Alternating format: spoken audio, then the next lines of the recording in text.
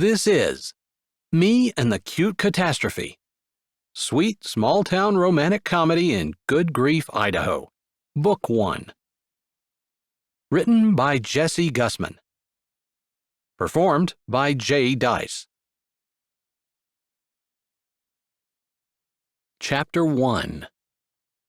Claire. I was going to start this book out with a nice introduction of myself and tell you that my name is Claire Harding and I'm a home nurse, divorced with 2 girls, and my ex is a jerk. But my plans got interrupted a little, and I'm currently scrunched down behind my car, the bumper digging into my back, my daughter's extremely heavy pink unicorn book bag clutched to my chest. And I am praying, because I do pray and not just when I'm in trouble, that my sister will not answer the door and Trey Haywood will walk back over to his father's house or, better yet, get in his car and drive back to Washington where he belongs. God answers prayers. I know he does. I've seen it. But he doesn't answer this one. And I just want to be clear, I don't usually do this. I am 41 years old, and typically I don't hide from people. But my daughter Melody, who's 10, is cooking supper. Lord, please don't let the kitchen catch on fire, at least not until Trey leaves. I know all of you are probably thinking I'm afraid my homeowner's insurance isn't up to date. The real fear, though, if the house catches on fire, is that my mom will show up. She's the fire chief in Good Grief, the town in which I live. It's a volunteer company. Mom goes to every fire. I don't know about all of you, but I love my mom. I do. Still, I definitely don't want her to show up now. Not when Trey is here. Anyway, my daughter Melody, she's exactly like me and has trouble getting her nose out of a book long enough to breathe, is cooking supper, so I told her I would get her book back. And yes, she's in 5th grade and way too old for a pink unicorn book bag. But she's the kind of girl who totally doesn't pay attention to that kind of thing and would still be using the book bag she used in kindergarten if it hadn't fallen apart. She gets attached to stuff just like I do. Stuff like her father. That was all my fault. If I hadn't gotten old and ugly, he wouldn't have left. Anyway, that has nothing to do with me and what I'm doing right now, crouched behind my car. Like I said, I don't normally do this, but I was in the middle of dyeing my hair. Yeah, for those of you who haven't been cursed with the early gray, I got it from my dad. It stinks. If I didn't dye it, I'd be almost completely gray, and I've been tempted to let it go. After all, I only started hiding the gray to begin with because my husband didn't want to be married to someone who looked like she was older than he was. Now that he's gone, goodness, has it been 8 years already? I don't need to stay young-looking for him. I guess I just didn't want to give him the satisfaction of seeing me and thinking how old I looked and how glad he wasn't with me. Clutching the bag to my chest, I shake those thoughts out of my head. I can't think about Cody without feeling like a loser. He would be the first person to say I actually was a loser. There are so many times I think he's right.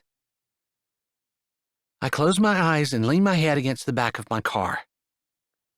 I suppose I'm some kind of loser to be sitting hunched down behind my car hoping my neighbor leaves. My good-looking, athletic, high school crush neighbor. Please let him go. Please let him go, I chant in my head. A prayer, sure, but one I know I shouldn't be uttering. I should have just squared my shoulders, forgotten about the fact that my hair looks hideous, and walked regally to my house rather than closing the car door quietly, scrunching down, and duck-walking to the back. It feels like a smack in the forehead when I hear my front door open. My older sister hangs out at my house a lot, and she's as perfect as I am not. An English teacher. That's all I need to say about that, right? Every word spelled correctly. Every verb tense perfect. She can even diagram sentences. Like I said, she is perfect. And she did not inherit our dad's propensity for early gray. Her hair is honey blonde, natural, falling in silky waves to the middle of her back. She's even older than Trey than I am, but she is perfect for him. I hear voices mumbling in the background. I'm still trying to dictate how this is going to go down. Whatever he wants, let it not be me. But no such luck on that prayer either. Claire! Claire! I know you're out there. That's my sister yelling at me. No nonsense, like she's still in front of a class of senior high English students who would rather be anywhere else. Because who in the world would want to be sitting in high school English when there are frogs and formaldehyde only steps down the hall just waiting to be dissected, right? More mumbling as they talk in lower tones. I could almost hear my sister saying, "She just ran out for her daughter's backpack." It's not like we have a huge yard or that my car's parked a half hour away. It's like maybe 50 feet from the house. There's no way I could have been attacked by a moose or eaten by a grizzly, although we do have both in Idaho. Not that I've ever seen any. Claire. Now my sister sounds exasperated. I can see your feet underneath the car. What are you doing? Get over here. Trey wants to talk to you. Man, I hate this. Not only did I do something stupid and immature, now I have to fess up to it. Resigned, I straighten. But inspiration strikes when my phone, which I'd shoved in the back pocket of my jeans because, yes, I'm old enough to prefer wearing jeans over yoga pants, catches on the bumper of my car and clatters to the ground. Of course. I'll just pretend I was on the phone. My stomach unclenches slightly and I smile, impressed with my brilliance. Typically, I'm not the slightest bit creative and am actually quite boring. My ex made sure to tell me that, too. But this is just an absolute stroke of genius, if I do say so myself. Which I have to because no one else is going to. Well, possibly my mom, but your parents don't count. Grabbing my phone, I hold it to my ear with one hand, sliding the pink backpack a little bit to the side with the other. I can block it with my body a little at least so its sparkly brilliance doesn't blind anyone, Trey, as I business walk into the house. I've got my head down, and I'm nodding and making those humming noises that people make when they're on the phone and agreeing with whoever's talking to them while not interrupting them. I'm good at that. Not just on the phone, but as a nurse, I hear a lot of complaints on a daily basis. And while I love what I do and truly enjoy listening to my patients, sometimes you just have to nod and agree because being sick stinks, and sometimes there's just nothing you can do about it. Regardless, I've made it to the steps. There's 3 of them, with Trey and Tammy standing on the stoop. Figuring I can be a little gracious, I lift my eyes, very, very conscious of the dye that feels like it's solidified in my hair.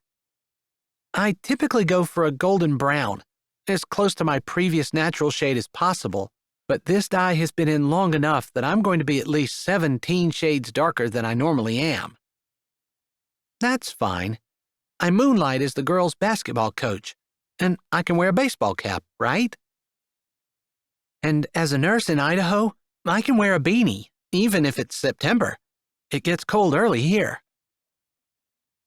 Still, I'm gracious, lifting my fingers in a little wave and putting an expression on my face that says, "Goodness, I'd just love to stand here and talk with all of you fun people, but I'm in the middle of a very important phone conversation and just absolutely can't." It's a new look for me, but I think I pull it off. At least, judging from the look on Trey's face, he believes me. The look on my sister's face isn't quite as trusting, but I'm typically not the slightest bit devious. She has her hand on the door and she pulls it open for me. I might have made it inside and spent the next 30 minutes congratulating myself on my brilliance, except I hear a phone ring right beside my ear. It's mine, of course. Chapter 2. Claire. I stop mid-nod, busted, as my ringing phone reverberates through the entire town of good grief. Okay, so maybe I'm exaggerating a little, but it feels that way. Definitely Tammy and Trey hear it with no problem. There have been lots of times in my life where I would really like to have been able to sink through the floor. This is one of those. I'm sure that doesn't come as a shock to anyone. But it also probably doesn't come as a shock to find out that I didn't. Sink through the floor, that is. It's pure fantasy. Real life doesn't work that way, just in case you're reading this and you're young enough to think that it might. I can tell you right now, it doesn't. When you do stupid and embarrassing things, you always have to face the people that you don't want to face and admit the things you don't want to admit, which makes you feel even more stupid and more embarrassed. Take it from me. Although I'm fresh out of ideas on how to stop doing stupid and embarrassing things, you'll have to get that advice from someone else. I'm ashamed to say, if my sister hadn't closed the door in front of me, I would have just kept walking. But I suppose older sisters everywhere have this sense of justice they're born with that keeps them from allowing their younger siblings to get away with anything, including pretending to talk on the phone in order to avoid having to face their old high school crush with black blobs of hair dye all around their face and their hair itself looking like someone threw up on it.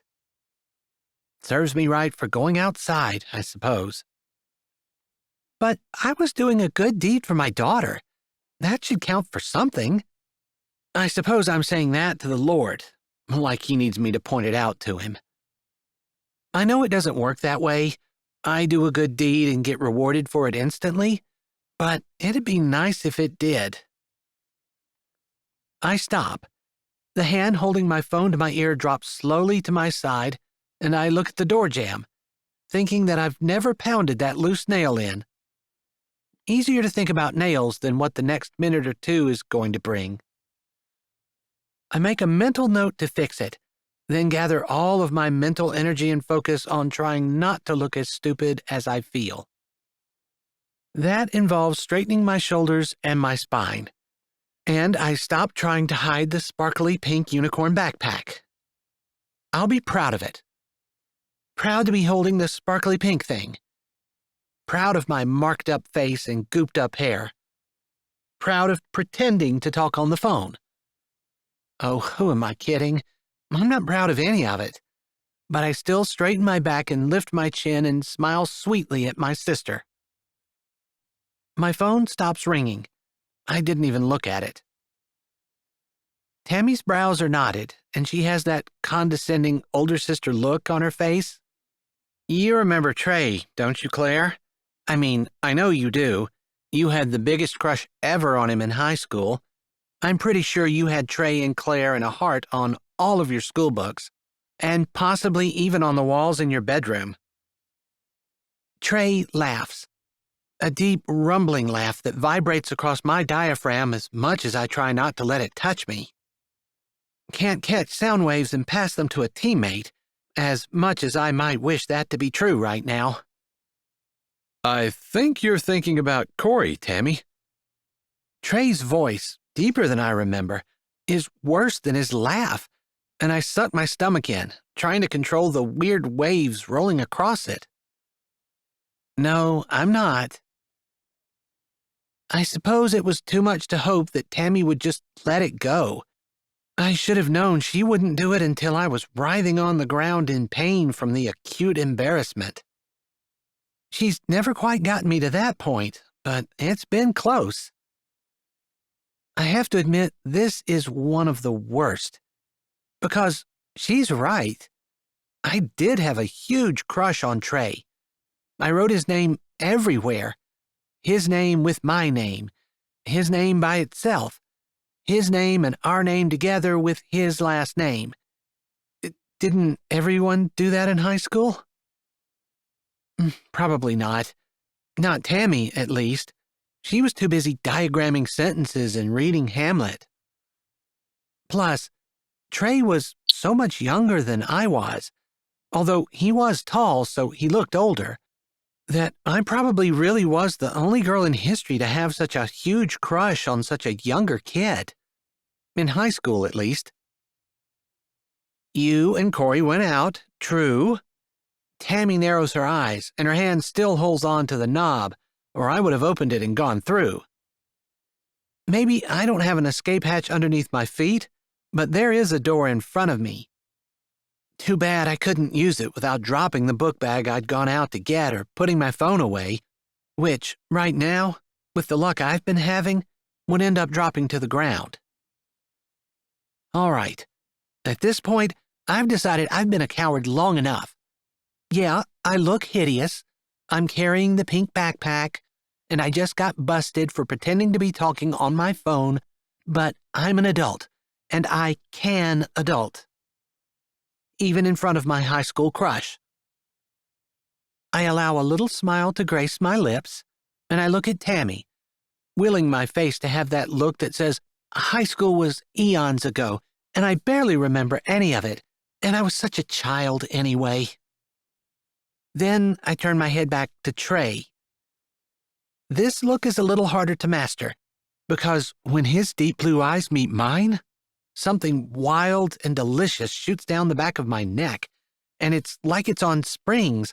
It bounces down my legs, hits the ground, and shoots right back up the same path.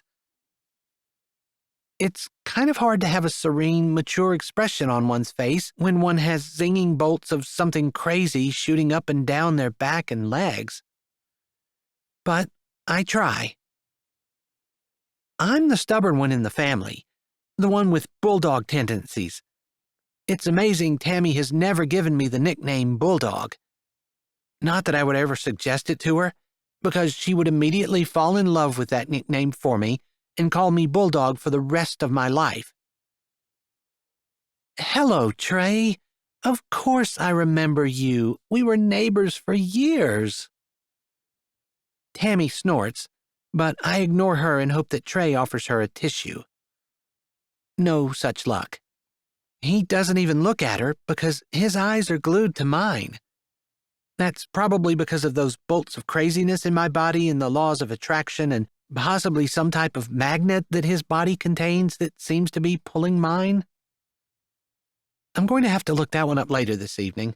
I've never heard of human bodies containing magnets, but I've never had this overwhelming desire to step closer to someone in my life before either. Not even my ex, whom I did love when we got married and right up until he told me he'd found a 20-year-old with tight buns and expensive boobs and said he was turning me in. I probably loved him for a while after that, even though I shouldn't have. You can't just turn love on and off. I spent a lot of time hoping he'd come back. Regardless, he didn't. I don't keep tabs on him. Truly, I don't. I deleted my Facebook profile and I'm not on social media at all. And I have no clue what the guy's doing other than he's supposed to take the girls over summer vacation and he seldom does and never keeps them more than a week or two. Fine with me. To my knowledge, though, he's still with expensive boobs. At least he was the last time he took the girls. I was pretty proud of the fact that when they came back, I didn't even ask if she had a ring on her finger yet. I took mine off when he served me the divorce papers. I guess after getting those, you don't need to know it's final in order to know it's over. Still, I didn't pawn them, even though there is a pawn shop in Good Grief. They're still upstairs in my top dresser drawer, left-hand side, under the fancy underwear that I never wore. Not even when I was married. Definitely not before I was married. I'm not that kind of girl. I guess the underwear just represents the hope that someday I might be. I suppose I should have burned them in the backyard the day I hit 40. But I was kind of busy, raising 2 kids, working a job, and trying to figure out how in the Sam Hill did a person coach a basketball team, that I didn't even think about it. Someday I'll have a bonfire in the backyard. Burn the underwear that represents youth and sexiness and attraction and seduction and all those things that I never was and am definitely never going to be. Maybe once I do that, I'll get on the internet long enough to find out if there's underwear for klutzy people. It stands to reason there should be. Surely there are just as many klutzy people in the world as there are beautiful people. Surely they need underwear too. Underwear that makes a statement. Look at me, I'm klutzy. Just like the lacy underwear in my drawer says, look at me, I'm sexy. Except when I put them on, I look stupid. At least, that's what my ex said. And yeah, by now you're probably wondering why in the world I stayed with him. I wonder that too sometimes.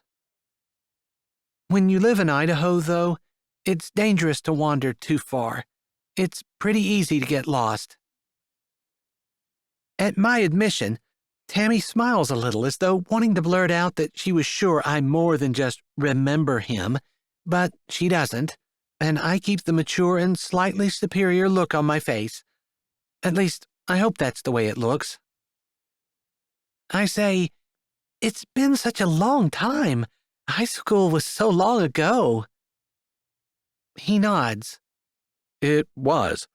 Although, in ways, it feels like yesterday. True. Lots of life has happened between now and then. I suppose my voice must hold bitterness because his face scrunches minutely. I heard you got divorced. I nod.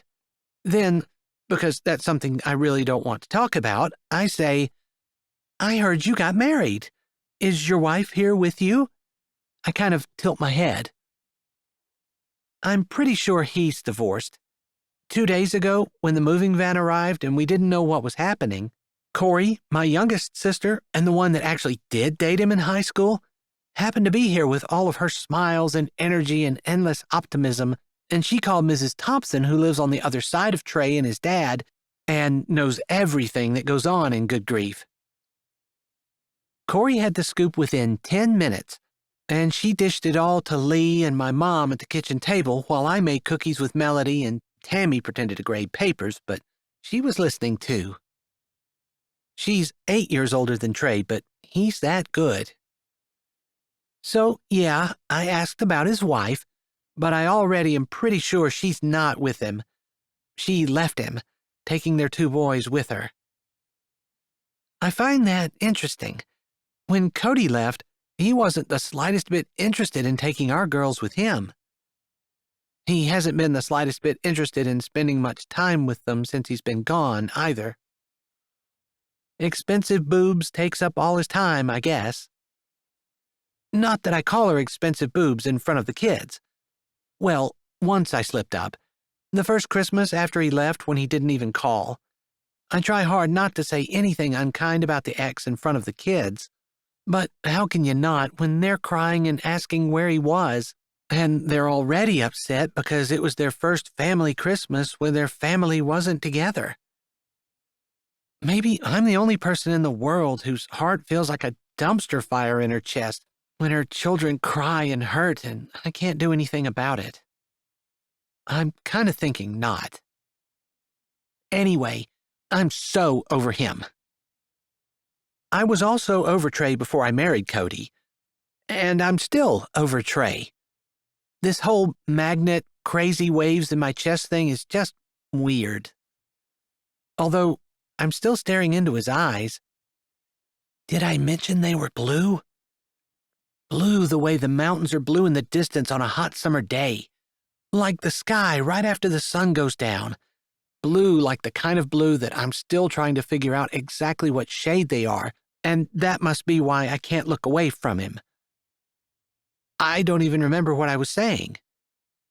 Although the book bag I'm holding is really heavy, what does Melody have in here?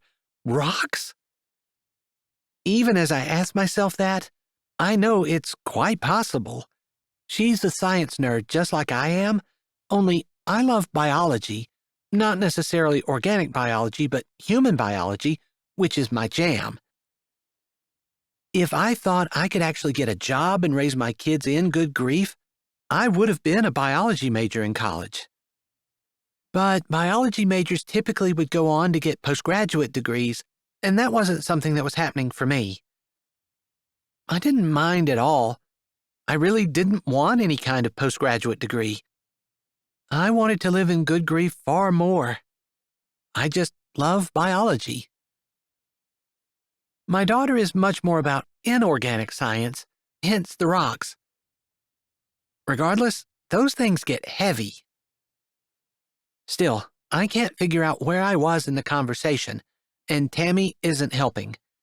Trey isn't either, since he's either watching me to see what stupid thing I do next, or he's having the same problem with his eyes that I am. It's probably the first. You'd think, at this point, things couldn't get any worse. I'm relatively young, but one thing I have learned in my 4 decades on this earth, things can always get worse. I haven't had time yet to introduce you to my dog, Midget. I say mine, but Midget was one of those things that, when I was still married, my husband took our 2 girls one afternoon while I was working, and while normally I was always pretty happy when he decided to take some time with them, this time it was a little more difficult for me to be happy, since I got home and was cooking supper when he walked in with 2 excited little girls and what I thought was a full-grown dog, but turned out to be a Great Dane puppy. The puppy was a surprise to me. The girls I'd been expecting, obviously. Apparently, expensive boobs loved Great Danes. She loved looking at them, since when he left me, he left the dog too, and he was trying to impress her with what a wonderful family man he was by getting the girls a puppy. If I sound bitter about that, I'm really not. I love Midget. I just don't love the fact that I have her because Cody was trying to impress another woman. Something I think any normal human would be annoyed about, but I could be wrong. Anyway, Midget is now the size of a small pony, and she weighs more than I do. She's also rather standoffish toward men. I kind of think she holds it against my ex that he left her, too. Anyway, she loves me, and my girls, and Tammy, which is quite a feat. I'm kidding about that. I love my sister, too. Just sometimes she's annoying. Like now. Anyway, Midget is like a typical Great Dane, and she's mostly a couch ornament, except she must have decided after listening to us out on the porch that it was finally time for her to get up and see if there were any intruders she could love to death. Now, I don't know how much experience you have with Great Danes, but when they get excited, they're kind of like a locomotive. Hard to stop. Tammy spends so much time at my house, she practically lives here. She's been alone for 3 years since her ex left her, and I think it's easier for her to face her life at my loud and crazy house. Anyway, as much time as she's here, she should be used to Midget, and maybe she was just too busy watching Trey and I stare at each other. Whatever it is, she just isn't prepared when Midget comes barreling to the door. Tammy hardly offers any resistance at all since the door pops open, and Midget rumbles out, straight toward me. I'm not sure if I mentioned this or not, but I'm not very athletic. I guess this is as good a time as any to mention I'm also the girls' basketball coach at the Good Grief High School as well. It's a long story, and I'll tell that some other time. Anyway, I know I'm going to end up going backward down the 3 steps because I don't have any hands to ward Midget off. Most of the time, she doesn't jump up, but when she gets really excited, sometimes she forgets her manners. She and I are the same that way. I can't hold it against her. Just like that time at Christmas when I called Cody's new fling expensive boobs in front of the kids. Anyway, maybe coaching basketball has been a little bit good for me, because I do manage to get out of Midget's way before she barrels into me. Unfortunately, as I do, I swing my body around and Melody's backpack, which I think I might have mentioned is extremely heavy, swings with me. Now, maybe in a perfect world, that would somehow have thrown me off balance and I would have landed in Trey's arms and we would realize we're perfect for each other, and all our problems would vanish and he would kiss me there in front of my sister and God and everybody, and I'd be planning a wedding right now instead of cringing. Because that's not what happened at all.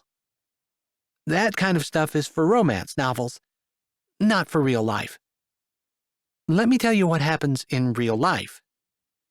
Melody's book bag comes up and slams into my sister, who screams and throws her arms up, losing her balance, taking 2 large steps forward and crashes into Trey.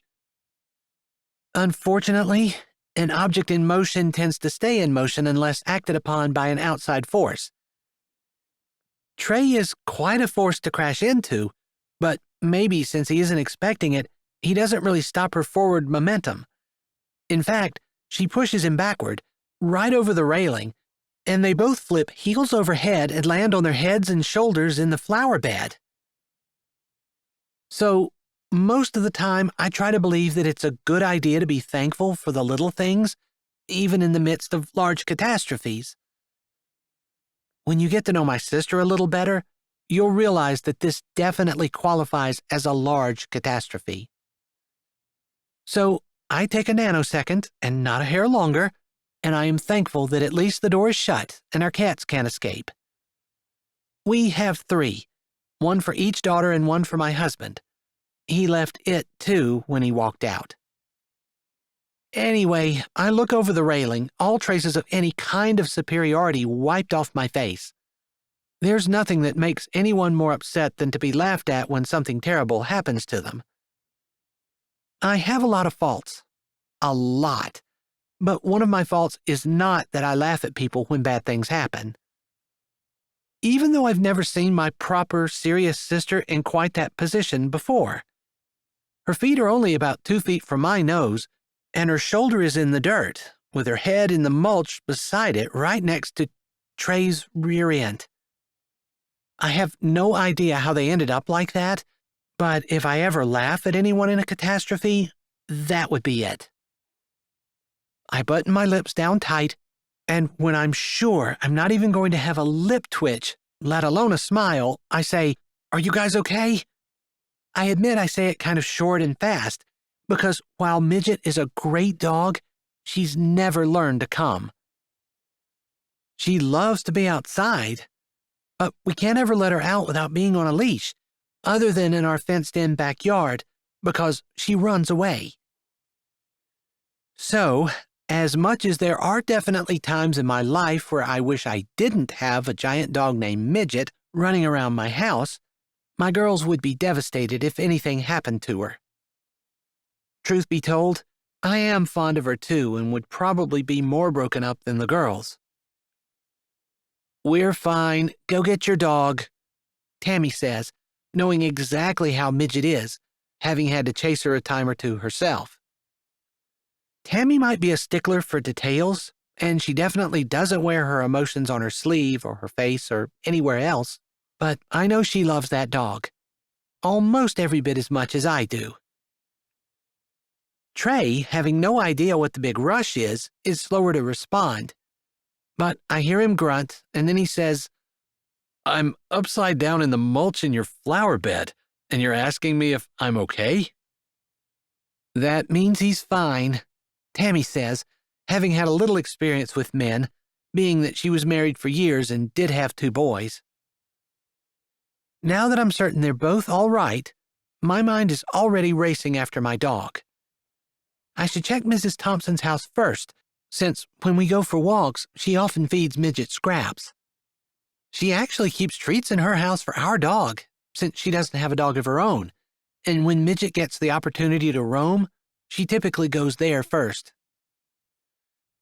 Since Midget is the only Great Dane in Good Grief, she is a favorite of the residents because she does stand out. We even hitch her to an old pony cart and let her walk in the parades. There are 7 or 8 of them every year, and people love it.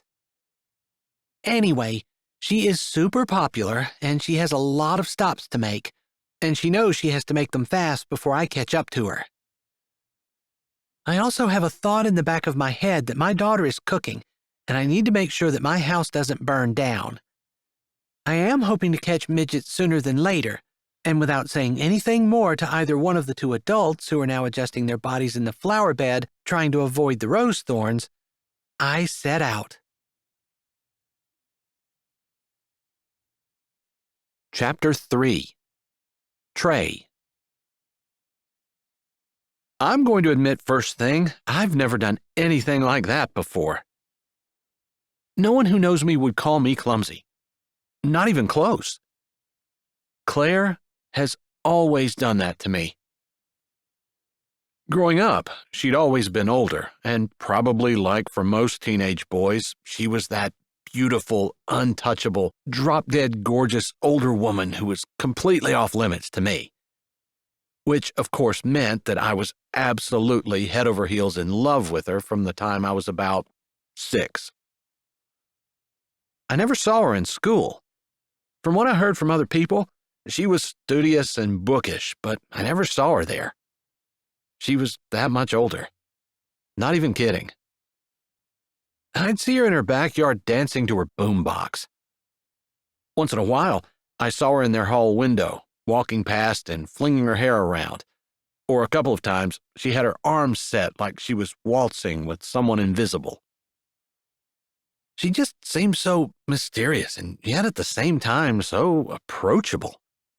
She always had a sweet smile and a word or two for me.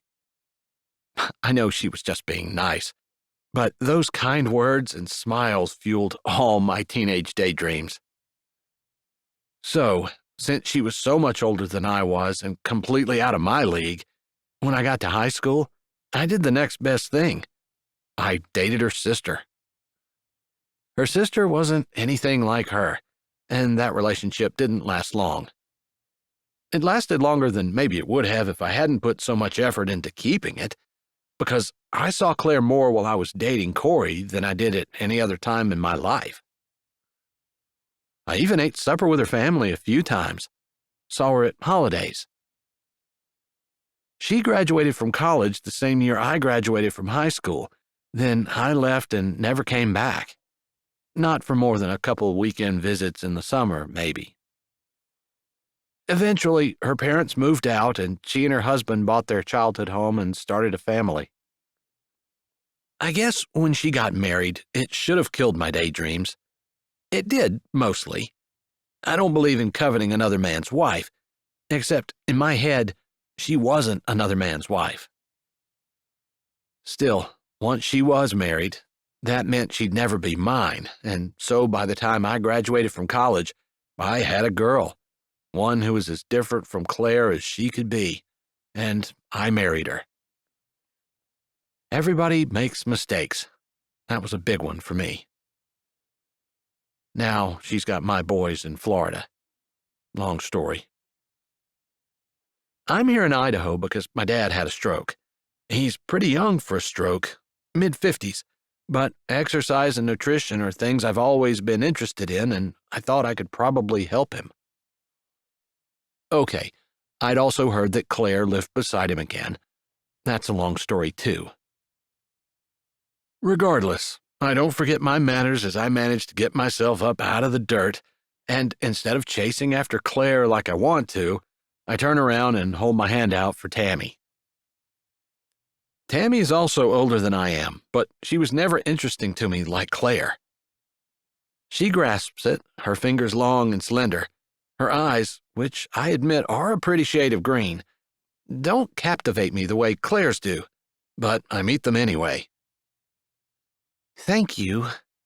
she says with more dignity than most women who'd just been lying face down in the dirt would.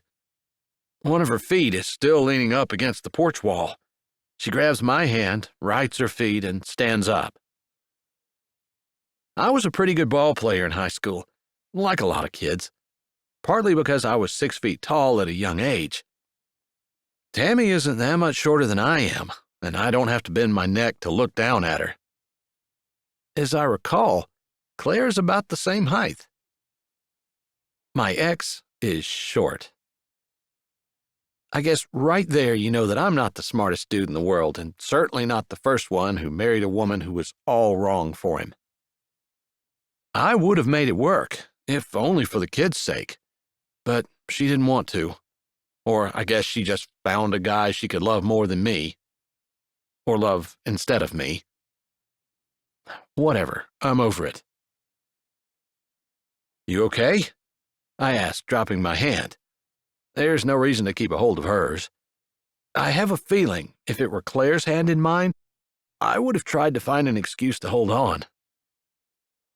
I am. Her brows raise as her eyes skim over my face. Has my nose grown? Or can she tell that the high school crush she'd been talking about was actually me? I don't say that, of course. I just wait. You look like the rose bushes might have kicked your butt, or at least your cheek. One of her fingers comes up, and a nail that, because of my years with my ex, I recognized as perfectly manicured tapped her cheek. As soon as she does it, it is like my brain gets the signal and my cheek starts burning. I realize something warm and wet is sliding down it. I guess that's not going to help my manly reputation any. I joke as one of my hands goes up and I wipe the blood away. Maybe we can just say I got into a brawl with a biker. Back me up? Her eyes crinkle, and she smiles a smile that shows her teeth. I'd back you, sure, but Claire is a real stickler for the truth, and if she gets wind of it, she'll correct any misconceptions. I let my eyes crinkle, but I don't really believe what she's saying. As I recall, Tammy is the one who has to have every I dotted and every T crossed. Regardless, I can admire a woman who won't lie. Actually, it's the only kind of woman I would want. I guess I could add, after what I've been through, but that just shows how stupid I was to begin with.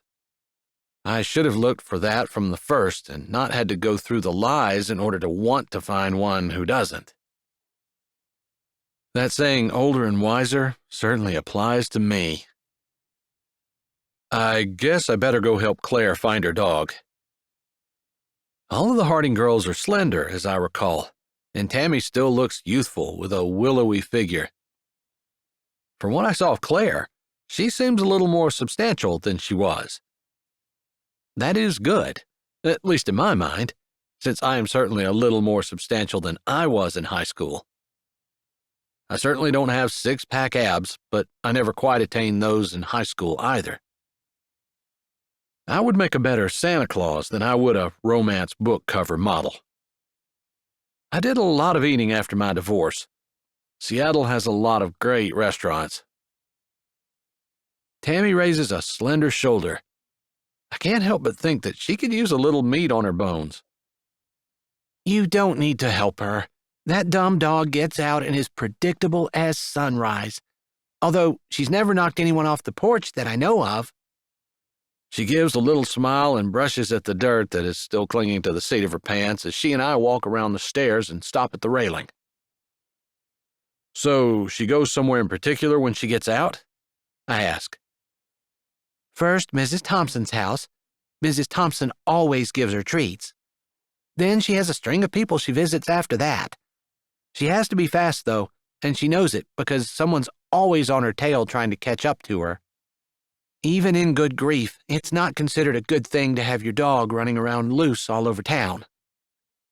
Or your pony, apparently. The dog is huge.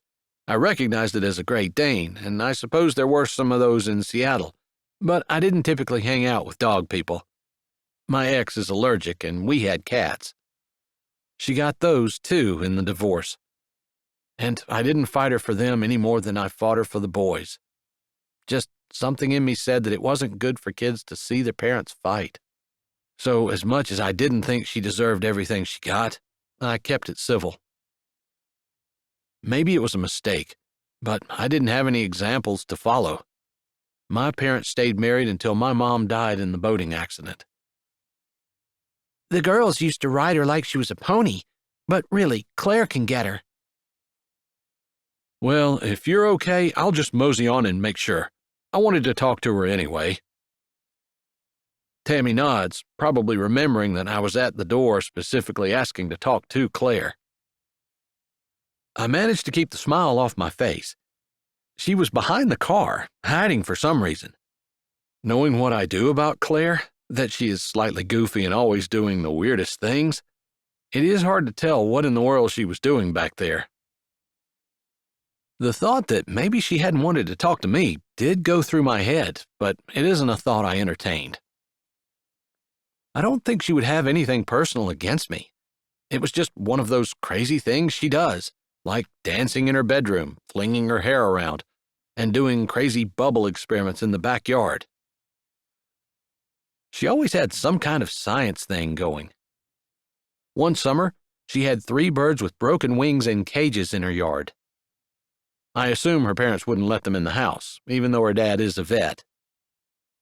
I also assume the Game Commission wasn't interested in whether or not a sparrow with a broken wing lived or died.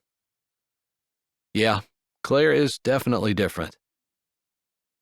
It's good to see you. Don't be a stranger, Tammy says.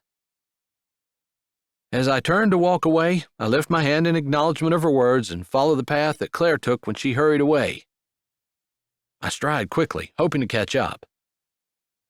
And before you get the idea that I'm chasing Claire around because I just can't live without her, it's not true.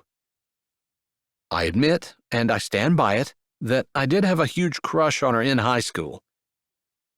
I also admit, and I stand by this too, that I got a little lost in her eyes. She really does have amazing eyes.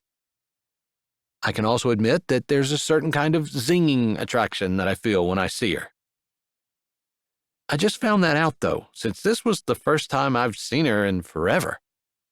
So I haven't quite figured out what to do about that. But that really isn't the reason I'm chasing her down. I was actually at her house because I need to talk to her about the basketball position. I'd been told by Mrs. Riley down at the post office that Claire is the basketball coach.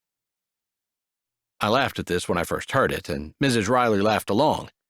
But when I was done laughing and looked at Mrs. Riley, she shrugged and said it was true.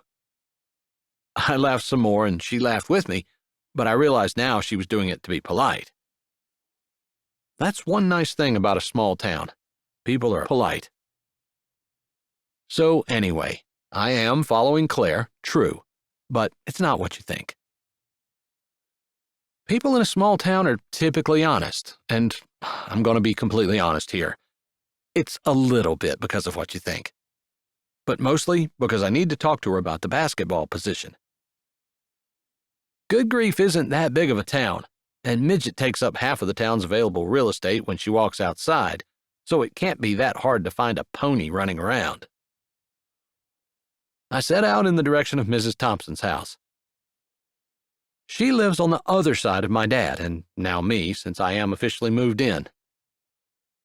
I don't have a job in town. I kept my job in Seattle, and I'm going to work remotely. There might be a few times I have to drive to the office, but it'll be worth it to be able to be with Dad and take care of him. I walk through our yard and notice the grass needs to be mowed. I noticed it a couple of days ago when I first walked up the walk, but there are a lot of things that need to be repaired. Mowing the grass and doing house repairs isn't exactly my thing. In my condo in Seattle, I wasn't responsible for any repairs. Hopefully, my small-town roots will show up sometime. When I was a kid, I mowed plenty of grass. Mrs. Thompson's house is a pretty yellow one. I remember it as a brighter yellow, but I'm not sure whether the 15 years I've been away have faded it or if my memory just dusted it off and sparkled it up. Regardless, there is no pony galloping through her yard and no green-eyed, gorgeous woman chasing after it. So I do what any normal person would do and go around to Mrs. Thompson's back door and knock on it. I've seen her a couple of times since I moved in, and we talked over the fence, so she knows exactly who I am when she opens the door. I see Midget in her kitchen, and I smile a little to myself. Claire obviously did not see the dog and went on to the next house. I have visions of gloating as I take the dog back to her house and wait until she gets there, my prideful look and her gratitude figuring prominently in the images in my head. Come on in, neighbor. I was just making cookies when I got a visitor. You make too. I think at first she's talking about the dog, but as I step into her kitchen, I hear a female voice. Tammy Harding, you and I need to have a serious talk. I'm pretty sure he had no idea about my crush, and you really embarrassed me.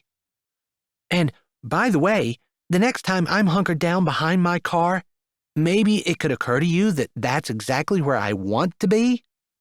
And maybe I was there because I didn't want to talk to him. Hello? Did you think that I wanted to see our neighbor for the first time in 15 years? The neighbor I had a huge crush on? The all-state basketball star, good grief's own claim to fame, with my hair looking like I dropped 6 bottles of really ugly glue in it and set it on fire? I realize as I see Claire's head bent underneath the faucet and the water running over it that maybe there is something a little bit weird going on with her hair. But honestly, if you ever see Claire, you'll know exactly what I mean about those green eyes. They just suck you in, and I couldn't have told you that there was anything weird about her hair. I know sometimes guys are accused of being a little slow in the thought processing department, and come on, when it comes to girls and their fashions, I am woefully behind the times. I'm still staring at the sink, trying to process what she was saying, when her head lifts up with her hair dripping. Her hands wring the hair out and twist it to the side, and her face tilts. I'm pretty sure she thought she was going to see her sister. Instead, she sees me. Chapter 4. Trey. Her eyes get wide, but not as wide as her mouth before it snaps shut along with her eyes and her head goes back in the sink. I think her forehead is resting on the bottom, and I believe she is groaning. It sounds like she might have had some bad lettuce in her salad for lunch or something. Sweetie, your sister isn't here. It's just Trey. I think Mrs. Thompson is trying to be helpful, and I appreciate that, but I'm pretty sure Claire doesn't. Not if the groaning, which gets louder and more painful sounding, is any indication. Midget is pretty concerned about her mistress, sniffing around and whining. She bats me with her tail as she goes by, and it feels a little bit like a baseball bat in the kneecap. I think it is an accident, although it does hurt. She ignores me and shoves her big black nose in Claire's armpit. And yeah, Claire is pretty tall, but she has bent over the sink and Midget easily reaches her armpit. The groaning doesn't stop, but it might have gotten a little bit quieter as Claire's arm comes out and goes around the splash of white fur on Midget's neck. Most of the Great Danes I've seen are brown, but Midget is black with a big white collar and bib and 4 white paws. She is actually really pretty, although her tail really packs a punch. I thought Claire's groaning was embarrassment, but since it hasn't stopped, I shift my eyes over to look at Mrs. Thompson to see if she is concerned. She doesn't seem to be, since she is arranging cookies on a plate and acting like there aren't any sounds at all coming from the sink. So, is there something wrong with your hair that you need some help with? I ask, and my voice sounds tentative even though I don't mean for it to. I want to be confident and strong, especially since I do kind of, on some level, like Claire. There's that attraction that I mentioned that I haven't processed yet. It isn't that I want to keep my options open, but it's more I'm thinking I want her to like me. I don't know why. I'm not sure I ever want to do that again. My ex came up with so many reasons why I didn't suit her after we were married. It isn't that I don't trust women, exactly. It's just I'm not sure whether I want to do that again or not. The groaning stops, so I must have said the right thing. But then a sigh echoes in the sink, and if I'm not mistaken, her head is moving up and down. I think she's kind of smacking her forehead off the bottom of it.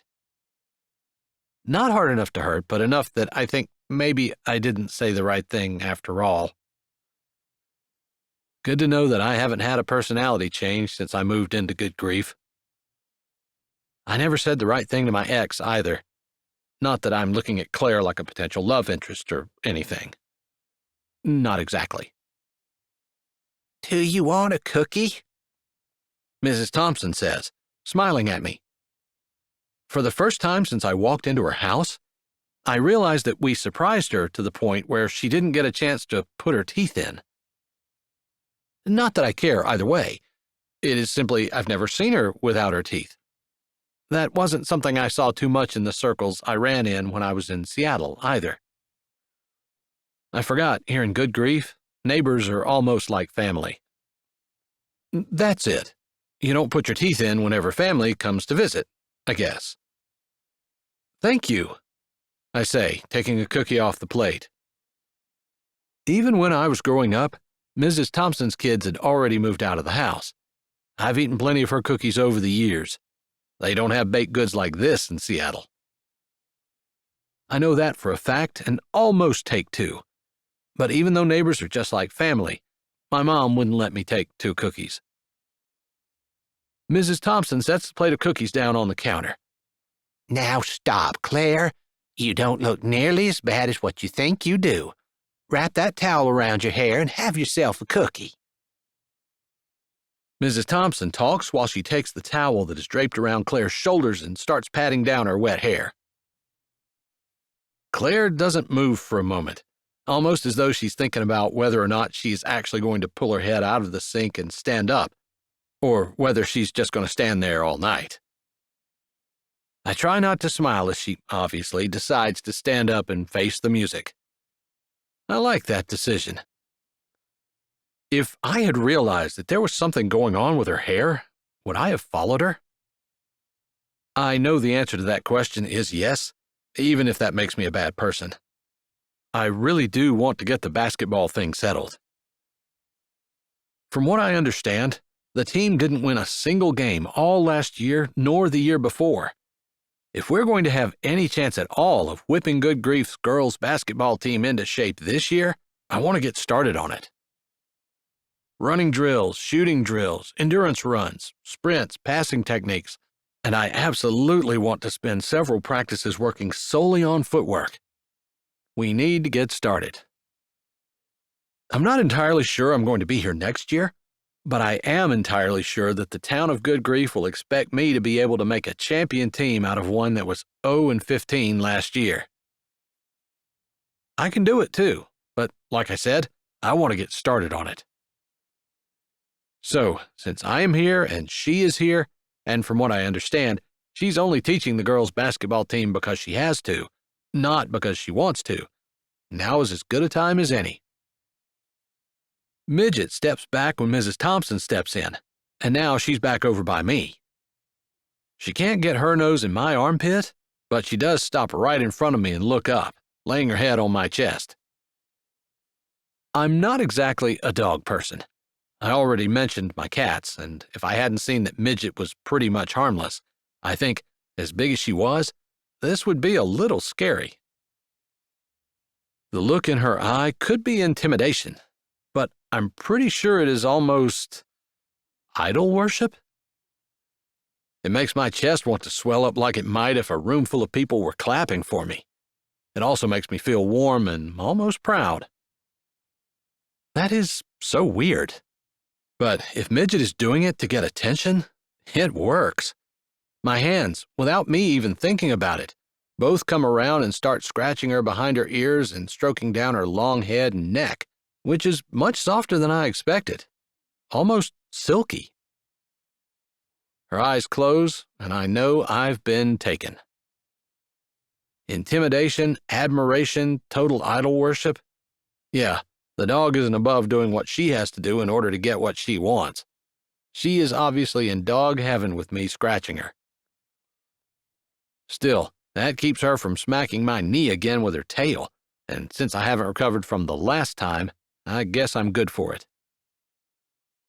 You look just fine, dear. Plus, Trey's a lot older than he used to be, and I'm pretty sure he's figured out that what a woman looks like on the inside is far more important than what she looks like on the outside. I don't think men ever figure that out, Claire mutters. It doesn't matter how old they are, especially not sportsmen. Claire's voice doesn't exactly sound bitter, but she does sound pretty sure of herself. Trey was always different than those other boys. He didn't chase after the pretty ones. He did, too. He dated Corey for a year or better. Ladies, I clear my throat, although I do continue to scratch Midget. Ladies, I'm right here. Mrs. Thompson looks over at me, and she does actually look surprised. I guess she is kind of old, but I can't believe she just offered me a cookie, then completely forgot about my presence in her kitchen. As for Claire, those amazing eyes go to mine, and I know she hasn't forgotten for 1 second that I'm there. Not any more than I've forgotten about her. Have I talked about her green eyes yet? They're magnetic. Or maybe it's Claire that's magnetic and her eyes are like hooks. I don't know. Whatever they are, I can't pull my eyes away, and I can't think of anything to say either. Oh my goodness, Trey, you're still here, and it looks like you're done with your cookie. Have another one. Mrs. Thompson nods her head at the plate of cookies still on the counter. Both of her hands are still on Claire's head, doing something with the towel. Claire's doing something with the towel, too, and I'm not sure they're working together, but I know better than to step into that. I grab a cookie and figure now is as good a time as any to approach the basketball thing. I need to think about the attraction, figure out what is causing it and what to do about it, but I can't do that standing here in Mrs. Thompson's kitchen with Claire looking at me. Even if she does have a towel on her head, it doesn't cover those eyes. They are gorgeous. Seattle might be the Emerald City, but it doesn't have anything on Claire Harding's eyes. Except she isn't Claire Harding anymore, and maybe she feels the same way about men than I do about women. Or maybe I don't feel that way about all women. At least not about women with gorgeous green eyes and cute button noses, red lips that aren't exactly cherry red but have that little dip in them right in the middle that kind of makes them look like they have a little heart at the top.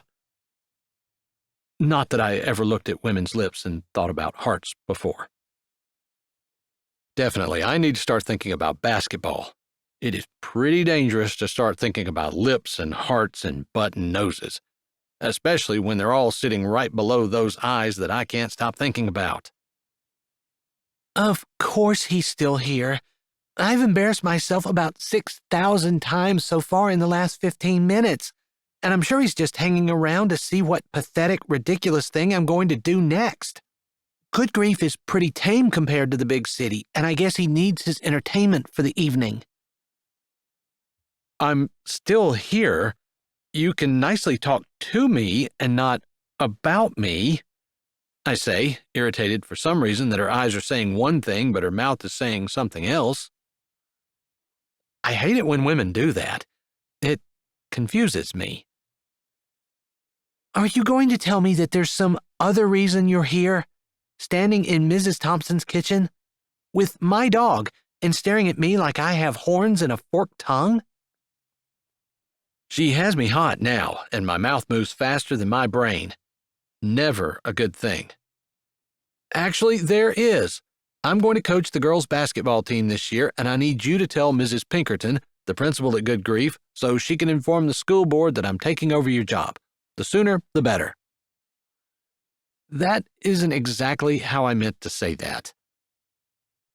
She's right. I was staring at her. Not exactly how she said, but still in an embarrassing way. And I am embarrassed. And annoyed because she was doing that whole look one way while lips say something else thing. And also irritated because I don't mind petting Midget, but she pretty much soaked the entire front of my shirt. I wasn't expecting that. Not that I particularly mind, but I don't want to deal with Claire, who I am feeling rather attracted to, and who obviously doesn't like me even a little, with dog slobber all over the front of my shirt. And, of course, Midget, as soon as she hears Claire's voice, leaves me and the big wet spot on the front of my shirt and strides over to her mistress, who she obviously adores. I'll do no such thing. The girls' basketball team is mine. I'm not going to go to Mrs. Pinkerton and tell her that you're coaching when I fully intend to, she says. I had thought I sounded irritated. Claire really sounds irritated. I continue, thinking, despite my previous experience with women, that my reasonable argument will win her over. Mrs. Riley said that you didn't even want to coach the team. I'm doing it as a favor for you. You're supposed to be happy. Okay, I know that isn't exactly the best way to phrase anything either, but for some reason, none of the stuff that is coming out of my mouth is how I would have said it on a normal day. Apparently, today is not a normal day for me. Obviously, since I don't typically have dog slobber down the front of my shirt. Dog slobber isn't exactly in the men's manual on how to win a woman. I love coaching basketball. The girls love me, and I've been doing it for 3 years now. I have no intention of giving it up, especially not to you. She says this as she flips the towel around her hair, making some kind of castle thing with it on top of her head. And I might add, it doesn't detract at all from the greenness of her eyes. It might seem like I am a little obsessed with her eyes. That's true, I am. So, of course, I don't magically revert back to my regular self, but no, I continue to be a crazy man who can't manage to say anything nice to the girl he's attracted to, and more things I normally would never say pour out of my mouth. You don't know anything about basketball. You always ran around with your nose in a book, unless you were doing some kind of weird science experiment. Do you even know what a basketball looks like? Have you ever played basketball? Of course I do. Claire's eyes are narrowed, and while I still admire them, I'm also slightly uncomfortable. A basketball is 2 triangles glued together, one pink, one green. If you can find them small enough, you can wear them on a ring on your finger. If you examine them under a microscope, they look very similar to a single-celled organism with a nucleus. That's on a good day. On a bad day, they have small nematodes pointing out of them, very similar to your chin. I'm not sure exactly what she just said, but I am pretty sure she insulted me. In a rather scientific way. I wasn't a deadbeat in school, but math was my thing. I actually went to school for business. So obviously you don't know what a basketball looks like, I say, allowing myself a little smirk but not really meaning it. I was being sarcastic, she says, softer than she was speaking. Almost like maybe she is feeling a little bad for being unkind. I'm not going to give her that luxury, though. I've been gone for a long time. I hadn't realized small towns had gotten so nasty. Oh, Trey, have a cookie. Mrs. Thompson steps between us. There's barely enough room for her to fit. I have no idea when either one of us stepped closer to the other. We almost look like we're getting ready to have a tip-off at the beginning of a ball game. That's how close we are. I don't think she was any more aware of that than I was, because she looks just as surprised as I feel. Mrs. Thompson, looking a little unsure for the first time, glances between the two of us as I pick a cookie from the tray she's holding. You too, Claire. Have a cookie. Chapter 5. Tray. I'm sure the sound I hear is Claire's teeth grinding together, but she lifts her lips and shows her teeth, and I suppose in some circles you could term that as a smile, as her fingers come up and she picks a cookie from the tray. Thank you, Mrs. Thompson. Your cookies are delicious. I smile at that because Claire is obviously talking with her teeth ground together. In fact, her lips barely move. That's kind of how I feel, though. I've been told she doesn't want to coach the basketball team, and I also know, as much as I had a huge crush on her, that she skipped gym class as often as she could and wouldn't know a ball if it hit her in the forehead. Truly. I'm not saying that in a mean way, because, really, she can dissect frogs in circles around me. The idea of cutting a frog open makes me want to throw up. The idea of cutting any animal open makes me want to throw up. I definitely couldn't be a nurse. So, my hat's off to her, for the most part. It has been my experience with my ex that if I give her credit, she will take it and completely ignore the idea of reciprocation. Maybe I should re-examine that expectation of mine.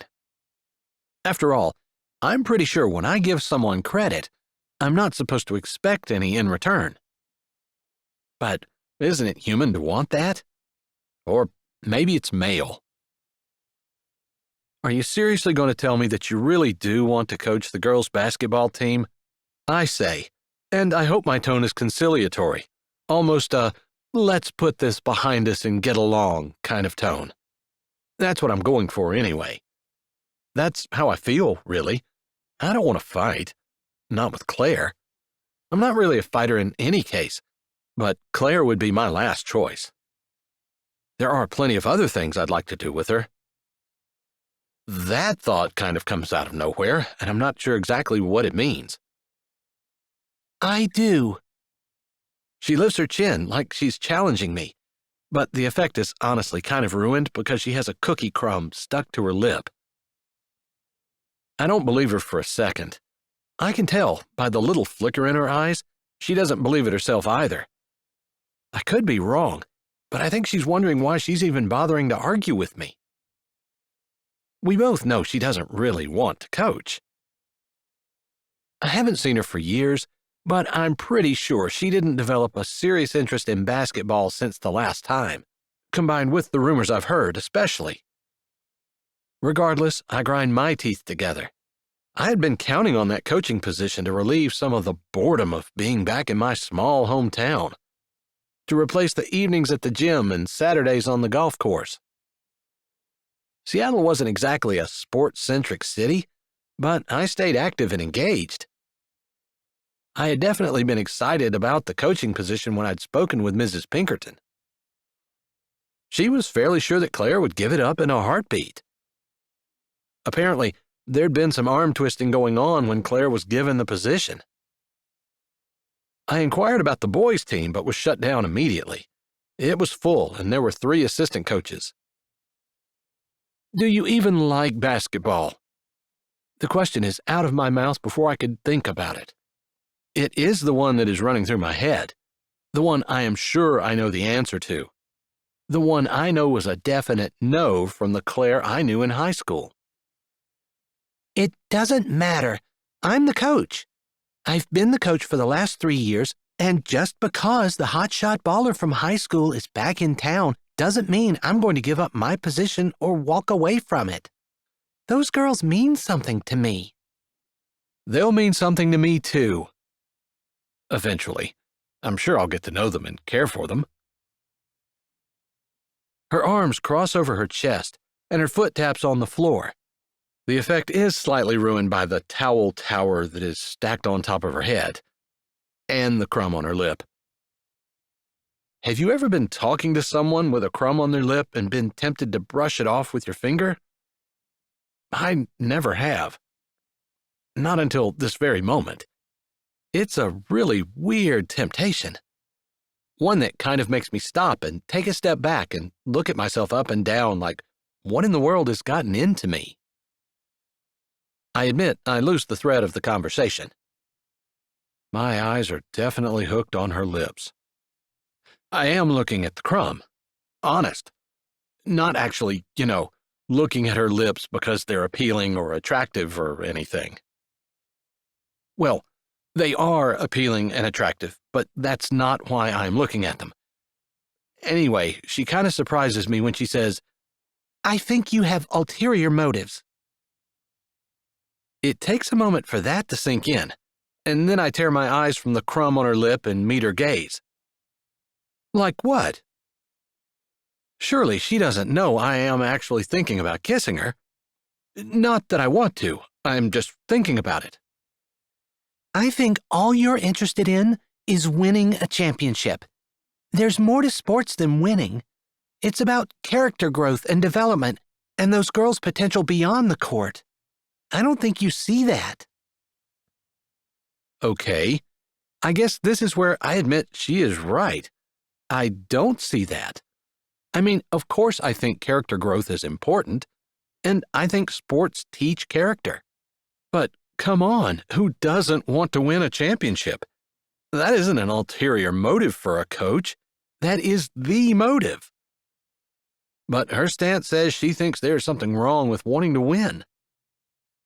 How do I argue with that?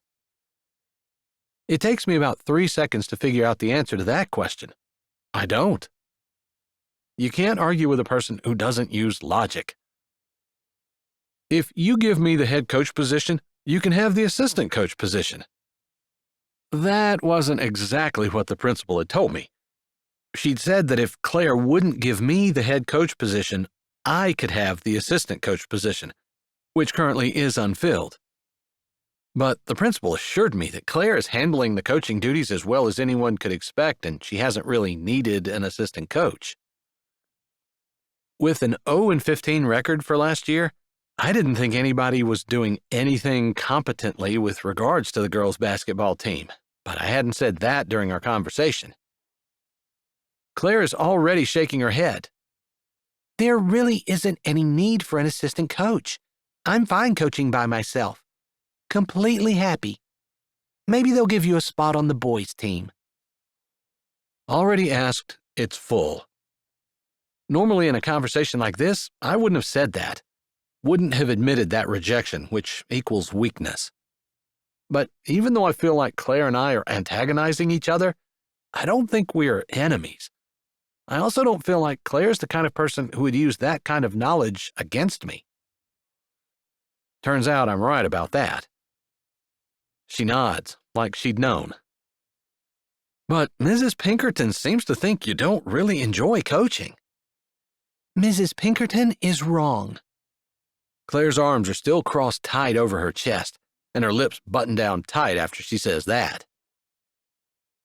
A familiar throbbing starts to push between my eyes, and I pinch the bridge of my nose.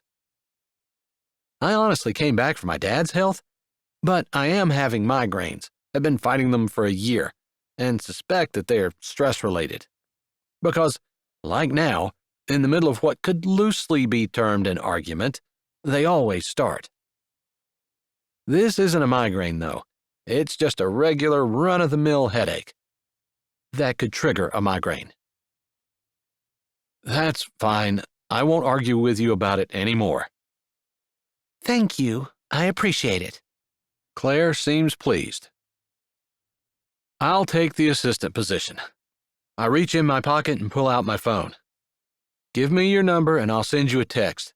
You can let me know what time the practices are and we can get together and talk about our expectations and goals for the year and how we're going to accomplish them. I think everything I'm saying is pretty run-of-the-mill, and I think I'm being pretty magnanimous by giving in and letting her win our fight. It is a shock to me when I hold my phone and there is silence from her. I look up. Her eyes are narrowed. That's the only change in her position. Now what? The words come out wearily because my head is really starting to hurt.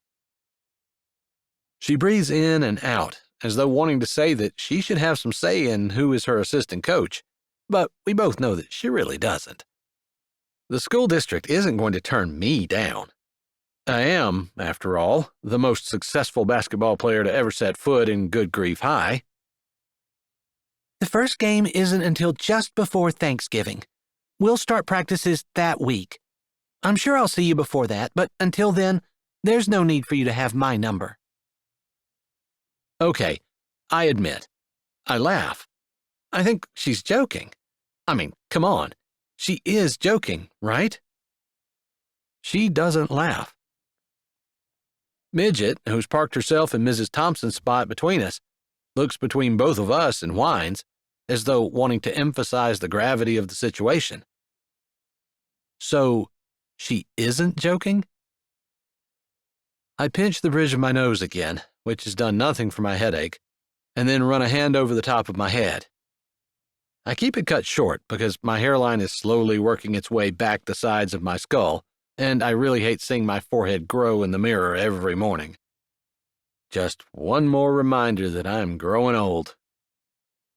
Which has nothing to do with this argument, other than maybe when I was younger, I would have dug in and gotten what I wanted. I'm not quite the fighter now that I was then, but I can't let this go. That's fine. If you don't want to bother with practices, I'll just do it myself. Just let me know if you want to keep in touch with what I'm doing. I will assume when you give me your phone number, you'll want updates. You can't do that. I sure can. I'm the coach. I'm in charge of the practices. You'll be in charge of the practices when you decide to start coaching. But if you're not having any, you've abdicated your responsibility, and I'll pick up your slack. That's what the assistant coach does. So, I'll run the practices until you're ready to start in November. If I do that, we might actually have a chance at winning something this year. I hope she just lets it go. I should have known better. Fine. She rattles off her number. I'm not expecting it. I drop my hand that is holding my phone down to my side. It's gone blank. By the time I get it turned on and start putting her number in, I've forgotten the last 4 digits. She has to repeat them, which I'm not too happy about, but don't have a choice. I need to get home. My daughter is cooking supper, and I've been away long enough. Her hand goes up like she's going to adjust the towel on her head, but it drops back to her side without touching anything. Her expression becomes stern. You and I need to talk about these practices and what we're going to be doing. I understand you're very busy, so I'll let you know when I've called the first practice. Her words are said with confidence, but she's looking down at the kitchen counter like she knows I am right and more practicing will probably produce a better team. Because, come on, what kid wants to play on a team that doesn't win a single game? She certainly doesn't seem like she's going to acknowledge that, and I can't blame her. She grabs a hold of Midget's collar and goes to walk around me. We can talk about it on the walk home, I say. I don't want her to weasel out of it. Even though I have her number now, if she's not going to talk to me about it, I am seriously going to call my own practices. Claire opens her mouth, but I never find out what she's going to say. Oh, honey, I was hoping you could stay and look at my sink. It's leaking. Mrs. Thompson stands with both hands underneath a paper plate filled with cookies, artfully arranged with what looks like a slab of Jell-O in the middle. They're covered with plastic wrap. Little toothpicks hold the plastic up from the shiny stuff in the middle. Thankfully, she's holding it out to Claire. But as I look away, I realize that's what Mrs. Thompson was doing at the counter while Claire and I were having our discussion. There's a plate for, I assume, me too. I shift, aware of my loafers and the business suit I'm wearing. I took my tie off and unbuttoned the top button, but still, I'm sure normal people wouldn't pass me off as a plumber. But normal people are few and far between in Good Grief, Idaho. Normal people live in New York or California, somewhere warm, somewhere with lots of nice restaurants and no green-eyed girls that make my heart pound. I'll take a look at it, Mrs. Thompson, although I'm not making any promises. I did a lot of work for my dad growing up, but plumbing isn't exactly my area of expertise. I didn't take a single plumbing class in college, although I took plenty of classes that seemed completely worthless. Russian history comes to mind. A plumbing class would have been more beneficial. I don't think the money I spent in college was meant to actually pay for anything useful. Claire, with one hand still gripping Midget's collar, slides her hand under the plate that Mrs. Thompson holds. I think she was going to leave. Claire, if you can wait a few minutes, I'll walk home with you and we can have that discussion. I told you I need to leave. My daughter's cooking, and I need to go make sure she doesn't catch the kitchen on fire. I think she is serious. Your mom's the fire chief. I'm sure she has everything under control. Because my mom is the fire chief, I need to make sure my daughter doesn't catch the kitchen on fire. This is the first time that I noticed something that might be humor on her face. I don't remember her smiling too much when we were younger. I didn't see her in school, but she struck me as a serious student. At home, she was a little more unbridled, and I think there's a goofy personality lurking underneath all of that super serious, stuffy stuff she projects to the world. The idea that might be true jacks up the attraction I've been feeling all along. It isn't an unpleasant feeling, but it certainly is unwelcome. She's kind of right. I have colleagues that I will still be working with, remotely of course, back in Seattle. They laughed when I said I was moving back to my hometown. For goodness sakes, I never called my hometown Good Grief. Not to my business colleagues. They thought I was moving to the sticks, and they were pretty much right. They thought I was going backward in my career, and they were kind of right about that, too.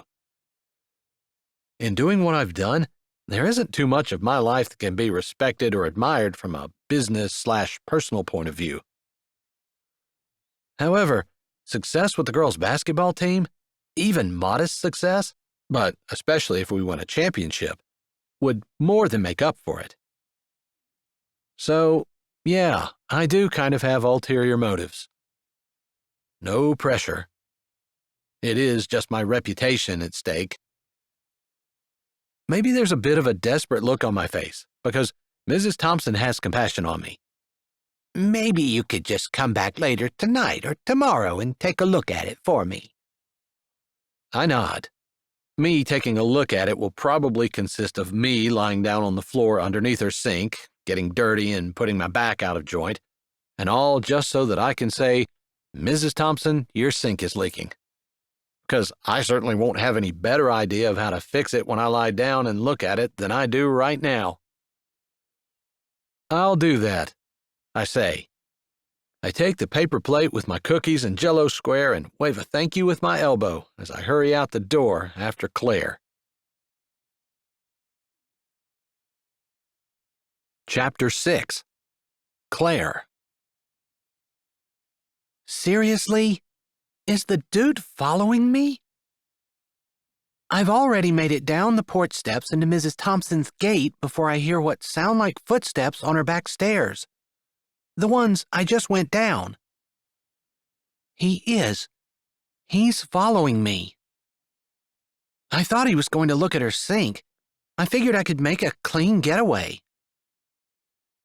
Midget doesn't walk very well on a leash, and it's almost impossible to grab a hold of her collar and lead her anywhere.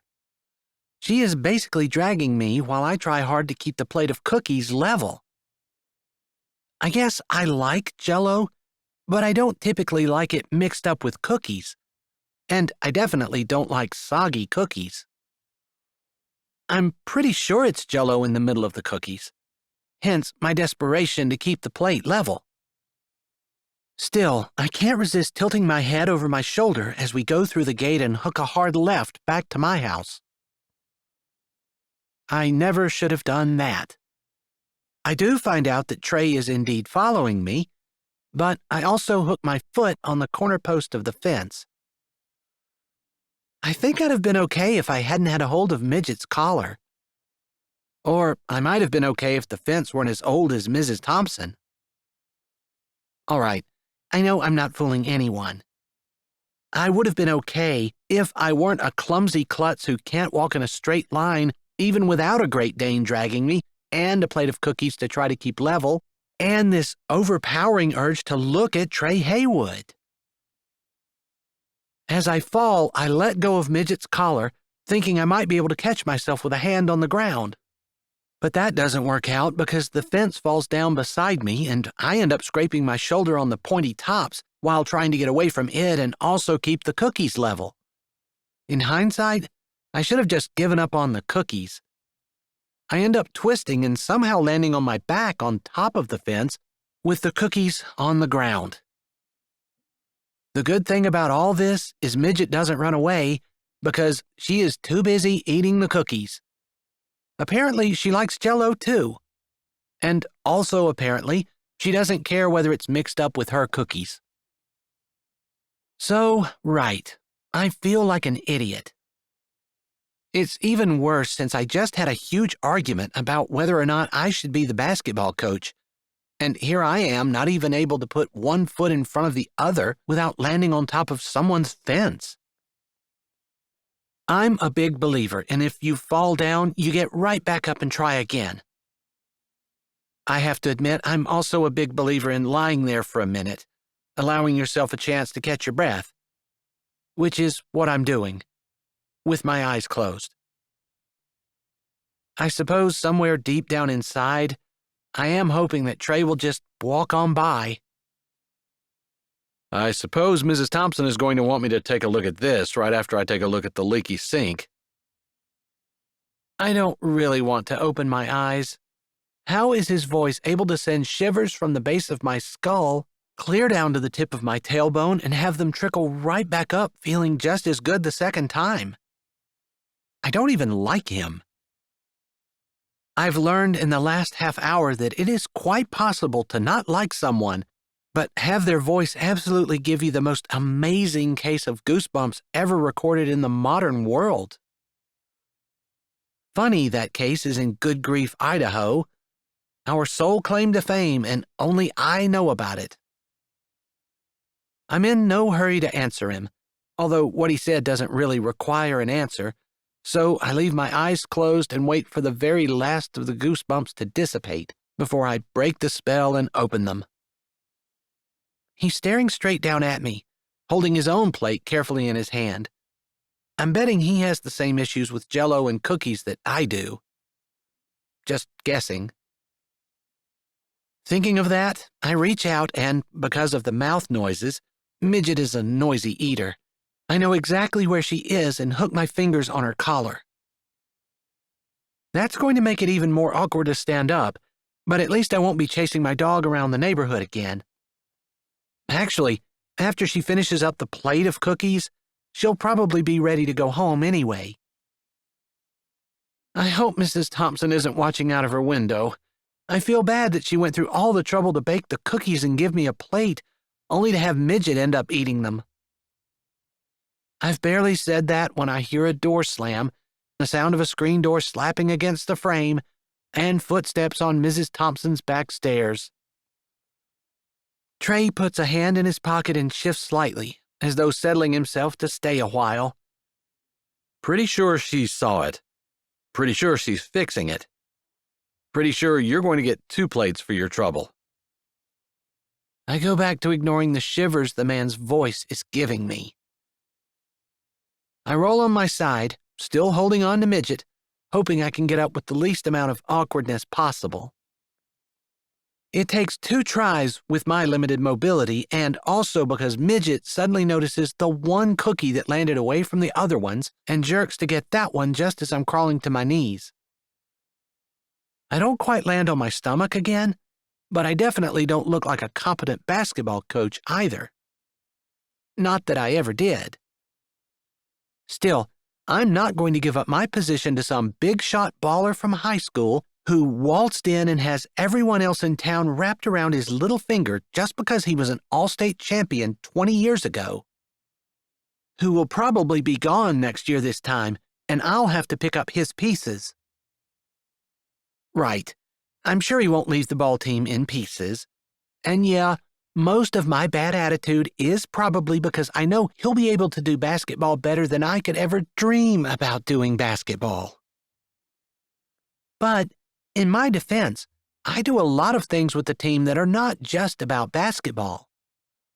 I couldn't explain that to him because while I'm sure the man is great at basketball, I don't think he appreciates everything that I think is important in life. It is just easier not to even get into that argument.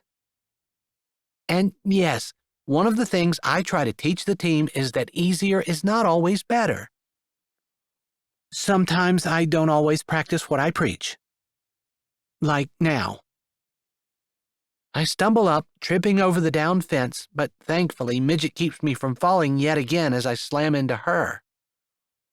She grunts, and yes, Great Danes grunt, and takes 2 or 3 steps to the side before she recovers and steadies herself. Thankfully, she's old enough that she doesn't think I'm trying to play a game with her. I steady myself on her, and she goes back to the cookies while Mrs. Thompson comes to the fence. "I'm so sorry about your fence, Mrs. Thompson," I say. "I know you didn't mean to run into it," Mrs. Thompson says, holding both plates of cookies in my direction. Unfortunately, I only have one hand. I slide my hand under one of the plates. "Thank you so much. Sorry about the cookies, too." "Oh, don't worry about it. These things happen." Mrs. Thompson's eyes slant toward Trey, and because I'm normally nice but I do have a shallow brat living in my head, I say, just a little shyly, "Maybe if Trey is feeling super-duper nice, when he comes over to look at your leaky sink, he'll take a look at this fence and maybe set it back up and fix it." Okay, I know that might sound dumb because I really have no clue what it's going to take to fix that fence. I'm guessing Trey doesn't have any more clue on how to fix the fence than he does on how to fix the sink, but since I wouldn't have run into the fence without him chasing me, I do feel like it's only fair that both of us should be responsible for fixing it. Like I thought it out loud, he says, I suppose, since you are the one who knocked it down, I could possibly accompany you when you choose to come over and fix it for Mrs. Thompson. And then I know exactly what I'm going to do with the fence. I smile. Of course! Let's make our first basketball practice here, and the girls will learn teamwork as we fix Mrs. Thompson's fence. His eyes narrow, and it's not hard to read the displeasure on his face. And her sink, I add. It's my equivalent of offering an olive branch. He doesn't really take it, just jerks his head. Mrs. Thompson either doesn't feel the undercurrent or chooses to ignore it. "Since you're heading that direction, do you mind carrying Claire's extra plate of cookies?" she asks, holding the plate out. Her timing isn't the best, but Trey still takes it with his empty hand. I'm okay with that. I can tell from the way he is holding his own plate that he'll be careful not to let the cookies slide around and touch the Jell-O. He might be a bit of a stick in the mud, but even stick-in-the-muds have their places. And carrying 2 plates of cookies with Jell-O in the middle is a very good job for someone who is slightly OCD, which I'm suspecting that Trey is. I almost smile. "I guess we'll try this again, Mrs. Thompson. Thank you so much for the cookies and have a nice evening," I say. Midget has finished up the last of the cookies and is once again pulling on my hand, now all of a sudden in a big rush to get home. I kind of am too. I mentioned about the house burning down. Even though we're only 5 houses down from the fire station and 4 houses down from my mom, who sold our family home to Cody and me when we married and bought the house directly beside the fire station. If there's one thing my mom takes seriously in life, it's being fire chief. Which is not exactly the reason I don't water at my house, but it's still a good one. Chapter 7. Claire. We walk about 5 steps before Trey says, "Are you sure you're okay? That was quite a fall." I don't want him to be nice. I want him to be a jerk. I want him to not be what he looks like. which is a handsome middle-aged man who carries himself with confidence and has gorgeous blue eyes, a voice that gives me goosebumps every time he opens his mouth, and a smile that makes me forget my name. If he's a jerk, I can forget all those other things, but if he's nice, it's only going to add to my problem. If he's going to be my assistant coach, it's going to make everything awkward. Is it terrible to wish he was a jerk? So, I'm getting worried. You didn't answer me. Is there something seriously wrong? You're not walking on a broken leg, are you? I grunt a laugh over that and resist the urge to slant my eyes to his. No, he cannot be funny. If he's nice and funny, I'm done. So done. High school crush all over again. At least our age difference isn't as terrible now as it was back then. Normal high school seniors don't crush on a kid in junior high. That's just weird. No, I'm fine. Mostly. My pride's a little ragged right now, but I suppose it serves me right. If he's going to be nice, and even if he's not, I need to be. Normally, nice is just part of my nature. I'm sorry I was such a jerk about the basketball position. I try not to mumble. I'm not a great basketball player. I lift a shoulder because my hands are full. Thankfully, Midget isn't pulling me as hard as she was. I think I'd be safe with letting her go, but I don't want to take that chance. But I really do enjoy working with the girls. And yeah, I haven't been that successful in winning games, but I feel like there's more to sports than just winning. He blows a short breath out between his lips, as though my comment about more than winning is a little bit ridiculous. To his credit, though, he doesn't argue with me. I wish he would. I could handle that better than nice.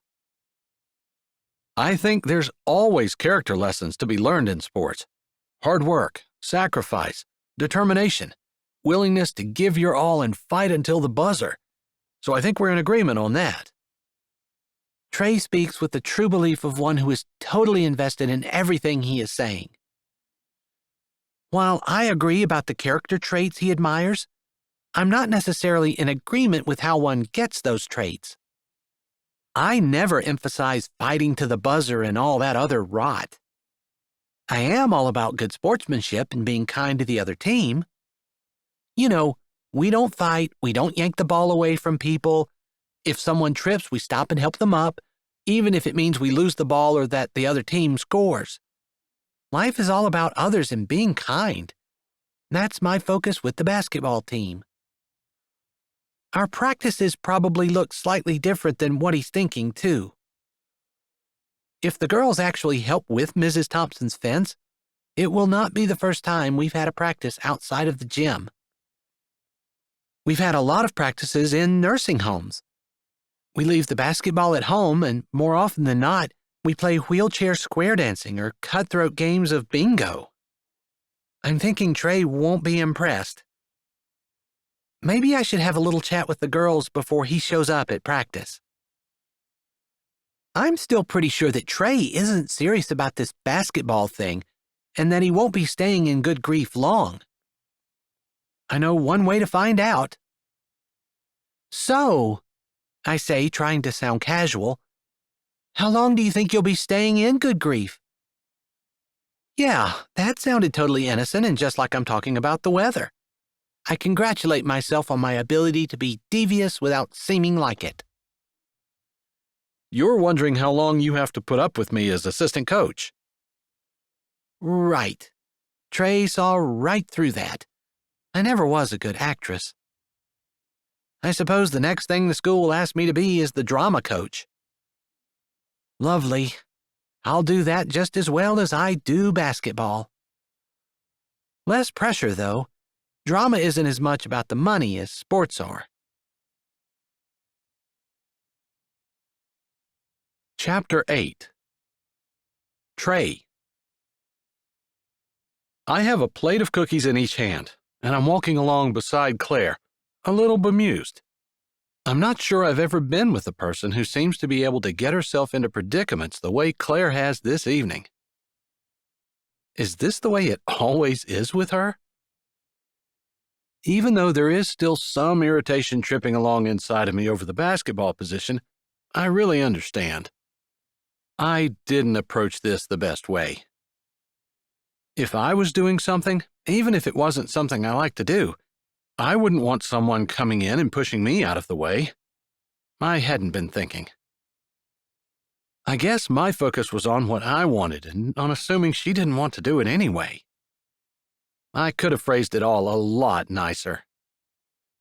We don't talk as we walk along, but it's not an awkward silence. It feels kind of peaceful, especially after how we kind of argued and with all the scrapes we've been in. I've been in the business world long enough to know that silence is not considered golden. People who have the most animated conversations are the winners. I don't know why. Seems like it's better to not talk than just to say a bunch of stuff that doesn't need to be said. 2 cars pass us, their headlights on as dusk has fallen, and Claire waves at them both. Whether or not she knows them, I don't know, but I remembered that this is the way it is in small towns. Everyone waves at everyone, regardless of whether or not they know them. I'm assuming neither one of the 2 people she waved at recognized her with that towel on her head, but I don't know. Maybe that's the way she normally walks around town. Was that why you were hiding? I say, not really planning to. What? She scrunches her brow up and looks at me. It's hard for me not to smile at the towel on her head, the one she seems to have forgotten about. Whatever was going on with your hair? She looks away, back to the front as though watching where her feet are going and focusing on balancing her plate of cookies. Midget seems to have calmed down. Maybe it's nap time. Not that I have any idea. I've never had a dog, not even growing up. If I were to get one, it would be one about the size of Midget's front leg. I almost think Claire isn't going to answer me.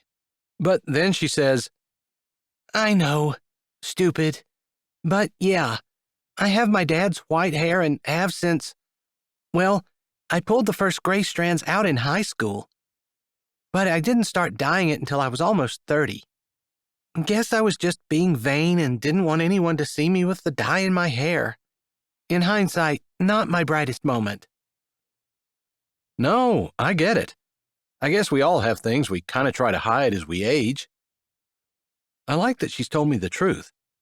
I feel like I can reciprocate. Or maybe I just feel safe with her. My abs are kind of going to flab, and I definitely would have been hiding behind my car if I had been walking around outside without a shirt on. She grunts a laugh, almost as though she doesn't really believe me. And yeah, she's probably right. I'm definitely a little more sensitive about my midsection than I used to be, but I don't think I would hide because of it. I do know from experience that men are a lot less sensitive about those kind of things than ladies are. I guess it's nice to know that you're human after all. Me? Human? Was there ever any doubt? You were the gorgeous older neighbor. Of course there was doubt. I close my mouth, unwilling to say more.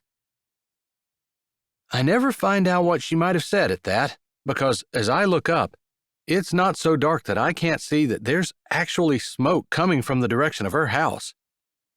I thought you were joking about your house catching on fire, I murmur. She gasps and her whole body jerks. I'm pretty sure her Jell-O is now touching her cookies. I'm pretty sure she also doesn't care. I wasn't joking. Melody is so much like me. She needs someone standing over top of her to remind her to pay attention to stuff, or else she forgets what she was doing. Her words are rushed, and she starts half walking, half jogging toward her house. It's an awkward kind of movement with the dog and the cookies. If she were truly worried about her house burning down, I think she would have dropped the cookies and let go of the dog, but maybe she's just not thinking. As we get closer, it looks like most of the smoke is pouring out of the side door, the one that connects directly to the kitchen. Yeah, It's open, and her sister from earlier, Tammy, is standing in the doorway waving a dish towel. She wouldn't be standing there pushing the smoke out if there was still fire to deal with. I say, mostly to calm Claire down, because I feel like I should be helping her with something. But with a plate of cookies in each hand, I'm pretty useless. You're right. She lets out a deep breath. My heart is still in my throat, though. Man, that takes years off your life to think your house is on fire and your kid might be in there. If it's any consolation, I was ready to drop the cookies and go in with you. That's saying something because Mrs. Thompson's cookies are delicious. She shoots me a look, the corner of her mouth turned up like I want them to be. Man, she sure is a walking catastrophe. Is this the way your life usually goes? I ask, not really making conversation, truly curious. It's a lot of excitement for a small town, isn't it? She asks, neatly avoiding the question and with more than a little irony in her voice. It's a lot of excitement for one person in any town, I say, meaning it. Claire! Tammy cries, like she hasn't seen her sister in years. I honestly was keeping an eye on Melody, but I have these papers to correct, and you would not believe some of the answers I'm getting. Kids in 9th grade who don't know what a gerund is. Have you ever heard of such a thing? It doesn't surprise me that Tammy is an English teacher. She sounds serious, too, which I feel anyone who has been teaching more than 5 minutes should know there are always kids who don't know what a gerund is. I suck in my stomach, trying to become smaller and fit into Claire's shadow. Hopefully, Tammy isn't going to throw a pop quiz in my direction and ask me what a gerund is. I have no idea. All I know is you can't eat it, and that makes me uninterested. I'm guessing that's probably how most of the male population in Idaho and the rest of the United States feels. I could be wrong. Although the thought that her house might burn down has been obliterated, the copious amounts of smoke, combined with the fact that there is probably adrenaline pouring through both of us right now, means that we don't really slow down. We both rush up the stairs of the back porch. Tammy gives me an odd look. I give her a little smile, still unsure of what a gerund is, and say, "Looks like you survived that fall okay." She grins, a little sheepishly, I think. She's not the kind of person who typically has experiences like that, unless I miss my guess. Maybe it's just my personal bias, but I have a tendency to think of English teachers as dry and mostly boring. Anyone who can have a conniption over a gerund couldn't possibly have a real life. She steps back, and Claire and I both walk in. Under normal circumstances, I would never walk into someone's house without an express invitation, but I am carrying her cookies, and I'm also kind of invested in this, or at least it feels like I am. It feels like I need to see this through till the end. However, the moment I step through the door, I wonder if maybe I should wait outside. A girl, I assume it's Melody, is standing at the stove, her back to us, and she seems to be using a cloth to dab at some kind of white stuff, maybe baking soda, on the stove. This is fine until she turns around, and I realize her entire face and hair are covered in white powder, except for the tear tracks streaked down her face. "Mom! Oh, Mom!" She throws the rag down and flies to her mother's arms. I wouldn't have been surprised to see her jump up and, considering Claire's height, a serious consideration, completely over her mother. She doesn't, but there is a bit of a thump as the girl crashes into her, making Claire stumble back at least 3 steps. I almost reach out a hand to steady them, but I'm conscious of my stranger status and the fact that Claire and I didn't exactly hit it off this evening, and of course there are the cookies in my hand, so I don't. I stand there awkwardly for what feels like forever, still holding the cookies and watching as Midget trots through the kitchen, sniffs everything, then wanders into the living room. She lies down. Poor thing, she's been through a lot this evening and is probably ready for a nap. Another girl, taller than the first one, walks into the kitchen, completely unconcerned with what feels like the catastrophe that has happened, and the wailing coming from who I assume is her sister, and the murmuring of both Tammy and Claire, and is nonchalantly, and I have to add, quite adeptly, bouncing a basketball, one of those little mini ones, as she walks out. She's got great ball control, manages to miss the doorstop and the doorframe, and continues to bounce as she walks through the tight kitchen. Even when I was in high school, I didn't have ball control like that. Plus, she's bouncing with her left hand. I thought Claire's daughter was too young to be on the varsity team. I'm kind of hoping that this is not Claire's daughter, but one of the members of the high school girls squad. If this is the kind of talent they've got on the team, we are definitely looking at a state championship. This year, no doubt. It's hard not to get excited about that. Even while the rational side of my brain says that it's probably Claire's other daughter. I've heard she has too. Still, maybe Claire's a better coach than I've been giving her credit for if that's what her daughter can do. Beside me, the girl that Claire's holding pulls back. I'm sorry, Mom. I really was paying attention. I know sometimes I have trouble remembering to watch what I'm doing, but I didn't have a book anywhere near the stove, and I wasn't doing any experiments on the side either. I promise. Claire nodded. I believe you. Sometimes, even when we're paying attention and trying our hardest, these things happen. She touches her daughter's shoulder. A gentle gesture and such a compassionate one that I almost move closer. My parents were not as understanding as Claire's being. If they had come home and there had been smoke pouring out the door from me cooking in the kitchen, they would have yelled at me first and talked about it later. I have to say the lady has impressed me. I feel like this parenting style is much better than the one I grew up under. I admire her calmness, toward her child especially, since I know that not 5 minutes ago she was panicking as much as you would expect someone to panic who thought their house was burning down. Thanks. The girl's head goes down. I was browning hamburger. Maybe I had it turned up too high.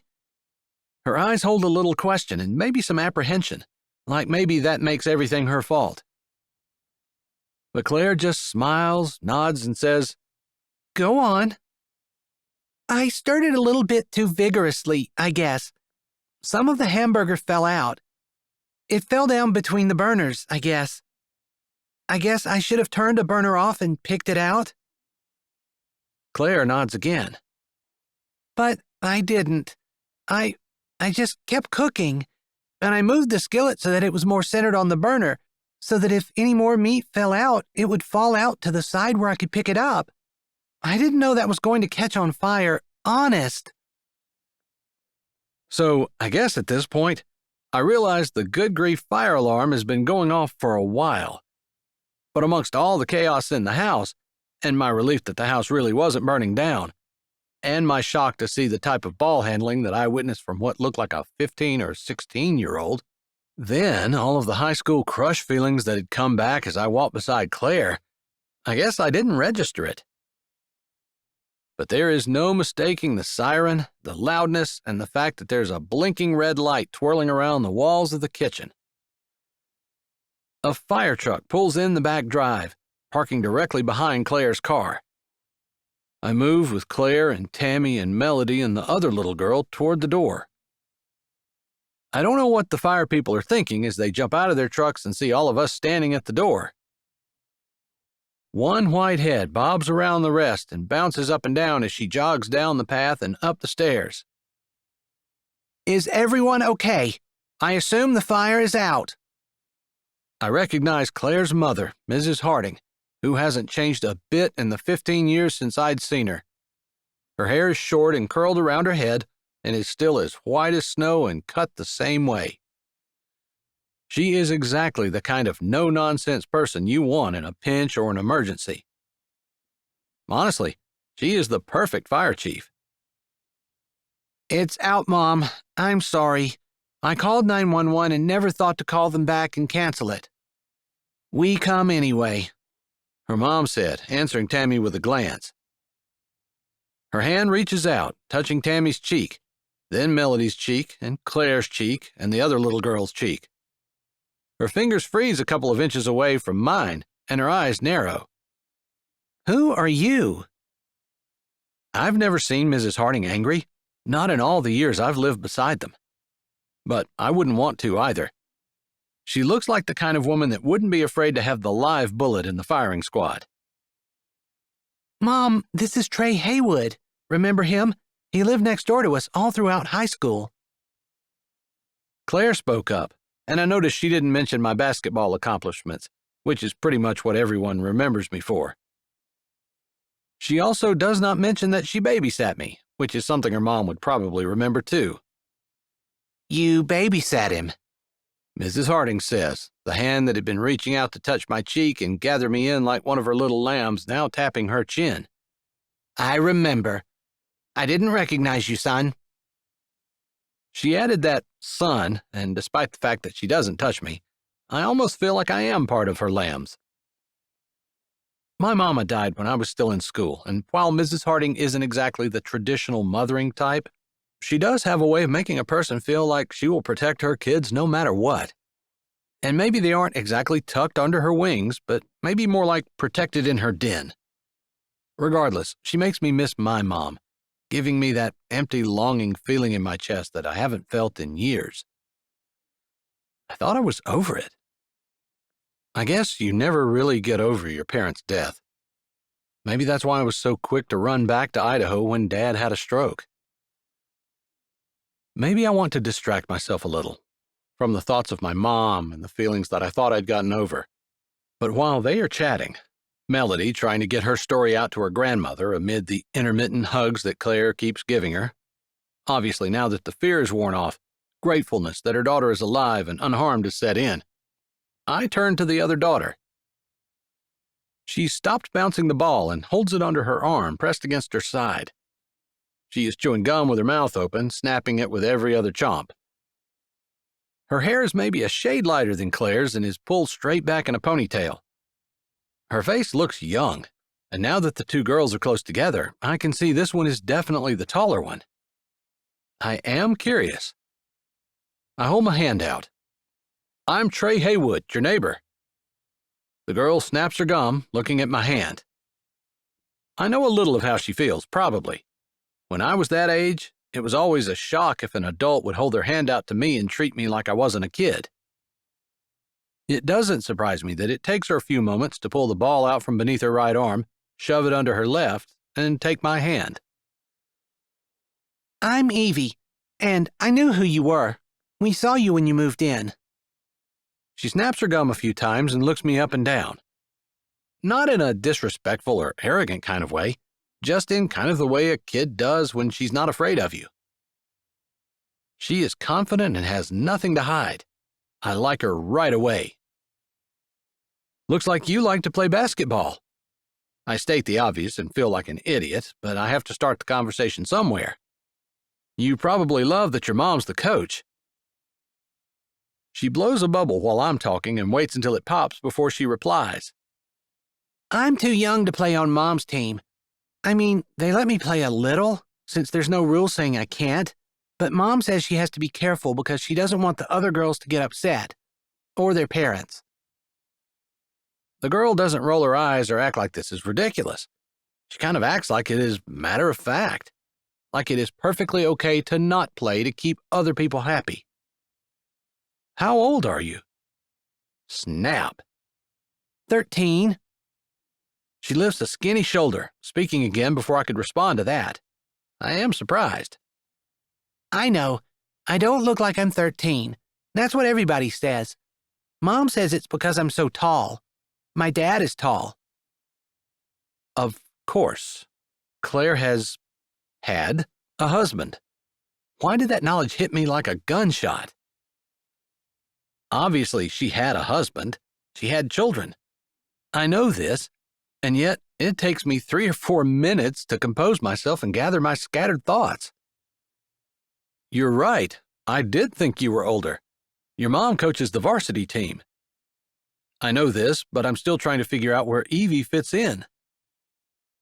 The varsity team would start with kids in 9th grade. They'd be 14 or 15. That's right.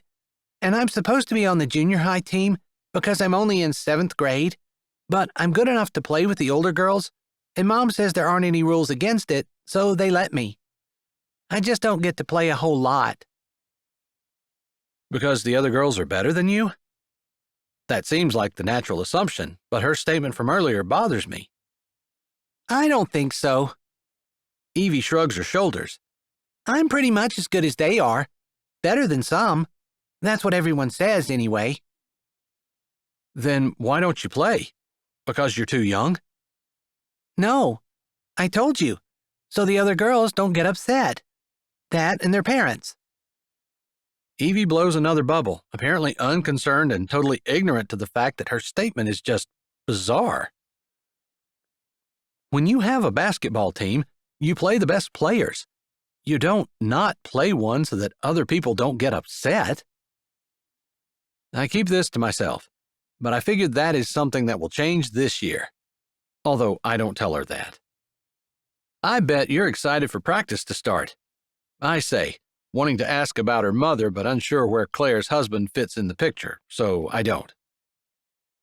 It's a few months away. It won't start until November. But sometimes I go to school with Aunt Tammy, who goes early because she's a teacher. I can use the gym until it's time for the other kids to come. I like that. I figured she did. As good as she is at handling the ball, it is obvious, even if she is naturally talented, she still spends time practicing. Even with talent, being good takes hard work. I'm trying to talk your mom into starting early. That sounded diplomatic. I am going to demand, that basketball practice starts sooner rather than later. But that isn't a fight that Evie needs to be in. My ex complained that I didn't know anything about kids, and she was pretty much right. But I did know when adults disagreed, it wasn't right to have kids in the middle of it. And I am definitely in a disagreement with Claire if we don't start basketball practice right away. I hear Claire talking to her mom, apologizing again for getting the whole fire company out for nothing, and so, feeling a pinch of guilt as I do it, I look at Evie and say, "So your dad must be at work?" Probably. We don't see him much. He moved to Salt Lake City with his girlfriend, or... She snaps her gum a couple of times. Maybe she's his wife now. Mom doesn't usually talk about it. And we're supposed to go to his house over the summer, but we usually don't. Oh yeah, my lungs feel like they are working properly again.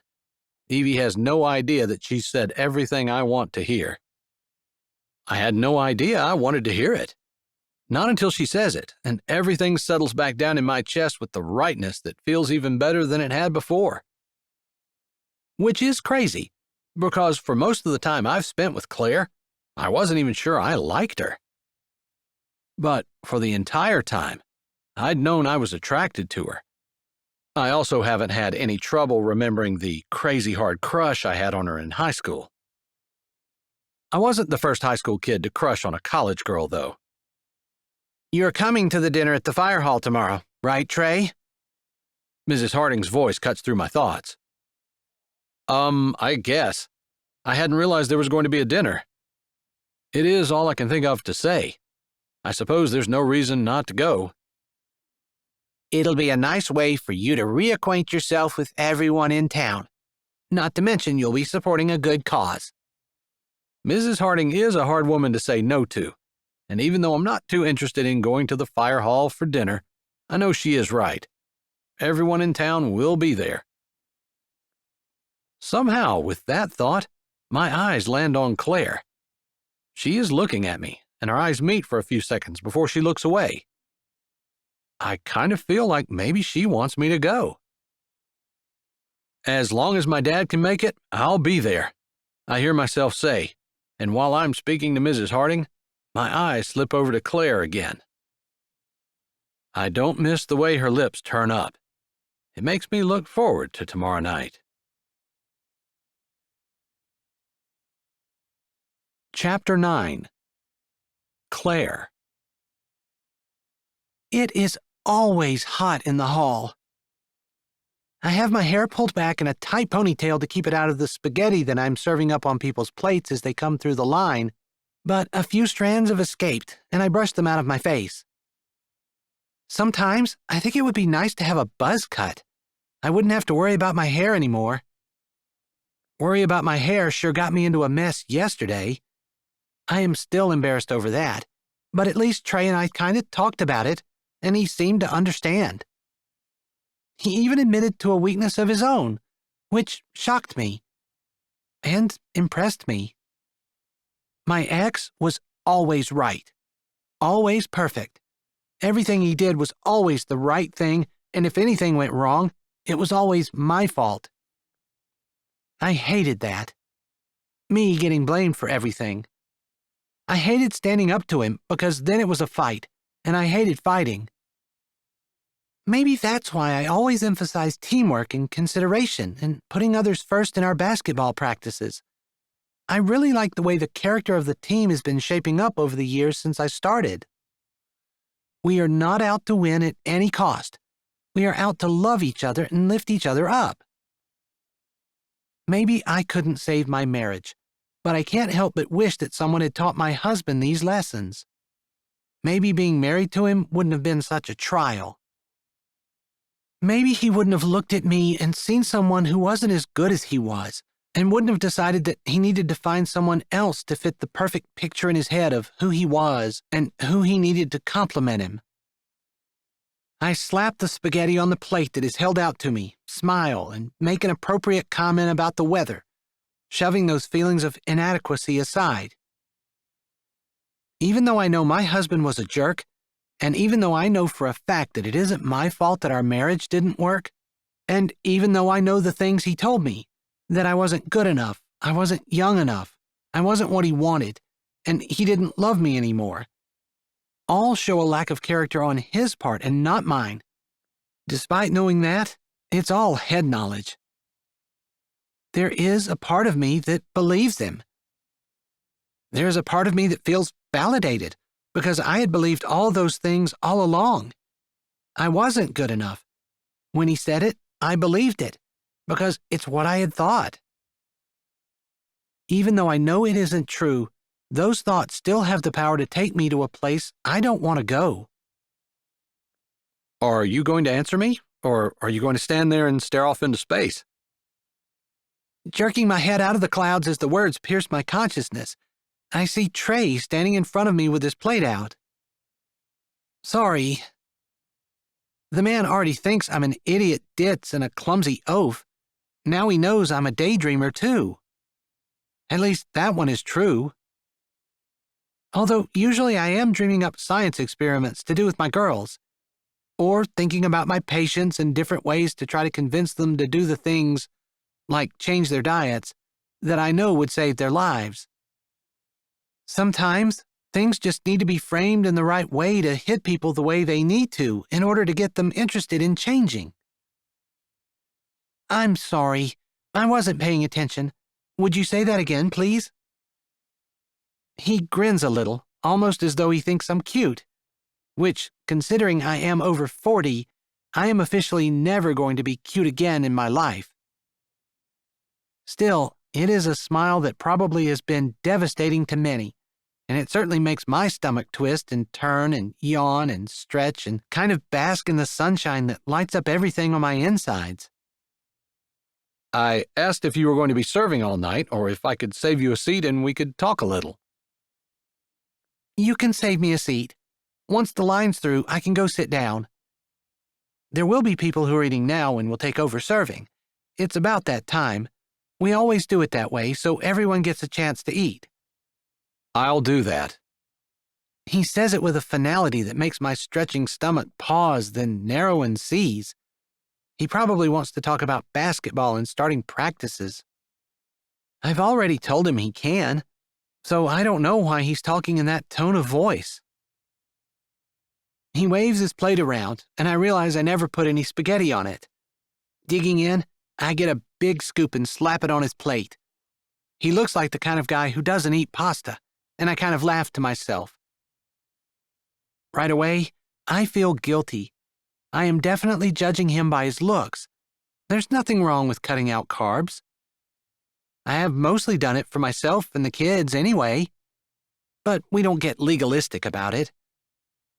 Like tonight, we're going to eat spaghetti and not think another thing about it. It isn't going to hurt to eat it once in a while. It isn't 5 minutes later when Rosalind Atwood comes and takes my place in the serving line. Typically, I eat with Tammy, Lee, and Corey. My girls are off at the corner table they always share with their friends, and my sisters are all sitting together, waiting on me. I know they're going to be talking to me later as I walk to the opposite end of the hall and sit down in the chair across from Trey. His dad, who happens to be one of my patients, is sitting beside him. I nod and greet him. Interestingly, Lila Bogart, who owns the laundromat and also the small theater in Good Grief, sits across from Trey's dad. They're about the same age, although I've never seen them together before.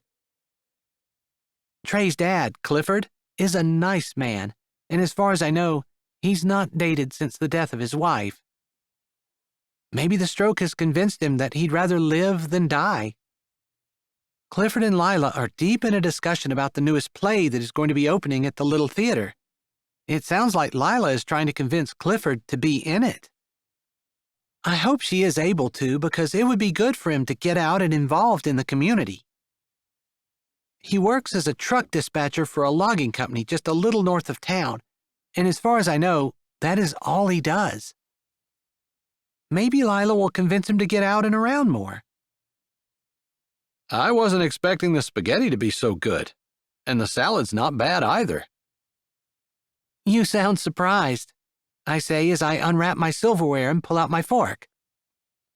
I hate eating spaghetti in front of people. I never know how to do it. In restaurants, they always serve it with a spoon, which baffles me. You have to admit, sometimes when people are making food in bulk, quality suffers in favor of quantity. I'm honestly impressed that it didn't. Go ahead, you can say it. It's a small town, and your taste buds are spoiled by the elite food of Seattle. I fiddle with my fork, trying to put off the inevitable mess that I'm going to make. I think I might have mentioned I am klutzy. I am a sloppy eater as well. My ex pointed that out a time or 10,000.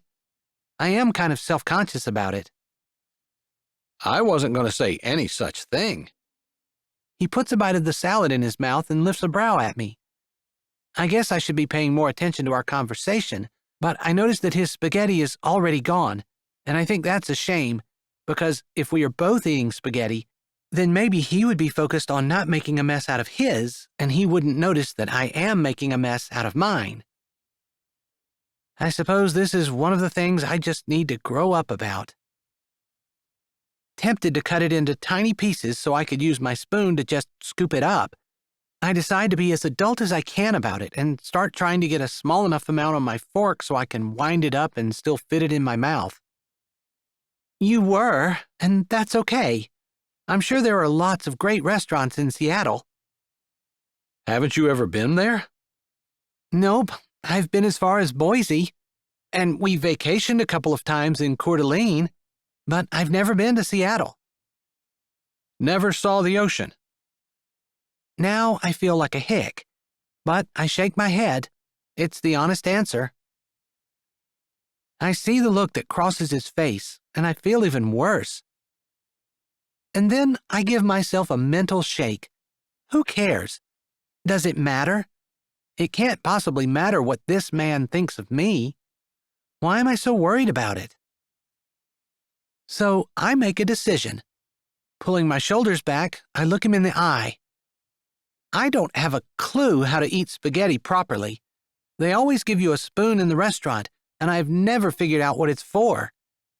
I suppose, being that you've lived in Seattle for so long, you know the proper way to eat spaghetti. Care to share? I find, after I'm done speaking, that it wasn't as hard as I thought. After all, I just figured out that it doesn't matter what he thinks of me. So what if he thinks I'm a hick because I don't know how to eat spaghetti? And hey, admitting it might mean that I get to find out what that spoon is actually for. One of life's big mysteries solved. He grins, and I don't get the feeling he is looking down on me. Sure, I have to admit I used to wonder the same thing. He holds his hand out for my silverware. Give it to me. I'll show you. I hand it over to him, and for some reason, we share a smile. This is probably not the weirdest thing I've ever done, but it's definitely up there. Still, I think it's kind of neat. I look back down because I truly do want to know, and my eyes catch on his fingers.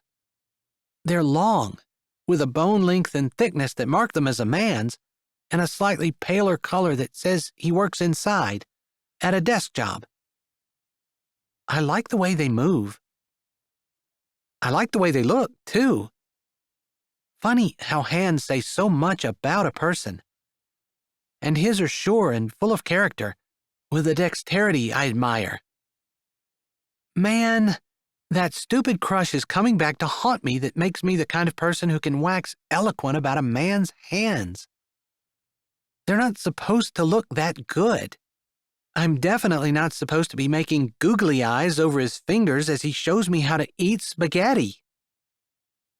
He presses the tines of the fork against the spoon, and the light dawns in my head. That makes so much sense. That's exactly what I thought when I first saw it. Like, duh, I should have known. I never like to compare, but my ex would have taken that opportunity to rub in that he knew something that I didn't and to make sure I knew exactly how stupid I was. Maybe, just maybe, I lost a little piece of my heart right there when he commiserated with me instead of lording it over me. I know there are men like that. I just hadn't been married to one. I think you've got it, he says, offering me my utensils back and letting me know by the expression on his face that we are equals, even though he was the one teaching me. Thank you, I say. My voice sounds soft and my heart feels softer. I'm sure I won't get it right away, and so, to take his attention off my clumsy attempts, I say, I assume you saved me a seat because you wanted to talk to me? That's right. I was hoping we could discuss the school team and the practice schedule that we're going to have this year. I can speak to the principal again and see what's on the calendar, since I'm sure they already have the game schedule set up. I'm sure they do. We can make practices whenever we want to. I've always made up the schedule and turned it in to the office. They make sure it's announced over the loudspeaker and the kids know about it. Nothing much has changed since we went to school. Things are pretty relaxed. I don't need to say small-town Idaho nor comment that it's probably a lot different than the Seattle schools that he'd been used to with his children. He knows that. And somehow, I feel, like with the spaghetti, he's not going to be a jerk to work with. I'm happy about this, sure. But I'm also worried about my heart. He already has a piece of it. I can't afford to let him have any more. Chapter 10. Trey. I know how that goes, I say, replying to Claire's comment about the school. It's exactly what I'd expect from my hometown, and it's comforting to know some things haven't changed in the years I've been gone. Even as I speak, I'm thinking, I didn't handle our last conversation very well. Maybe I can do better with this. I get that you probably weren't planning on starting practices this soon. I wasn't, Claire says, holding a small forkful of spaghetti in front of her mouth and speaking before I can draw breath. Her fast answer makes it sound like she isn't open to change. Hopefully, I can circumnavigate that. I understand. You're busy. I'm willing to do all of the practices myself until you're ready to step in. Mostly conditioning things. Some skill work, leg work for defense, and a review of positions and their expectations. Maybe some shooting drills and techniques. In my experience, once they reach varsity age, it is difficult to correct bad form, especially when it comes to shooting. Claire chews while I speak, and I think maybe the look on her face is thoughtful. Hope rises in my chest, but she says, I don't want the girls to be confused about who's in charge. If you start out leading the practices and I step in 6 or 8 weeks later, they might continue to look at you as the leader of the team. I admire her for saying that straight out.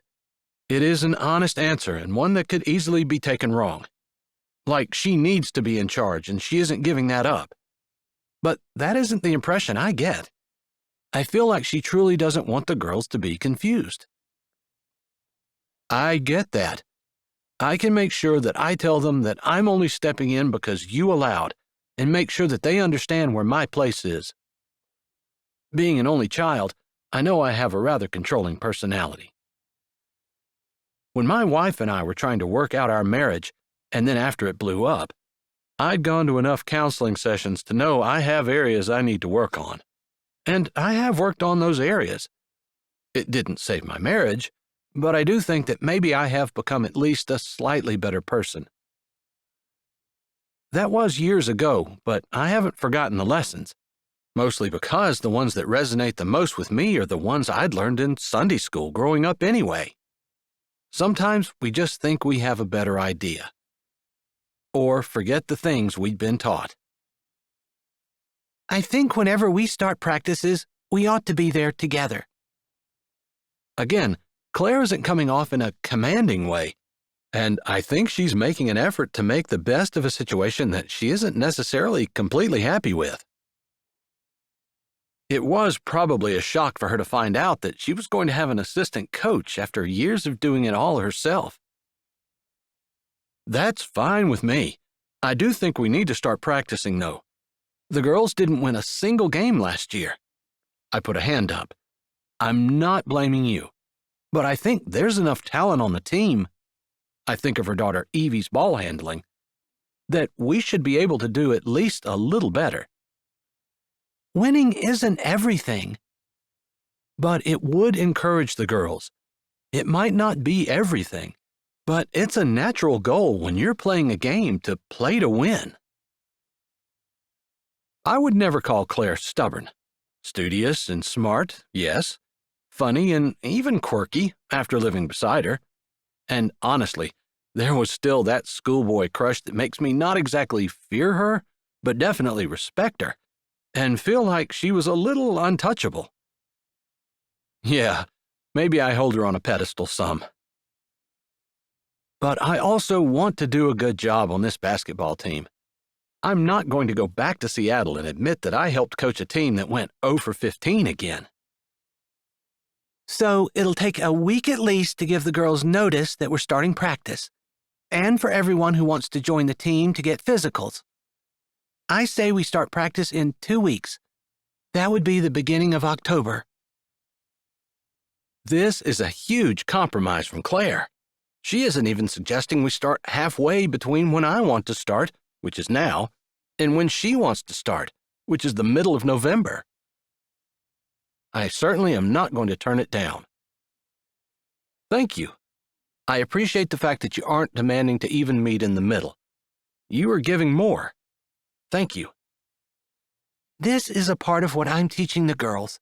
I want them to learn that it's okay to not get your way all the time. However, I do think since I'm the head coach, I should run the practices. That definitely puts a pinprick in my elation, but the air in my chest oozes out slowly. Even if she does run the practices, I surely will be able to get a group of girls each time and work with them myself. I have visions of the team having a winning record this year, if not winning the championship. I feel like the conversation is a win. For me. Claire. But, Mom, I'm 10. I'm old enough to be home by myself. I shouldn't have to sit through basketball practice. I'm wasting my life. Melody hugs her books to her chest, her backpack slung over her shoulder, as she repeats the argument that she's been using on me for the last 2 weeks, ever since I told her basketball practice is starting at the beginning of October, and she will have to wait to go home from school until I am done with it each evening. I know you're more than old enough to be home by yourself, but I just feel safer if you're here. Mom, you have to let me go sometime. You're right, but not today. Mom, you're treating me like a baby. I'm not. I'm just playing it safe. You'll thank me someday. I'll thank you for treating me like a 2-year-old when I'm 10? Melody's eyes narrow, and she gives me a look that feels so familiar her father could be standing in front of me instead of her. I don't think so. I think she knows I'm not changing my mind because she huffs, then stomps away to the bleachers where she slams her book bag down and plops down on the seat, tilting her body so her shoulder faces me. I don't smile, although I am tempted to. Originally, I had truly planned that she could go home and be by herself. Last year, I'd almost allowed it, because she is so responsible, and lots of people leave their kids home alone. But 2 things stop me. The first is her father. I know if anything happens to my children, he has the money and connections to hire a lawyer and take them from me. Not that he's ever seemed inclined to do so, but he did give me a hard time 2 summers ago when Evie broke her wrist. She'd been riding her bike right in front of me, and the next thing I knew, she was on the ground screaming. It wasn't a bad break, and it healed with no complications, but Cody acted like I was negligent and the most horrible parent in the world. The second reason is the night she almost burned the house down. Of course, that is an exaggeration. There'd been a small fire on the stove, which had been contained quickly and easily. But it scared me. It could have been so much more, so fast, and I could have lost her. I still haven't recovered fully from it, and that is the other reason that I just can't leave her home by herself. Call me a helicopter mom, or overprotective. I'd rather have labels and names than a dead daughter. Plus, the things I'm going to do with the team are things I want Melody to participate in anyway. Trey hasn't arrived, and that doesn't surprise me. He already told me he'd probably be a little late, since he'd be taking off early from work to make it. I already have things worked out with my job, where I work 8 to 2 every day and make up the hours by spending 1 night a week with a patient that needs round-the-clock care. That way, I am there for my girls before school and after school, and they have a special night with Tammy every week. It's worked out pretty well.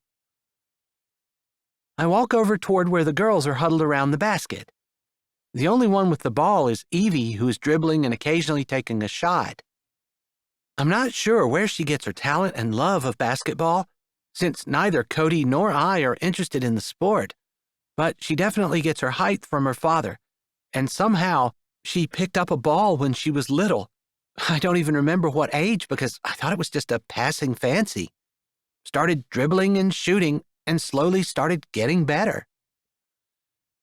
When I tell the girls to line up, she is standing on the 3-point line. She turns and tosses the ball without really seeming to take aim. It swishes through, all net. Then she jogs over to where the girls are gathered at the foul line.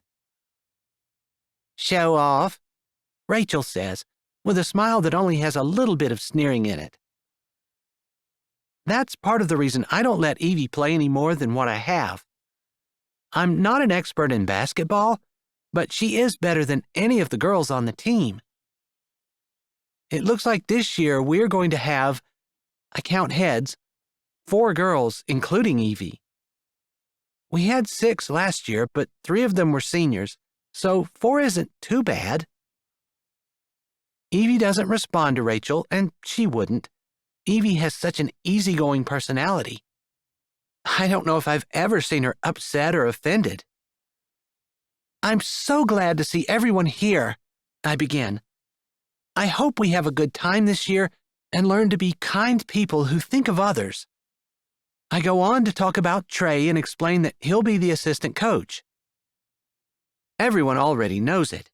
It's been 2 weeks since it was decided, and Good Grief is a small town. Still, I feel like it's my job. I finish up and look around the small group, asking if there are any questions. The girls shake their heads as footsteps echo on the gym floor, a long stride, and I assume that's probably Trey. Perfect timing. I smile at the girls. And, as tradition demands, we'll use the first basketball practice to pick up trash around the school. Chapter 11. Trey. I can't help it. I screech to a stop. She's going to have the girls do what for basketball practice? I've been telling myself for 2 weeks I will let her lead, and I will guide the practices in the direction I want them to go, not by butting heads with her, but by gently steering things in the direction of my preferences, possibly working with small groups and showing her that building on a foundation, conditioning, and putting the work in at the beginning of the season is the way a person builds a winning basketball team. I realize, as I listen to Claire's voice die away, that I have underestimated the pickle I have gotten myself into. I have also completely misconstrued Claire's plans for the season. Thinking back, I know she said exactly what she planned to do, build character in the girls, and I had totally put my spin on what she was saying and assumed that she meant she was going to build character through basketball. I am just starting to understand that what she actually meant was she planned to use the time that was set aside for basketball practice to do things that will build character, things that have absolutely nothing whatsoever to do with basketball. Even if she had sent the girls to go take a 3-mile run, she would have at least been facing in the right direction. As it is, going out to pick up garbage, she isn't facing in the right direction. She isn't even... I don't even know. She isn't even on the planet. It's like she's out on Jupiter, looking toward Pluto. I can't allow this. We are only having 2 practices per week until the season starts. We can't waste them going out picking up trash. I stomp over, determined to fix this and lay down a few ground rules right away. I need to start the way I intend to go on. And while I admire Claire for wanting to teach the girls character and have nothing personally against picking up trash, it isn't what basketball practice is for. I form my argument in my head as I walk over, and even though I'm steaming, I'm not so upset that I can't say what needs to be said calmly and rationally. I stop beside her, my mouth opens, and she turns. Those eyes, the green emeralds that I always have trouble looking away from, sparkle with life and happiness, and I can see the joy and affection she has for every girl there and the excitement caused by making a difference in their lives. It's all on her face. In her eyes. I see it, even with my mouth open and the words that I feel need to be said trembling inside my lips. I'm so glad you made it before we dispersed.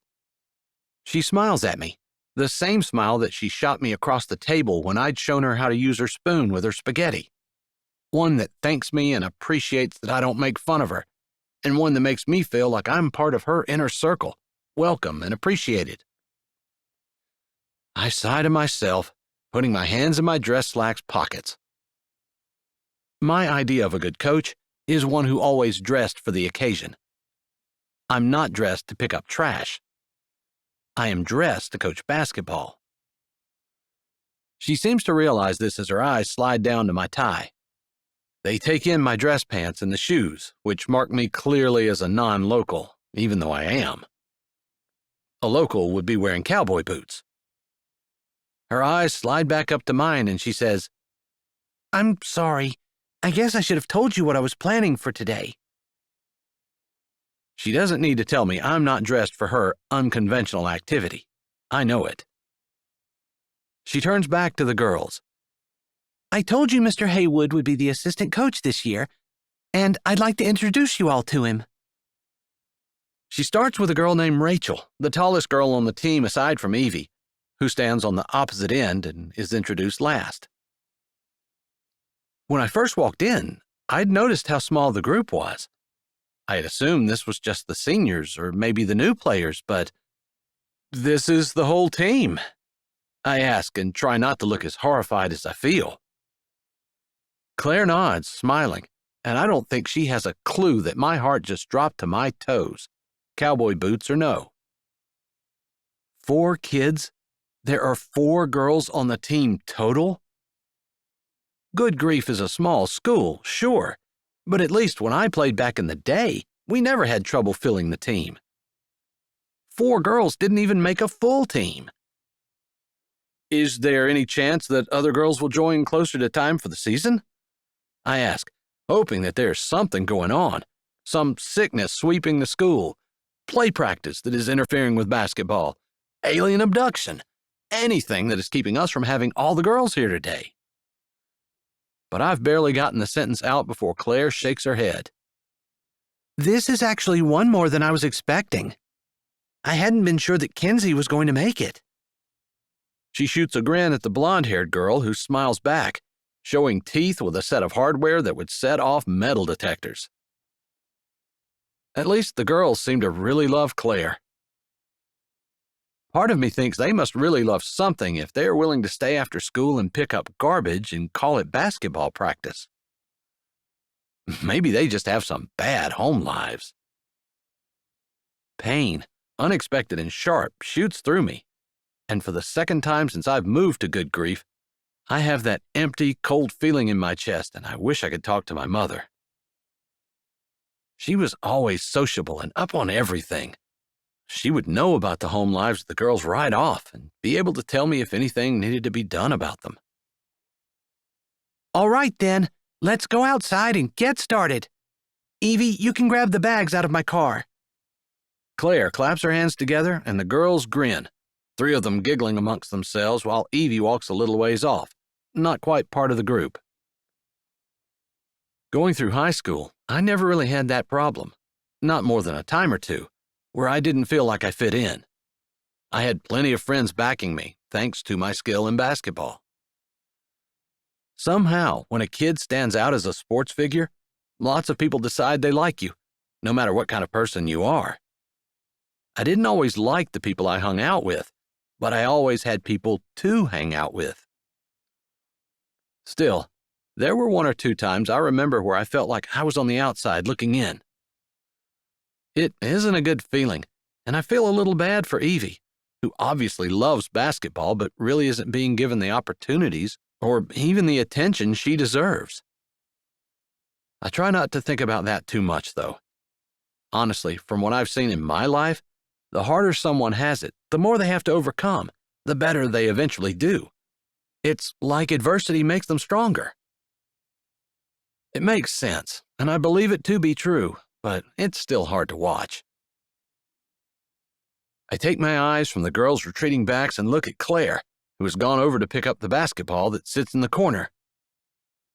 So, is this like a tradition that you do at the beginning of every season? I'm pretty sure that it has to be. As much as I hate to waste even one practice, I can wait until Thursday to get started with my plans.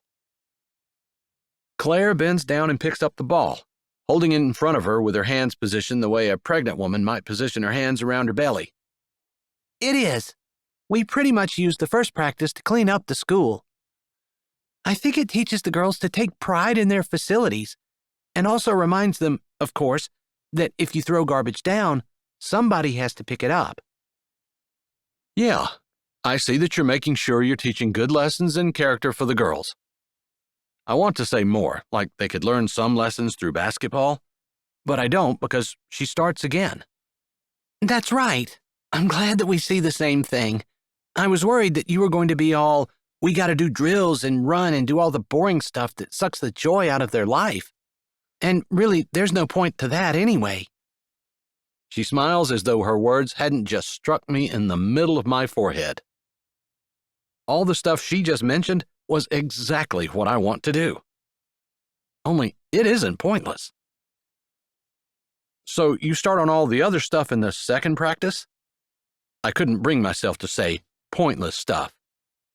No, we never do that garbage. There's always something that actually has meaning to it that needs to be done. Someone that needs help. Places that can use willing hands and happy smiles. Honestly, my pulse is throbbing in my forehead. But I'm also admiring how Claire glows and becomes animated with excitement as she waves an arm and her cheeks turn pink. We can bring life and light to so many people, and that's what I always use the basketball practices for. It's just a waste of time to throw a ball around and try to get it into a hoop. What's the point of that anyway? She sets the ball in the rack along with 3 other balls, all of which look flat to me, which probably states just how important basketballs are to the girls on the school team, and also that Evie either blew that ball up herself or was smart enough to pick the only one that had air in it. I'm betting it was the first. As long as I keep my focus on the balls and think about Evie blowing one up in order to dribble it and shoot a hoop or two and take deep breaths through my nose, I keep myself from screaming like I want to. Maybe not screaming, yelling, stomping over to Claire and demanding she resign from her position effective immediately. Someone who doesn't even see the point of basketball has absolutely no business coaching a team. None. I could hardly fathom that she is the girls' varsity coach and she is talking about a sport that I love, one that I excelled at and learned so many great things from, like it is meaningless. I want to throttle her, grab her by her shoulders and shake her until she sees what I see. Something that gives kids purpose, something that gives them meaning in life and the skills to go from clumsy to athletic, that will teach them sportsmanship and handling pressure, and help develop the character that it takes to pick yourself up after a loss, to dig in more, harder, with all the grit and perseverance in your body, to claw your way back to a win, even when, especially when, you don't feel like it. There are so many lessons in the sport of basketball, so many, and Claire is dismissing it like it is sugar in a keto diet. But, as upset as I am about her words, I can't be upset with the person herself. She is doing what she feels is right. She's donating her time and her knowledge to girls who might not, probably don't, appreciate it. Maybe she's a little discouraged because there aren't more kids out, and maybe she is making the best of things. I walk slowly toward her, my hands still in my pockets, my mind spinning. I had no idea things were this bad. I don't even know where to start. Were you expecting more girls? It would be nice to have a few more. I'll have to play Evie now, and there will be some parents who are upset about that. No one will get a break either, and the girls will get tired running up and down and all around constantly. I bite the inside of my cheek and keep my voice level. If she's good enough to play, she should play. It shouldn't matter what people think. I think we've had this discussion before, and it does matter what people think. We want to be careful not to offend anyone. Being that I lived in Seattle, I feel like I should be the one telling someone from good grief that we shouldn't offend people. But Claire has turned the tables on me, and somehow I am the one who's scrambling for words to explain why we don't need to worry about offending people. She gives my clothes another glance. I understand if you don't want to help pick up trash. You're not exactly dressed for it, and I'm sure it's not your favorite pastime anyway. Her voice is nonchalant along with her body language, but as much as I want to accept her offer, I won't. I'm the assistant coach. If the basketball team is picking up trash, then that's what I'm doing, whether I like it or not, whether I'm dressed for it or not. Those are the words that come out of my mouth, and that's really how I felt. Part of basketball is the team spirit. You never let your teammates down, not with your actions, not with your playing, not with your mouth or attitude. Now there is a lesson that builds character. I'm happy to hear that. Claire smiles at me, her eyes sparkling. I am close enough to see the emerald green. Regardless of how much we disagree about basketball, and I'm not even sure she realizes exactly how much we disagree, I'm not going to pass up the opportunity to work with Claire. Chapter 12. Claire. I go to the gym on Thursday with an apprehension pulling in my chest. The girls are huddled in their usual spot down by the far basket, with Evie dribbling around the three-point line, occasionally taking shots, and making all of them. Tuesday's practice went better than I thought it would. I had expected Trey to pitch a fit when he found out that I was having the girls pick up trash. I assume he didn't think that was the way basketball practice should be run. I'm fairly certain he had never been to a basketball practice that had been run like that. But he surprised me, pleasantly. Not only had he not argued with me, or even suggested that we do even one thing that he wanted, but he'd rolled up the sleeves on his dress shirt and pitched in picking up the trash. He had the girls giggling, and maybe 10 years ago, they probably all would have had crushes on him. If I looked at him now through the eyes of my teenage self, I don't think I would have. Back then, someone in their mid to late 30s seemed like an old man to me. His hairline had started to recede, and as he had pointed out to me at Mrs. Thompson's house, he definitely didn't have six-pack abs. But looking at him through the eyes of my 41-year-old self, I don't care about the hair. I don't care about the abs either. Hair says nothing about character, and neither do abs. What I really admire about him is his willingness to continue working with me, even though I'm not doing things the way he knows they should be done.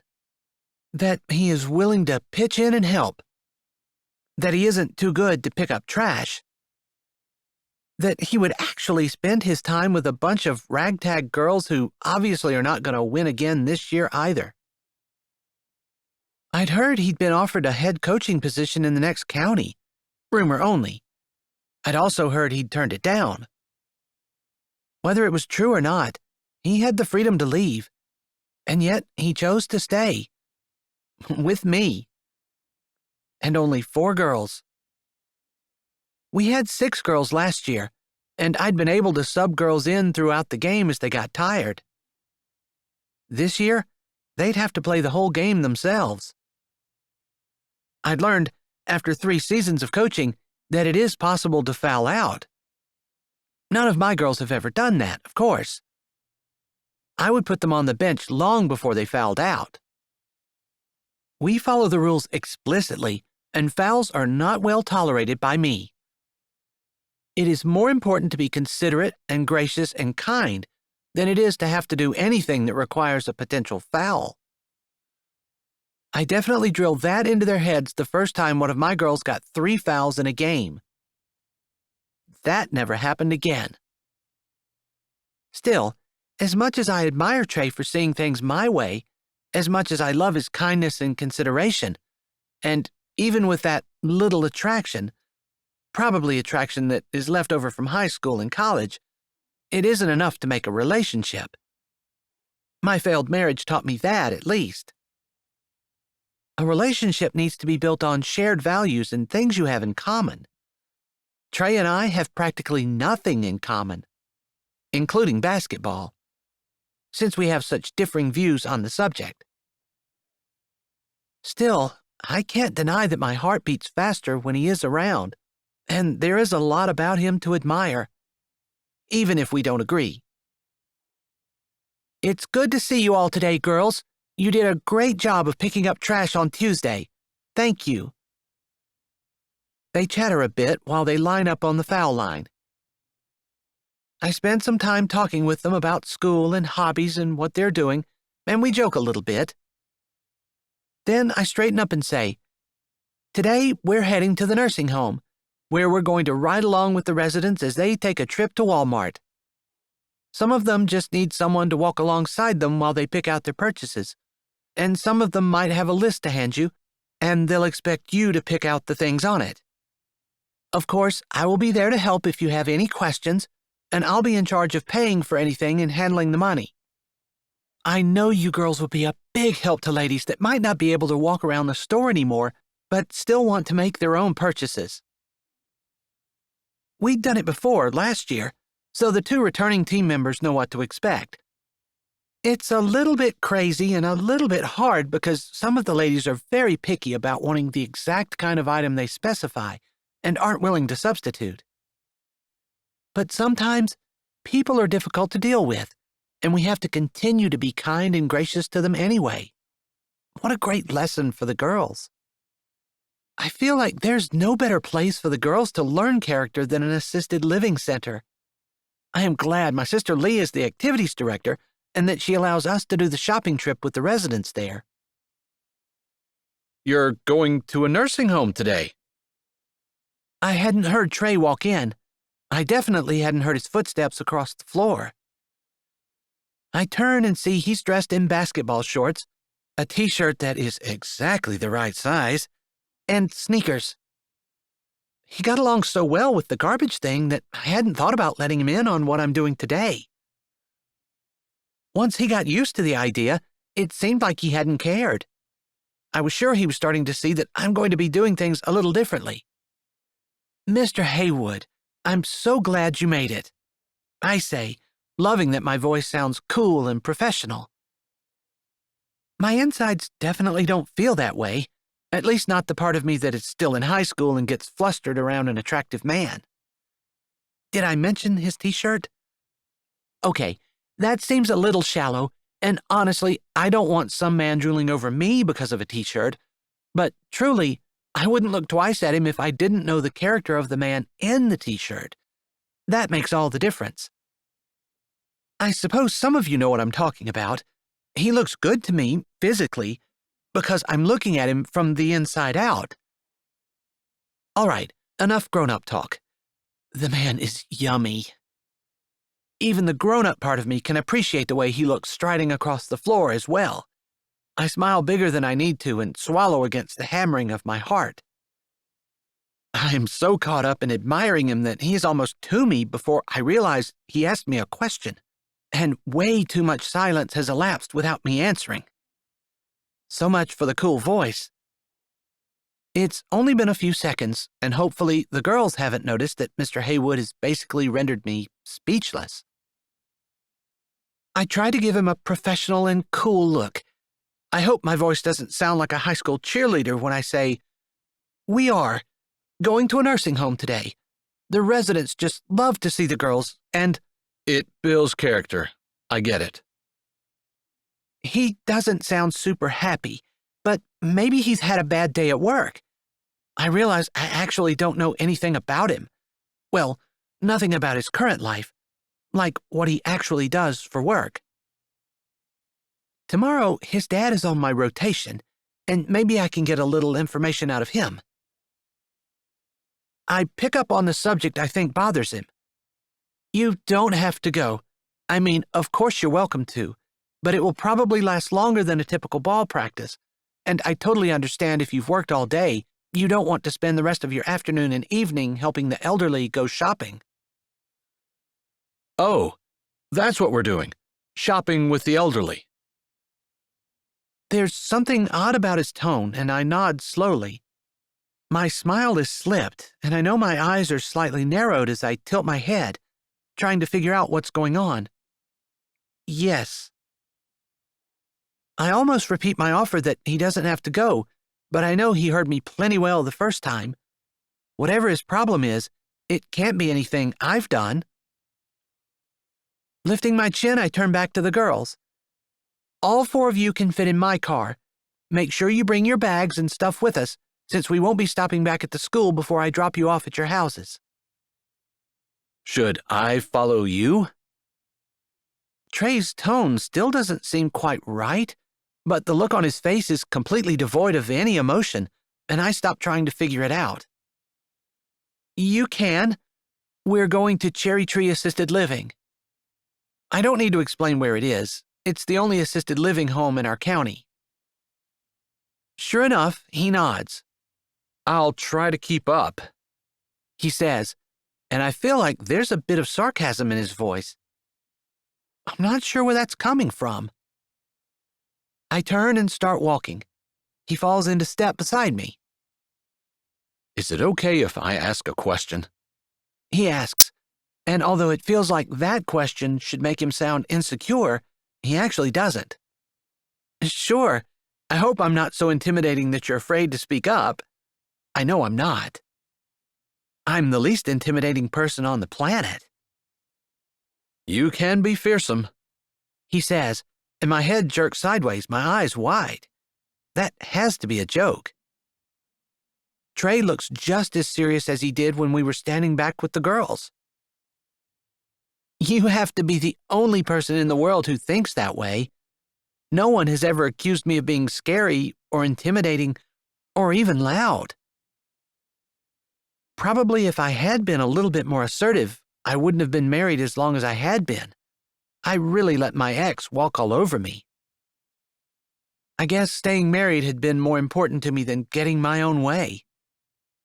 In the end, it hadn't mattered. He found someone else anyway. Maybe I see a side of you that no one else does. I laugh. In a way, that's true. You live beside me, so no one else gets the view of my house that you do. Where's Melody? He looks around. Is that the question you were free to ask me? I ask, and I'm not really joking. I'm kind of aghast that he would feel like he needed to ask permission to ask a question like that. No, I just realized she's not around, and I thought you'd made her stay the last time because you didn't want her home alone. Oh, yeah. My mom and sister had gone to Coeur d'Alene, and there was no one home. I should have made her come, and normally I would have, but she's been working on this big science project, hoping to place well in the local competition and move on to regionals. So she's with your sister? Yeah, I'll pick her up on the way home. She's not interested in basketball? No, she inherited my propensity for science. I have to watch her pretty closely, or she'll have experiments going on everywhere. Most of the time, they don't explode, but every once in a while. I see. You have to worry about your house burning down. We live pretty close to the fire station, and with my mom being the fire chief, that's not typically something I spend a lot of time worrying about. But yes, it could be a concern with Melody.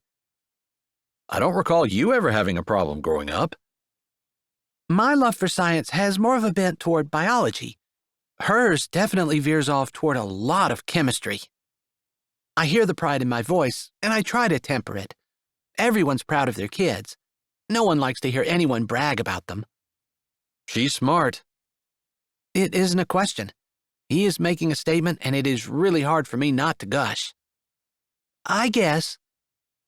False modesty? That is a question. Guilty. I slip my gaze over at him, and my eyes are crinkled. They match his. I'm proud of my boys, too. I get it. They're with your ex? Yeah. He doesn't elaborate, and I don't really feel like we know each other well enough for me to probe. Maybe by the end of the season. The question I asked permission to ask is, He clears his throat and slows slightly. The girls, giggling and chatting, walk out of the gym. are we ever going to actually practice basketball at basketball practice? Now he does sound a little insecure. His hands are clasped behind his back as he walks alongside me, and his shoulders move a little more than what they had been. Maybe it's a nervous tell.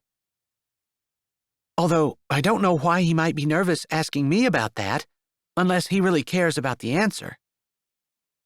It bothers you? I ask, answering his question with one of my own, trying to figure out what the issue is. Would it make you mad if I say it does bother me some? It won't make me mad, but I don't agree.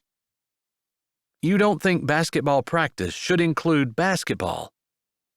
I think there are more important things in life than basketball, and spending a lot of time learning how to play it is a waste. But going to an assisted living home and helping other people is not. I can't argue with you about helping people. I think that's a good thing. But I also think it's a good thing to exercise, to learn skills, to have the discipline to keep working at something and get better. There are a lot of lessons to be learned in sports. they're not necessarily completely worthless. He has me figured out, because that's exactly how I feel about sports. Completely worthless. For the most part, anyway. I suppose he is kind of right in a lot of ways, though. There are lessons a person can learn, and the ones he's talking about are some of the good ones. I don't want to argue with him, and I really don't have anything planned for Tuesday, so I say, we'll practice basketball on Tuesday. Does that satisfy you? He doesn't need to answer me. His lips have curved up in a contented smile like I handed him a victory. Maybe I did. I certainly hadn't been planning on practicing basketball on Tuesday. But if it would make him happy, we could use Tuesday as basketball something or other, and then continue to build character in the girls by doing other things on Thursday. It does. Thank you. Chapter 13. Trey. I walk into the Lone Pine Tavern and take a seat at the corner table over by the far wall. It's the only eatery in Good Grief, and yes, it serves alcohol, so it doubles as a bar. But it also has the best fries in the Pacific Northwest, and possibly the entire United States. They're reasonably priced, too. I place an order of fries, which is big enough to be a meal, and they really don't need ketchup or any condiments, but I like barbecue sauce on them, and a drink. Then I lean back in my seat, putting my hand over the bench back and look out the window. I hadn't really gotten to spend much time with Claire after we got in our separate cars. We didn't spend much time at the assisted care facility, since Lee had everyone ready for us. I ended up with 3 men, and we spent an hour and a half wandering through the sporting goods section of the department store. None of them ended up buying anything, but they seemed to have a great time just looking. I actually had a pretty good time watching them and listening to their stories about the hunting and the fishing they'd done over their lives, and one of them had been a bear trapper, and boy, did he have stories to tell. I hadn't even realized people did that for a living. I suppose spending time with older folk just naturally lends itself to contemplation. And I wonder what I will be talking about when I am their age. Their age feels a lot closer now than it did when I was in high school. I wonder if I will look back on my life and wish I'd done things differently. That is almost a given, since I already look back on my life and some mistakes I've made and wish I'd not been stupid. Of course, there are lessons I learned because of those mistakes, lessons I wouldn't have learned otherwise, and I could hardly resent that. Trey Haywood, I'd heard you were back in town. I figured I'd run into you eventually. I jerked my head away from the window at the familiar voice from my past. Mr. Woodley, the basketball coach through my high school years, the one who'd coached when we won the state championship and I'd been chosen as an all-state baller. He and I go way back, and I have the greatest amount of respect for him. I slide out of the booth and stand up, holding my hand out. Mr. Woodley, it's great to see you. I look around. There's no one with him. My brows push together as I try to remember if I've heard anything about his wife. I know he had one. They had the team over every year at the end of the season for a big barbecue at their house. It was always winter and freezing cold. We had a huge bonfire, and we'd go sledding and ice skating. It lasted all night and was always a ton of fun. I never really talked to his wife much, but any woman who would have a group of guys over and let them have free range of her home and property, who would cook for them without complaint and make enough desserts to fill 2 tables, is a good woman in my book. As we finish our handshake, I say, "Are you here by yourself? Would you like to sit with me?"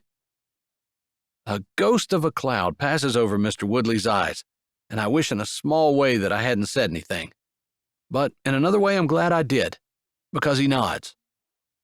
I'd love that, son. Mrs. Woodley passed away 5 years ago, and it gets a little lonely without her.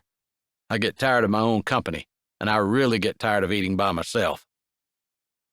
A little grin tilts up one side of his mouth, and I remember that look from my basketball years. Mr. Woodley had a great sense of humor, although he pushed us to what we thought were our limits and then beyond. I'll be forever grateful for the lessons he taught me, and in particular for the fact that he showed me that I could do a lot more than what I thought I could. He slides into the seat across from me. I get even more tired of cooking for myself. It stinks. I can relate to that. I'm a terrible cook. Your wife died? No, she claimed I was immature and only interested in myself, and she left me for a guy who apparently was better than that. I guess it is my turn to be a little sad. I suppose I'm well over my wife. A person can kill love really fast with insults and the kind of degrading comments she hurled at me what felt like nonstop the last year we were together. But I didn't just lose my wife. I lost my family, my boys, the home I thought I'd built, even my cats. It stunk, especially since I don't even know what I could have done differently to have kept it all. One side of Mr. Woodley's mouth pulls back, and he nods slowly. Kids nowadays don't have the grit to work on their marriages. They expect everything to be handed to them, and they walk out when things get hard. He shakes his head. I know there are two sides to every story, but I wasn't really talking about you. I know. I say, even though he could have been. I'm sure I could have done more. The thing was, I was willing to work on it. She just didn't give me a chance. But surely there are some happier things we can talk about.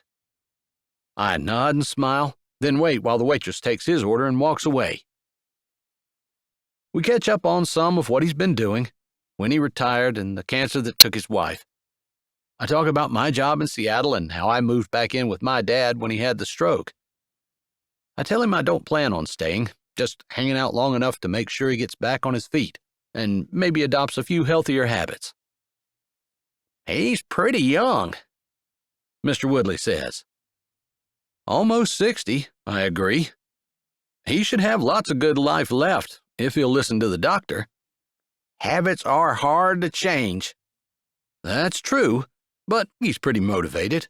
The stroke scared him, and I think he has a lady he's interested in. I'd love to see that happen for him.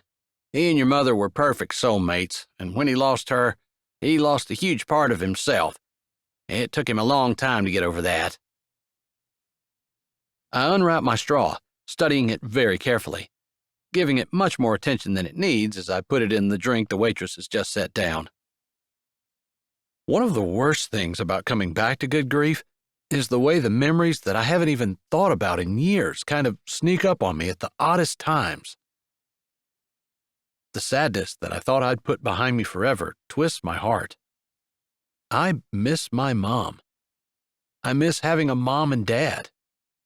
I miss the family atmosphere that we created together when I was with them. I'm not sure if death is worse than divorce or not.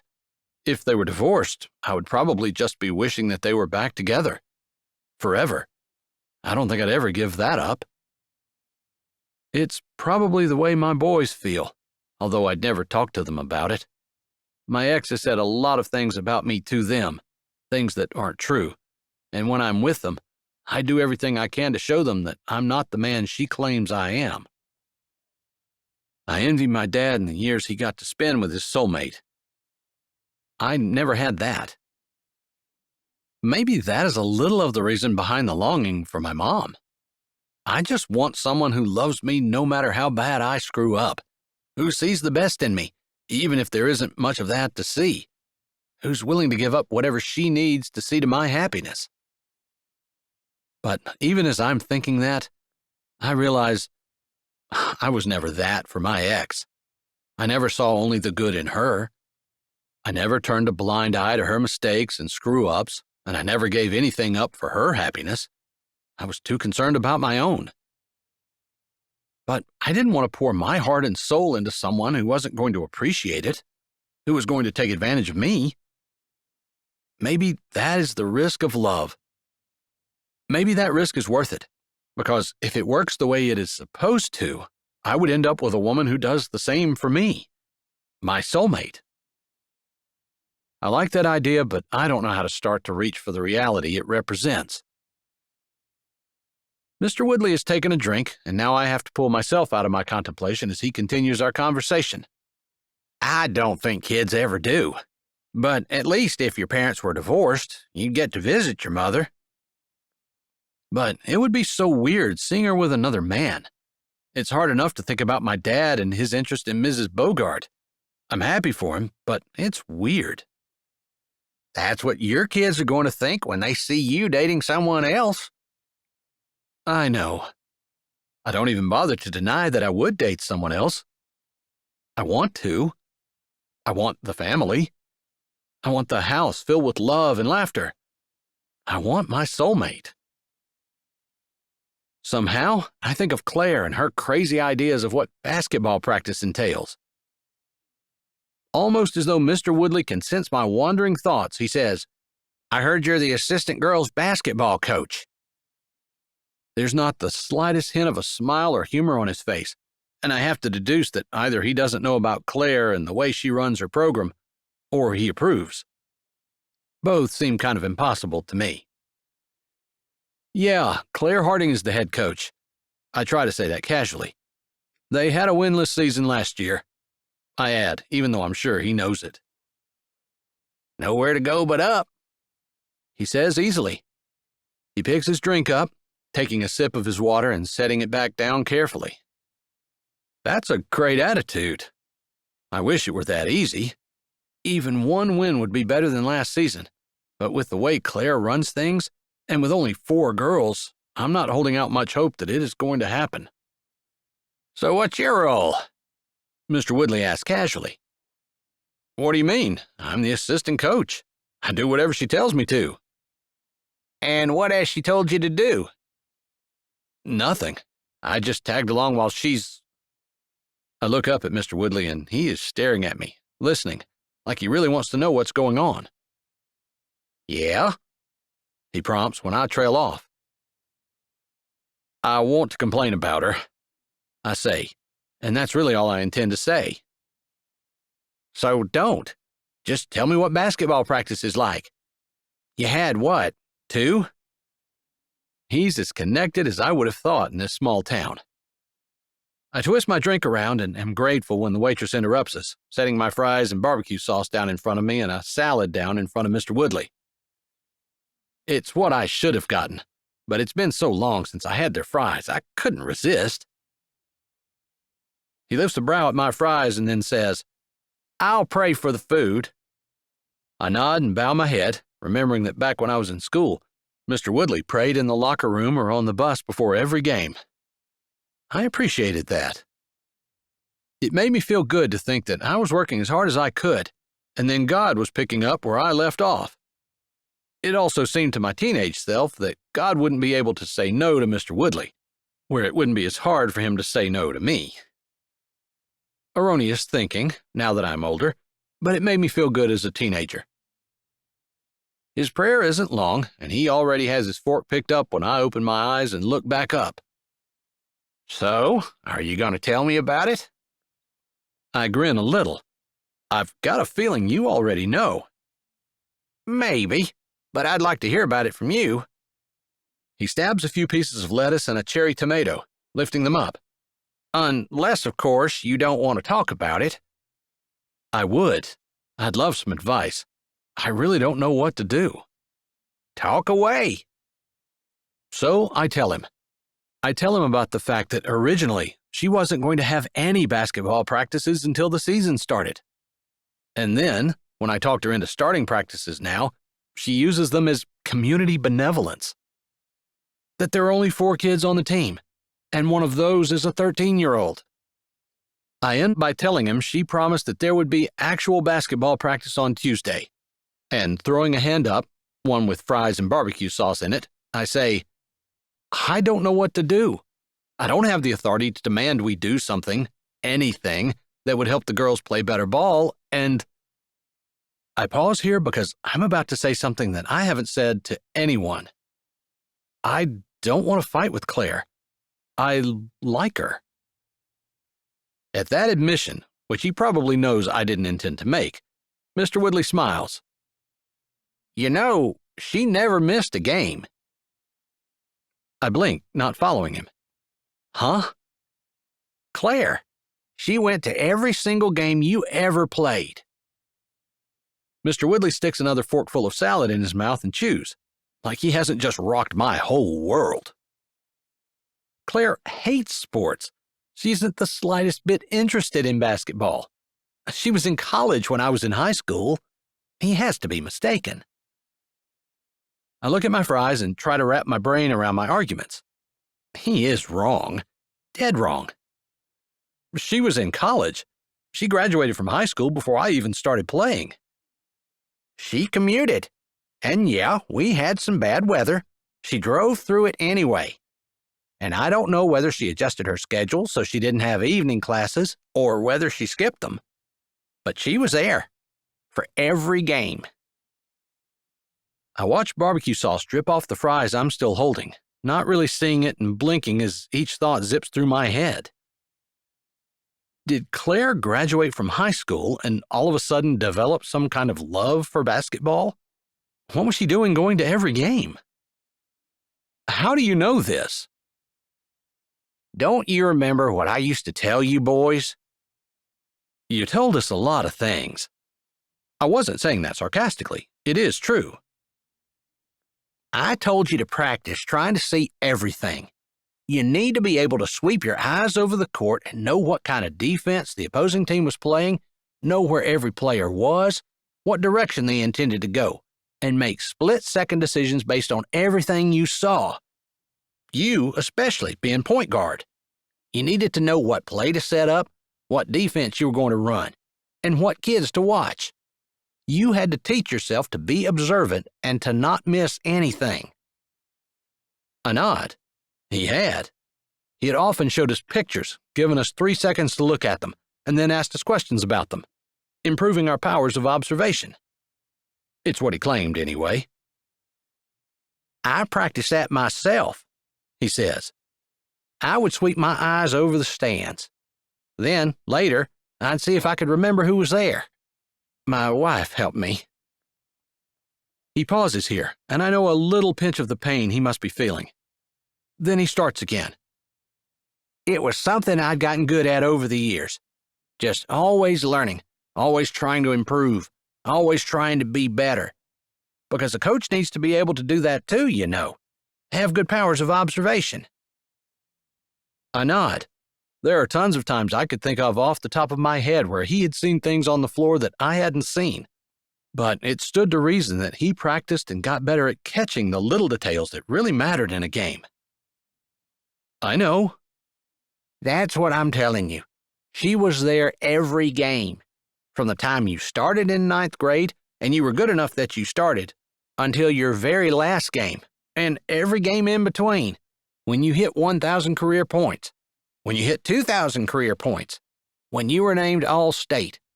We went the whole way to Boise for the All-State game. She was there. She had a boyfriend then. I am sure of it. I think I might have mentioned the crush I had, although apparently it hadn't made me observant enough to realize she attended every single one of my games. I hadn't noticed at all. She might have. He never went to any games with her, though. Mr. Woodley shrugs, and it stands to reason he wouldn't have known if Claire had a boyfriend or not.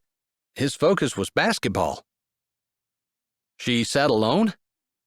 Sometimes she sat with a sister, but yeah, she sat alone. That changes things. When a person is in high school, or when a person graduates from high school and comes back for a game or whatever, they don't want to be alone. For Claire to want to go to a game bad enough that she would go by herself and sit by herself, she was serious about wanting to be there. Why do you think she was at all those games? I finally ask. I already had a thought in my head about it, but it feels kind of wrong that she would have been at those games because the team was so good, especially when she didn't even like sports. Mr. Harding had been about to put a bite of salad in his mouth, but he lowers his fork and his eyes meet mine. His head tilts ever so slightly like he can't believe I don't know. You. My stomach and heart bump into each other, and it takes a bit for them to get straightened out. In the meantime, I have trouble breathing. My mouth opens and closes. Several times. Me. You think she was at the games because of me? I was coaching the games. I really wasn't staring at the stands, paying attention to what everyone was doing. But, here his eyes twinkle. You know my wife. She went to every game too. She called you guys her boys, and since we never had children, she loved you like her own. She's the one who pointed out that the only player Claire watched was you. My mouth hangs open, like a broken screen door. After she said that to me, well, I was a coach and I wanted to win, but yeah, I loved you boys like my own, just as much as she did. And I watched. His eyes, old and full of wisdom, meet mine. She was right. Claire went to those games, every single one of them, because of you. Chapter 14. Claire. On Friday, Mr. Haywood is my last client of the day. Of course, that is super nice since all I have to do to go home is walk next door. I even park my car in my driveway instead of his. I have to admit, I am a little nervous as I walk up the steps and onto the porch, knocking on the door. I'm tempted to say I'm not sure why, but I know exactly why. I've been thinking a lot about Trey. He helped at the assisted living center without complaint. He was good with the girls, teasing them without being inappropriate, and was great with the residents there. I didn't see him much since he kind of disappeared in the sporting goods section of the supercenter while I spent all of my time in groceries and then at the cash registers. I don't think any of the men that he was with actually bought anything, but as I checked out the last person and walked out of the store, they were all sitting there on the benches outside, laughing and telling stories. Trey looked like he was having a good time, but I couldn't shake the feeling that he wasn't happy with me. I know, in a world that is fair, he would be the head coach and I would be the assistant. But no one wants to offend me by suggesting that, including Mrs. Pinkerton, the principal, or any of the school board members who are responsible for paying me. Because after all, I've lived in good grief all my life, and I'm obviously not going anywhere. Trey, on the other hand, left after graduating and really hasn't been back. He hasn't made any secret about the fact that as soon as his dad is straightened up, he is trucking back to Seattle. Mr. Haywood opens the door, and I pull my head out of the clouds and greet him. Trey has Mr. Haywood's nose and his chin, too, and that twinkle in his eye. Come on in, girl. I think you're going to be pleased with my progress. He holds the door for me as I walk in, and he closes it behind me. He is doing a lot better. I'm mostly here to take a blood sample so we can adjust his blood thinner if necessary. He developed a blood clot in his leg when he was in the hospital after his stroke, hence the follow-up care. I'm sure you have. I understand that there's a sweet lady in the picture that might be inspiring you to clean up your act a little. I tease him some, because he's known me since I was little. When the house beside the fire station came up for sale, my mom wanted to move to be closer to it, even though it was only a few doors down. That's how Cody and I ended up buying my childhood home. It was right about the time we got married, and I never actually moved out. My parents did. How's your dad doing? Mr. Haywood asks as he settles down in his chair. I settle down beside him and get my iPad out. It is nice that almost everything has gone electronic, although paperwork is still a pain. He's fine, I say, looking down at my iPad and waiting for Mr. Haywood's information to come up. He hasn't retired from the vet clinic yet, has he? I don't think he ever will. He loves it too much. My dad's a veterinarian, and a good one. In a town like Good Grief, he does everything, but his specialty is small animals. As you would imagine, he's quiet, an introvert mostly. My mom's the outgoing one. But growing up with him, we always had a menagerie of animals at our house. People would pick them up by the road, and since we don't have an animal shelter, they'd end up taking them to Dad, who has never been able to resist anything in fur, and he'd bring them home. I guess I shouldn't say Good Grief didn't have an animal shelter. Our house was the animal shelter. Mr. Haywood nods thoughtfully. He was a smart man to get into something he loved. It's hard to be passionate about a dispatching job. I can't wait to retire. I nod, knowing exactly what he's saying. Both of my parents love what they do. So do I. Cody hated his job.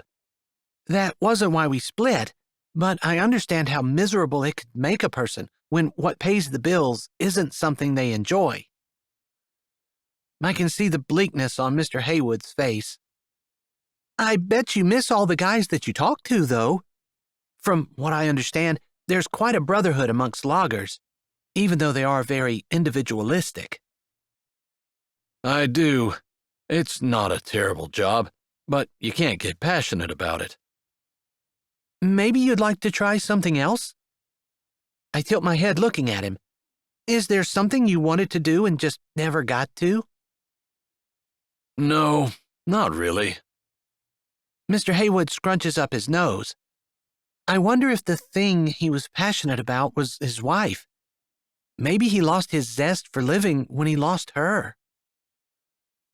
He sighs. I guess after raising Trey and seeing how good he was at basketball, I wish I had played when I was in high school. There's just such camaraderie among teammates, and they had so much fun working toward their goal.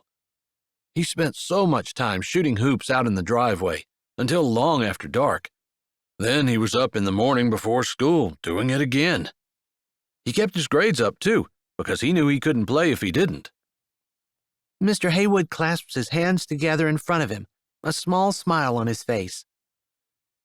He learned so much about hard work and determination and grit and perseverance. Teamwork and getting along with people. He's still friends with a lot of the guys that he played with in high school. There's just nothing that bonds you together when you work hard for something and are as successful as what they were. I loved watching him and was always a little jealous because I never had that opportunity. I couldn't play sports. My parents needed me to work. He isn't bitter. At least he doesn't sound that way. And I don't get the idea that it is a huge regret, just one of those things that kind of nags at him. The opportunity is long past.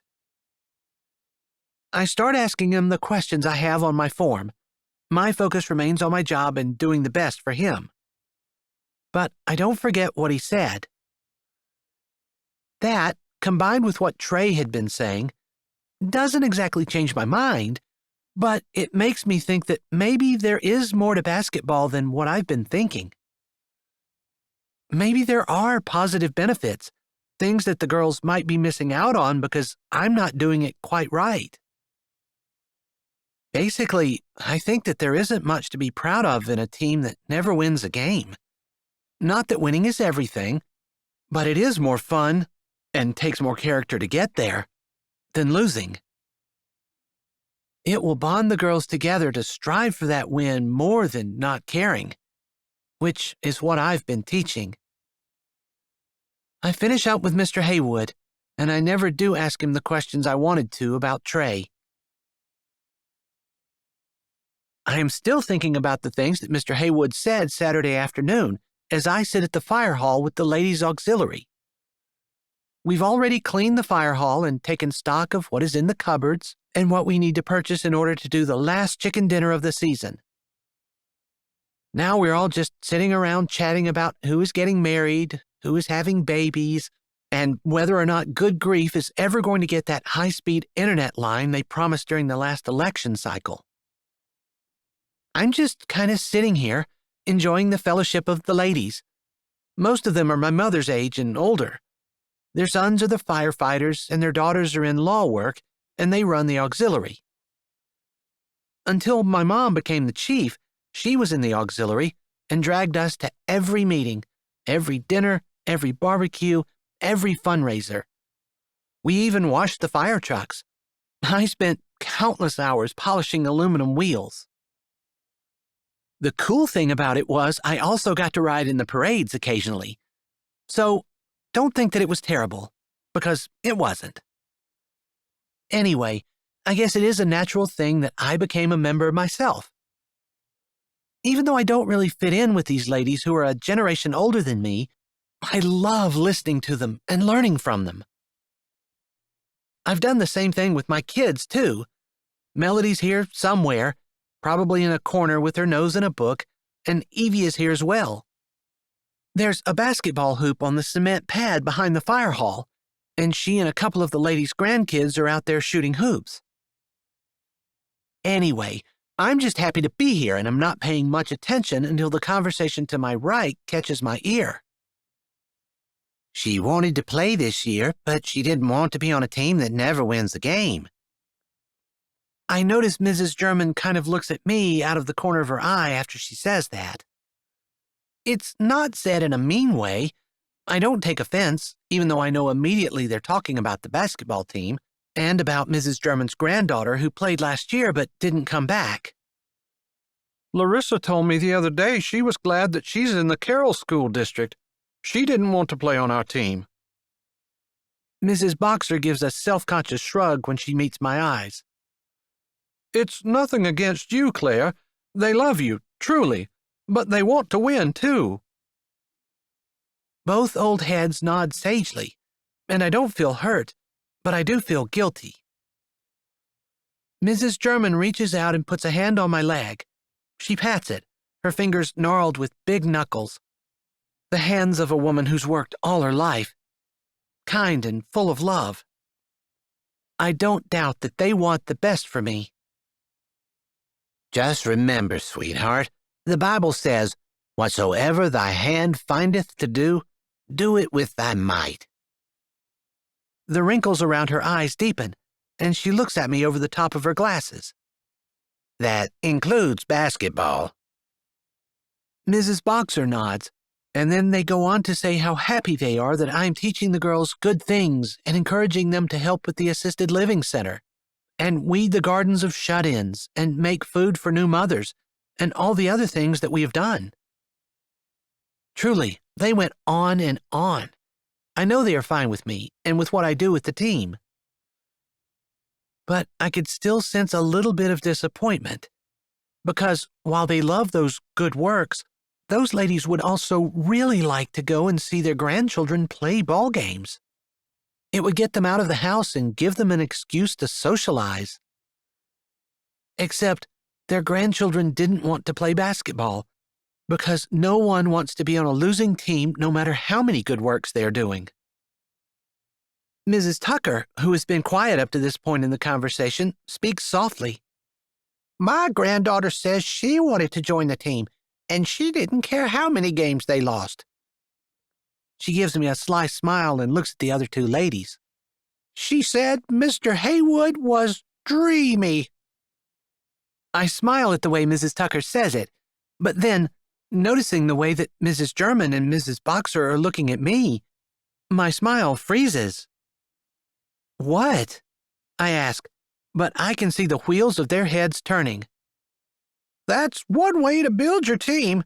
Get yourself a dreamy assistant coach. I close my eyes and shake my head, like I asked for an assistant. This is not something I want to talk about. It's not something I want to think about. I already have trouble thinking about Trey way more than I should. I don't even want to go where those ladies are attempting to take me. Plus, they've already given me enough things to think about. I believe that, what they said, that everything I do I should put my heart and soul into. I've never believed any differently, even if I don't always try my hardest at everything. It isn't an easy way to live, because, for instance, when you have your heart and soul invested in your marriage, and your husband comes home and announces he's found someone else, it will devastate you. Just saying. I can't help but feel like maybe I've done this with basketball for similar reasons. Of course, I'm not going to have my heart broken, but I know I'm not any good at basketball. And if I sink my heart and soul into trying, somehow, to be a good coach and actually win games, it's going to be devastating when we don't. Not to mention, I really don't have a roadmap of how to get there. But I believe I've started out in the right direction. Tuesday, we're actually going to work on basketball at basketball practice. It will be a small first step in the right direction. Chapter 15. Trey. I walk into basketball practice, using the term very, very loosely, on Tuesday with mixed feelings. My conversation with Mr. Woodley has changed the way I look at Claire. Somewhat. I've been seeing her as a good bit older than me and pretty much someone who would never look at me twice. Mr. Woodley seemed to indicate that she had a huge crush on me when I was in high school. There's such an age difference between us. She wasn't even in high school when I was. That doesn't matter to me. Not now. It's the least of the things I care about. Not that I'm thinking of a romantic relationship. I'm really not. But it makes me wonder, if she watched so many basketball games, Mr. Woodley said every single one I ever played, how could she be so unconcerned about practices and winning? Still, the conversation I had with him really only served to make me more curious about her. I'm kind of looking at her with new eyes as I walk toward the foul line where she always seems to start practice, chatting with the girls. I realize there's one extra girl. Do we have a new addition to the team? She doesn't hear me until I'm almost on her. At least, she doesn't turn, and she looks surprised when she sees me. Maybe it's just my imagination, but her cheeks look red too. Why? Mr. Haywood, I'd like to introduce you to the newest member of our team, Bainey. I glance at the girl and give her a smile. Not a very big one, because I don't really like the way she's looking at me. Not in a terribly bad way, just more interested than she should be. Then she shoots a sly look at Claire, glances at her teammates, and lifts her eyebrows. I really don't like that. It makes me feel like they're up to no good, but I can't imagine what in the world that could be. I'll have to watch that they don't do anything to Claire, like put a snake in her locker or something. Okay, girls, like I said when you came, we're going to practice basketball today. Claire sounds very businesslike, but she does slant me a glance, like she wants to make sure that I'm noticing that she's keeping her word. I've definitely noticed. I'm thinking about all the things we could start with and forming an answer just in case she asks me what I suggest. Bainey, you and Rachel will be on one team, with the other two girls on the other. Evie, you have to sit out until we need a substitute. Claire points at the ball Evie's holding. You can throw the ball up so the girls can jump for it. She looks back at the girls with her hands on her hips. Now, remember, if you stop dribbling, you have to stop walking, too. We got called for that a lot last year. Also, remember, you're not allowed to go outside that rectangular black line. I don't even think you're allowed to touch it with your foot. We got called for that some as well. You have to watch where you're standing. Okay, girls? She gives them a bright smile and starts walking toward the edge of the gym. You guys can go ahead and start whenever you're ready. She's made it the entire way to the sidelines, and I still haven't gotten my mouth closed. I haven't gotten the expression on my face under control either. Shocked outrage, maybe? Or just completely aghast with sincere disbelief. she's just going to have them play? With the admonishment to stop walking if they stop dribbling, and of course, to watch for the black line. I'm typically not a swearing man, but strings of words that I would never say in front of these teenage girls run through my head. I was really looking forward to this practice, and now I'm really looking forward to it being over. My head is hurting, and I want to close my eyes, except, call me an idiot, but I kinda like the way she looks when she's walking away. She also seems pretty pleased with herself. And she thinks she's pleased me. At least, that's what I read in the expression on her face. Like she's come to a decision that I might have been right, and she's giving me everything I wanted. How do I tell her this isn't even close? I run a hand through my hair and turn away, just in case she looks back. I don't want to hurt her feelings. My ex was always talking about her feelings and how I had no idea how to make her happy, like it was my job to make her happy. I don't think anybody could have made her happy, but she seemed to think I could, and it was my responsibility to spend every waking hour trying. That isn't nice. I guess I should say it didn't seem to matter what I did, nothing was ever right. She never thought I was putting enough effort into making her happy. I even tried to use Mr. Woodley's teaching, the one where he'd taught us to notice things. Didn't work. Not with the ex, anyway. That is how I noticed Claire's expression, though, and figure she probably thinks she's doing a really great thing for me. Now what? I shift, looking over, hooking a hand behind my neck. She turns around, but thankfully she looks at the girls first, and I am able to get my mouth closed. I need to look down at my feet, though, because I'm still having a little bit of trouble with my expression. I don't want to hurt her feelings, but I had been hoping for slightly more than go play basketball, girls. I walk over to the sideline and turn around, standing beside Claire, maybe slightly behind her, so she is sure that I am giving her deference as head coach. She waits until Evie throws the ball in the air before she looks at me and speaks low.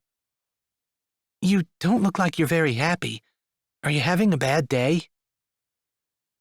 The girls slap clumsily at the ball, and I turn my head. They giggle and chase after it, paying no attention to the out-of-bounds line. Rachel grabs it, takes 3 steps, and then says, "Oh, that's right. I'm supposed to dribble." She gives a little shrug, then grins at the other girls. "Wait there, guys, and give me a couple of minutes. I haven't dribbled since last year." I hear snorting, and I turn my head, seeing 3 boys, tall and athletic, standing in the doorway. I guess they're probably on their way to the weight room, and they're probably part of the boys' team, which practices in the evening. I can't blame them for snorting, but it was unkind, and I have a good mind to say something. Maybe they realize that as 2 sets of eyes track over me, their brows raise. Then they hit the 3rd member of their group in the shoulder before they exit the doorway. I put the boys out of my mind, feeling we have bigger problems. If we want to win games. We're doing great if we don't care a flip about winning. I care. I will never convince myself that I don't care. When Claire said we would actually practice basketball today, I got excited. When the team's at the bottom, the only way you go is up. But I guess Claire and I aren't really seeing things eye to eye on this. There is something wrong, isn't there? Now her voice holds true concern. Have you changed your mind about wanting to be the assistant coach? Her head turns back to the court, and she watches the girls as she speaks, like she doesn't care about my reaction or response. That makes me feel like she really does care. A lot. And I think again about what Coach Woodley said. And what Tammy said the day we chased Midget. I hadn't believed her then. So, when I was in high school, did you have a crush on me? I ask. knowing that question goes against all workplace harassment regulations and all accepted social norms as well. I barely know her, and there I am, asking the thing on my mind rather than answering her question or contributing anything intelligent to the conversation. I did. Her mouth barely moves, and her words are hardly audible. Her eyes stay on the girls, who are practically tripping over each other to be polite, to keep from getting in each other's way, and to give each other space. I have never seen basketball played like this before. Ever. What about now? I ask. I don't even know where that question came from, but I realize immediately it's the thing I really want to know, the thing I never should have asked. But a man has to take a chance once in a while. Risk rejection. Nothing good comes from sitting around and waiting for someone else to bring it to you. Basketball taught me that, too. It's a lesson these girls need to learn. I don't know. Claire turns her head and looks at me. I can see on her face her answer is as honest as it can be. I had a huge crush on you up until the day you got married. It probably lasted a little longer, but I had hope up until that point. After that, I shrug, because I knew it was wrong. Her marriage didn't change my feelings, but it changed how I could act about them. She nods and turns her head back to the girls. That has something to do with basketball? She asks, her voice a wisp in the air. I stand there, my eyes on the girls, my heart thumping. I guess it does. I guess I feel like I have to lay it out for her before I can say what I want to. I'd like to actually teach these girls how to play basketball, I say. This time, my eyes stay on the girls as I speak. I don't want to see her reaction. My whole body is tensed up, and I'm scared to death to hear what she's going to say. I'm expecting an explosion, a rebuttal at the very least, any kind of negative reaction. I don't expect it to go over well. I would too, she says, and I feel her eyes on the side of my face. My jaw twitches, and I turn my head slowly, unable to hide my disbelief. Really? She nods. I don't know why, but my eyes drop to her lips. They're red and shaped like a bow, and they move in a tantalizing way as she quotes, "Whatsoever thy hand findeth to do, do it with thy might." Those lips close, and maybe a smile touches them before they open again. If the girls are going to play basketball, I think they ought to do it to the best of their ability. Her teeth come out, and they grab her bottom lip.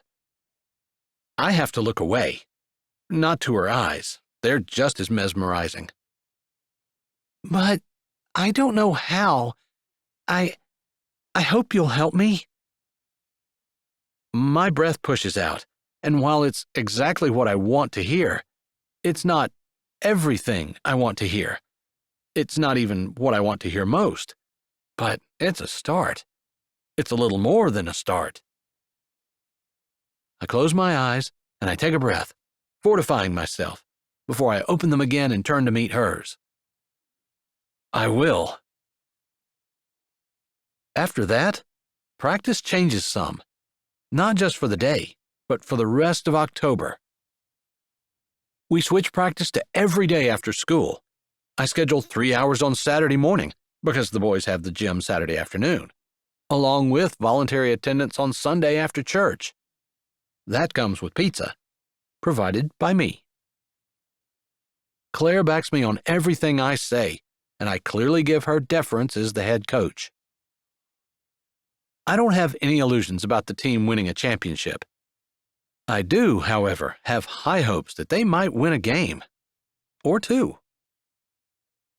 The good thing about the way Claire's been doing things is that the girls who are on the team because they really do want to play basketball. It doesn't take too much to motivate them into jumping on the bandwagon, especially as I casually dropped the fact that I was an all-state baller and part of the team that won the 2 pennants that are in the display case in the hall at the end of the gymnasium. Hey, I believe in being humble, but I also believe in doing whatever it takes. The whole time, it isn't just the girls learning to play basketball. It's also Claire and I learning to work together. For me, that is the best part. Chapter 16. Claire. Friday night, my kids go to my mom's to stay overnight. I've mentioned my dad is a vet, and the girls going over is mostly because of that. It went down like this. Through the years, when someone finds a stray animal, either along the road or hanging around their house or whatever, because there's no animal shelter in our county, they always take it to my dad. He has cages and everything at his clinic, and can house the animals while he works to find the owners. Of course, sometimes all the cages are full, and that's what happened on Friday night. He has this cute little puppy, what we figure to be a miniature poodle mix, that had been brought in a couple of weeks prior. He has been working pretty hard to find its home, because it seems like it is an expensive designer dog and someone paid a lot of money for it. He's searched everywhere, and no one is turning up as an owner. Then someone brought another dog in. This new dog is a pit bull, and while in my experience, pit bulls are actually very good with people and children, and not so good with other animals, you just never know. So, he took the puppy out to make room for the pit bull, and my mom, who knows if the puppy ends up at her house, they would most likely be keeping it, and they already have 5 dogs, offered to watch my kids if I kept the puppy. That's how I came to be sitting in my living room Friday night, curled up with a blanket and book, Midget lying at my feet and staring with loving eyes at the puppy in my lap while I try to read. My cats are offended, just because cats get offended over everything and not really because of the puppy, but they're hiding somewhere. I am very sore. Trey is working the girls hard at practice, at least in my eyes. When I'm in charge, I've always been a big proponent of not asking people to do things that I wouldn't do myself, and so I've been trying to keep up. Wednesday, he had them running what he called suicides. It's Friday, and I am still hobbling around like an old woman. If I weren't so stubborn, I would probably take a pain pill. Moving, any kind of movement, hurts. I can't complain. Trey told me since I'm the coach, I'm not supposed to do the drills. But I guess coaching means something different to me. Because, like I said, I couldn't ask the girls to do things that I wouldn't do. And I've never done suicides before. Just to be clear, I am perfectly fine never doing suicides again. The puppy shifts in my lap, and although I already have a dog big enough to be about 6 dogs, I am seriously thinking of keeping this one. We've fostered enough dogs over the years that my girls were actually more excited to go to their grandmother's house than they were to play with the new puppy, so I am alone. I've already cleaned up 3 puddles of puppy pee and 2 piles of the other stuff. Otherwise, I'm enjoying the time by myself. My book isn't that great, and I'm petting the puppy and thinking more than I am reading. Okay, I am thinking about Trey.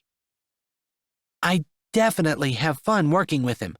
And yeah, I am thinking about how much I admire him and like him and how good he has been to me, and how he has given me deference, even though he is obviously the knowledgeable one about basketball. But I am also thinking that maybe I should just give my position to him. The nicer he is to me, the more I feel like he deserves it, since obviously he is the more qualified one out of the 2 of us. Anyway, I waver back and forth with that and occasionally get distracted by thinking about what he'd said about his crush, although he's not done anything else like that in the week or so since. He's been nothing but completely professional. Since Cody left, I haven't met anyone that I'm interested in dating. Not until Trey. That isn't exactly the thing I want to think about, though, so having the doorbell ring is actually a welcome distraction. I'm not expecting anyone and have no idea who it might be at this time of night. But this is good grief, and I'm not apprehensive, just curious as I get up, setting my book down but holding the puppy, and walk to the door. Midget beats me there. Great Danes aren't exactly known for being wonderful watchdogs, and she slept right up until the doorbell rang. I think she's less excited about announcing an intruder than she is about getting to see someone. Anyone. And possibly getting to put her nose on the puppy again. It was love at first sight for Midget. I grab Midget's collar to keep her from knocking down, in love, of course, the person at the door. That leaves me in a bit of a dilemma, since I have the puppy in the other hand and don't want to put it down. Since it has been an hour and a half since I last took it out, it is almost guaranteed to pee on my floor again. After about 3 seconds of thought, I finally pull back on Midget's collar and shout at the door, "It's unlocked! Come in!" There is a 3 or 5 second pause while the person on the other side of the door apparently waits and tries to decide whether I actually mean that or not. I am trying to figure out if I could possibly tuck the puppy under my arm and grab the door that way when it creaks open. My heart skips, then does some suicides of its own when Trey appears on the other side. We said goodbye after basketball practice. I did my best to pretend my entire body was not aching, and I didn't expect to see him again until tomorrow's basketball practice. In all the time that he's been living with his dad, the only time he's been at my house was the day Melody almost burned it down. Hi, I say awkwardly, struggling to keep a hold of Midget and the puppy. So the small pony wasn't enough. You got a new dog. Apparently, whatever he wants, it's not an emergency since we're going to do some small talk first, I guess. Not exactly. Dad just ran out of room at the clinic. His head jerks up. I think he probably understands. Everyone knows my dad's clinic doubles as the animal shelter. Living beside us over the years, he's seen some interesting animals coming through our house.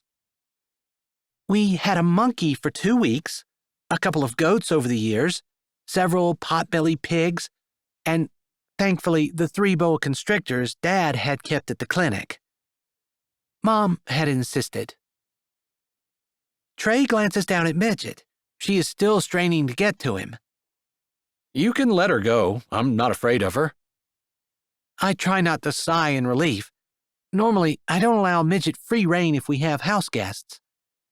She can be overwhelmingly nice and accidentally hurtful. But it is a bit much since now the puppy is struggling to get out of my arms and go greet the newcomer as well. She'll only sniff you for a few minutes, and she doesn't usually jump up, I say as I let go. He scratches Midget's head, which comes to his chest, and leans his head down so Midget's nose almost touches his. That's just wonderful. On top of everything else, he has to be good with my dog, too. If the cats like him, I'm sunk. I figure there's no need to worry. My cats don't like anyone. Midget usually overwhelms people. They aren't used to a dog that big. For such a large dog, she's really sweet, he says. She is. A big baby. Couch potato, really. But watch her tail, I say as she turns. It feels like a stick against your legs when she's this excited. He jerks his head and doesn't flinch when her tail smacks against his knee before Midget moves off. You can come in, I say, assuming he isn't here for a visit. But he isn't saying what he wants, so I don't know what else to do, other than stand there holding the door and looking dumb. I am, sorry to bother you. I wave my hand, my fingers still burning from Midget's collar, and remind myself to move smoothly and not like the old lady I was allowing myself to be when no one could see me. It's not a bother. The girls are at my mom's, and I'm just enjoying a little bit of time to catch up on my reading. I most certainly do not add that I've been thinking about him more than I've been thinking about my book. Well, He shifts his feet and clenches and unclenches his hands. Weird. this may be a little unusual, but I wondered if you might have some spinach I can borrow. I'm sorry. I have to admit my head tilts way to the side, and I give him a look that probably is as confused as I feel. I actually do have some in the refrigerator, I say, although it's an automatic answer. My mind is trying to figure out what in the world he could possibly want with spinach for this time of night. It has to be almost 8 o'clock. I start walking toward the kitchen, and he follows me. I've been trying to get my dad to eat some healthier things, and I went to make him a spinach salad, and I realized that I neglected to pick up spinach at the store. It's okay. You could be using it to try to make a battery to run your phone. You don't have to explain. I'm happy to let you not borrow, have it. I lift an eyebrow as I open the refrigerator door. The puppy is snuggled down in my arm. Yeah, when I said borrow, I meant that I'll grab some at the store and pay you back. I'm not used to the grocery stores closing so early. In Seattle, many of them are open until 11, if not all night. I nod. Small towns, right? Actually, I've been enjoying the small town. Things that were annoying to me as a teenager are kind of nice now that I have some years under my belt. He puts a hand on his stomach. I know what you're thinking. That's not all I have under my belt. He gives his self-conscious grin, and I pause in the process of pulling the bag of spinach out of the refrigerator. Seriously? Is he insecure? It strikes me as odd. Our town practically worships at his feet everywhere he goes, since he is the only all-state baller ever to come out of Good Grief. I wasn't thinking that, I say, honestly. I finish pulling the spinach out of the refrigerator and shut the door. I turn to face him, handing the bag of spinach over. His expression is serious. I want to thank you, too. He takes the bag, and it crinkles, loud in the silence of my kitchen. For the spinach? Of course, anytime. That's what neighbors are for. I say this flippantly, because his serious tone and expression have made me uncomfortable. I don't like serious conversations, especially ones that are emotionally charged as I suspect this one will be, although I can't put my finger on exactly what makes me feel that way. I start to move, but his words stop me. For that, yes. But also for what you've done with the basketball team, and what you allowed me to do. It means a lot to me, and I think it's going to end up being a season that the girls will never forget. There are so many things running through my head right now, things I want to say. It should be me thanking him. I've heard, although it hasn't happened yet, that another girl is going to join the team, just because of Trey. I've also heard there's a buzz in the school, a buzz of excitement because of the all-state baller being involved in the program. I've also heard, and this could just be gossip, that the school board is thinking of springing for new uniforms for the girls as well. This is huge, since the uniforms they're wearing are 20 years old. All because of Trey. Are you really just hanging out here tonight by yourself? He asks, and it sounds like there's hesitation in his tone. Yes. My word sounds defensive because I feel like me hanging out at my house by myself on a Friday night, while it's exactly what I want to be doing, makes me a loser. in the eyes of the rest of the world, I probably shouldn't be alone on Friday night and happy about it. But I can't think of anything else to go with that word, and it gets quiet again. Chapter 17. Trey. I can almost feel the shock that goes through Claire as my question hangs in the air. I don't even know why I bother. She obviously wasn't expecting me tonight. Not that she should have been. My ruse of borrowing spinach, of all things. What in the world made me think to say spinach? I mean, a cup of sugar, sure. Neighbors do that all the time. Or flour. Or even milk. But spinach? That was real slick there, Trey. It's obvious that she questions my sanity. But at least she hasn't questioned my story.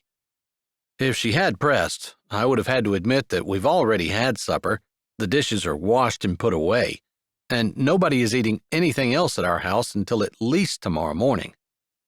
And we aren't having spinach salad for breakfast. But thankfully, she didn't press. Although I don't think she really believes me either. Still, she lets me stay. And now I'm not sure what to do. I don't want to make things awkward at practice. But I also just want to have a conversation with her, between two regular people, and not between the head coach and her assistant. And not with a bunch of girls giggling at us. Do you want to come in and sit down? Thank you. Racking my brain for something to talk about, I follow her into the room. I'm thinking so hard about what I'm going to say, I barely noticed that she stopped. Okay, correction there. I don't notice that she stopped, and I run into her back. She stumbles forward, and I reach to catch her, but I miss. She steadies herself at the table and turns slowly. My stomach cramps because she seems like she's hurt. I'm so sorry. You're hurt. She shakes her head. No, She looks down and seems a little sheepish. I'm still sore from the suicides that you made the girls run on Wednesday. I told you not to do them. I can't keep myself from laughing. I know. That's why I've been trying to pretend I'm not sore. Once I start moving around a bit, it pretty much goes away. Yeah. Take a couple pain pills and you'll be good for the day. I know. I should do that. You're too stubborn to take pain pills. She nods. Her sheepish look intensifies. Man, it's a cute look on her. Oh, hey, before we sit back down, I probably ought to take the puppy outside. She's not really house-trained. She looks at the clock on the wall. I guess it's time for Midget to have her evening walk, too. Do you mind? If I were less secure than what I am, I would think that you're thinking of excuses to not have me inside sitting with you.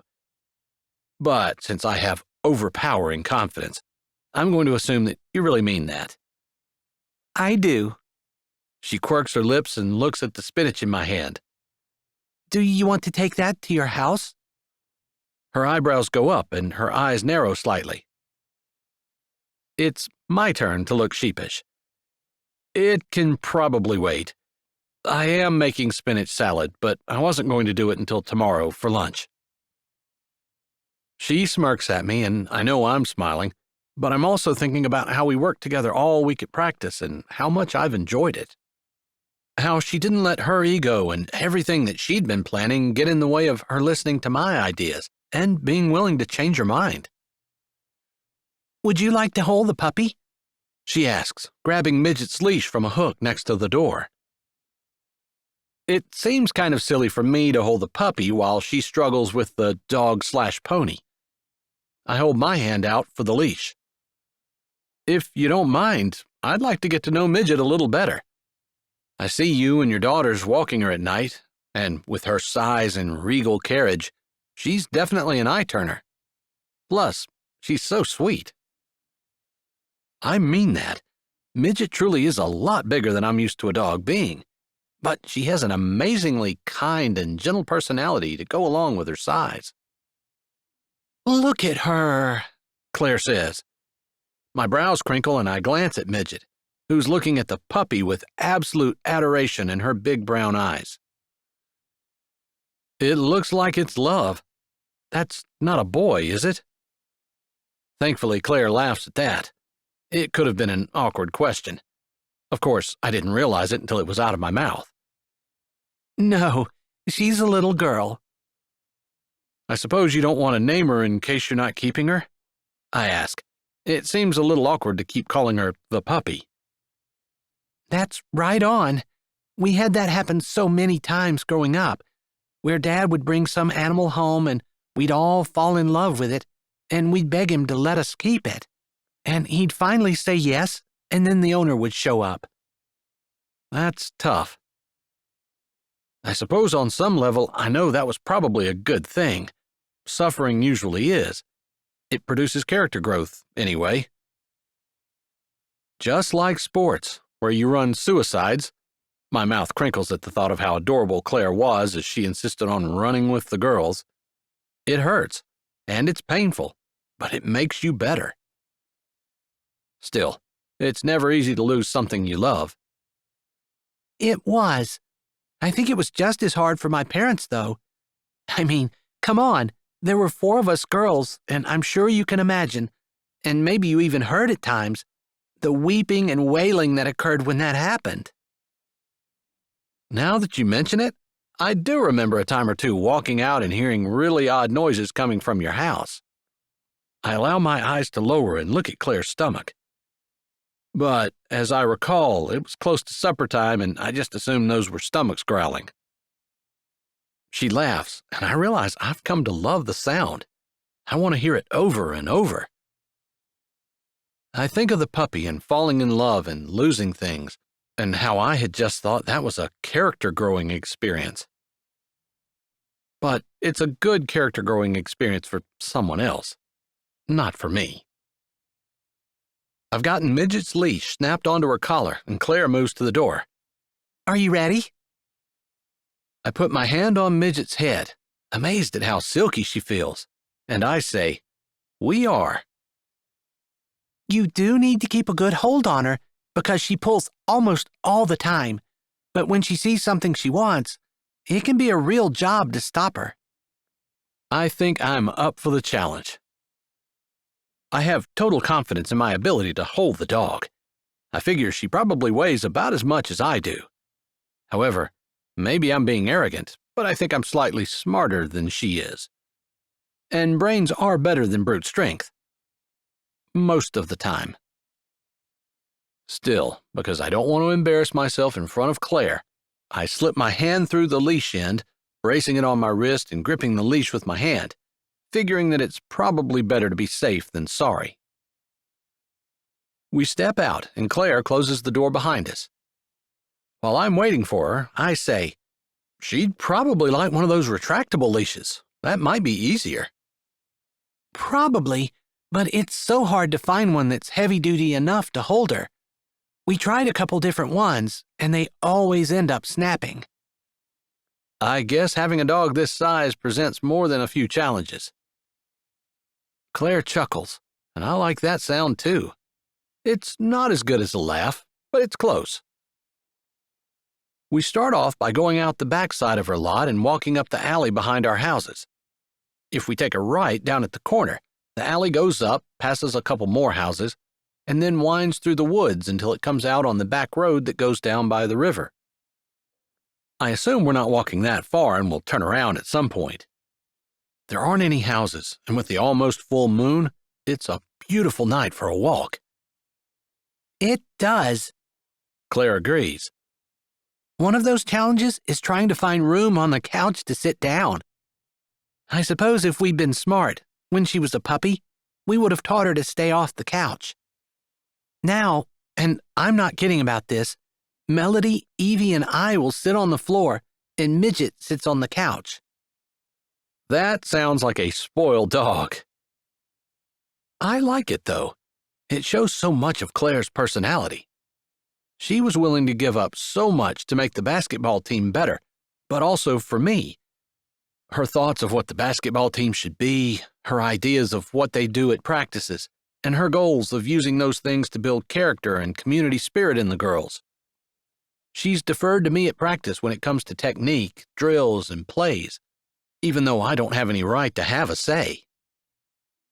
That she'd give up her couch for the dog makes me laugh, but it also makes me respect her in ways that just reinforce what I already know about her. Midget jerks at the leash, and I remember just in time to keep a tight hold. My mind is wandering, and I wasn't exactly close to losing her, but I know I need to be careful and pay attention. She is strong. She is, but she's also so sweet. I mean, seriously, she sometimes doesn't realize how big she is, and she can just brush into little kids and knock them down. But she doesn't mean to hurt anyone, and she never does it on purpose. I know. You love your dog. Why don't you have a dog? She asked the question easily. We're just having a light conversation. I don't want to get too deep, but I don't want to avoid the question or lie either. My wife was allergic to dogs. We had cats. Oh, I've never seen them at your dad's house. She got the cats and the kids in the divorce. You gave them up to keep from fighting? The boys loved the cats. It'd be dumb of me to lose my kids yet fight for the cats. I see. She puts her head down and walks along, stopping with the puppy as it sniffs something along the edge of the road. After a few moments, it starts walking again. I'm impressed that Midget isn't stepping all over the puppy. No, she's really good about that. I was worried about that to begin with, but it turns out to be unfounded. Maybe you'll be able to keep her. Is it terrible that I want to? A little. After all, Midget's enough dog for about 4 families. We laugh together, and I'm loving it. The dark, the moon, the easy laughter. I want more. But I figure I'm not there yet. She deserves to know where I want to go. I debate with myself for about 2 seconds before I open my mouth. I don't want to make things awkward for basketball practice, but I really like being with you. If you remember, I mentioned that I really liked you before we were both married, and I found, with being around you again, those feelings aren't buried too deep. Our feet crunch as the blacktop ends and we begin to walk on stones. There are 2 tire tracks, and it would make more sense for me to walk in one and let her walk in the other, but I walk in the middle because I want to be close to her. I think I'm falling. It takes her a while to answer, but I don't worry about it because I think she likes me too. After all, we're walking together, and laughing together, and talking easily. I think it might be better for us to stay friends only, at least until basketball season is over. I am not expecting her to say that. It makes sense, and I've actually thought the same thing myself.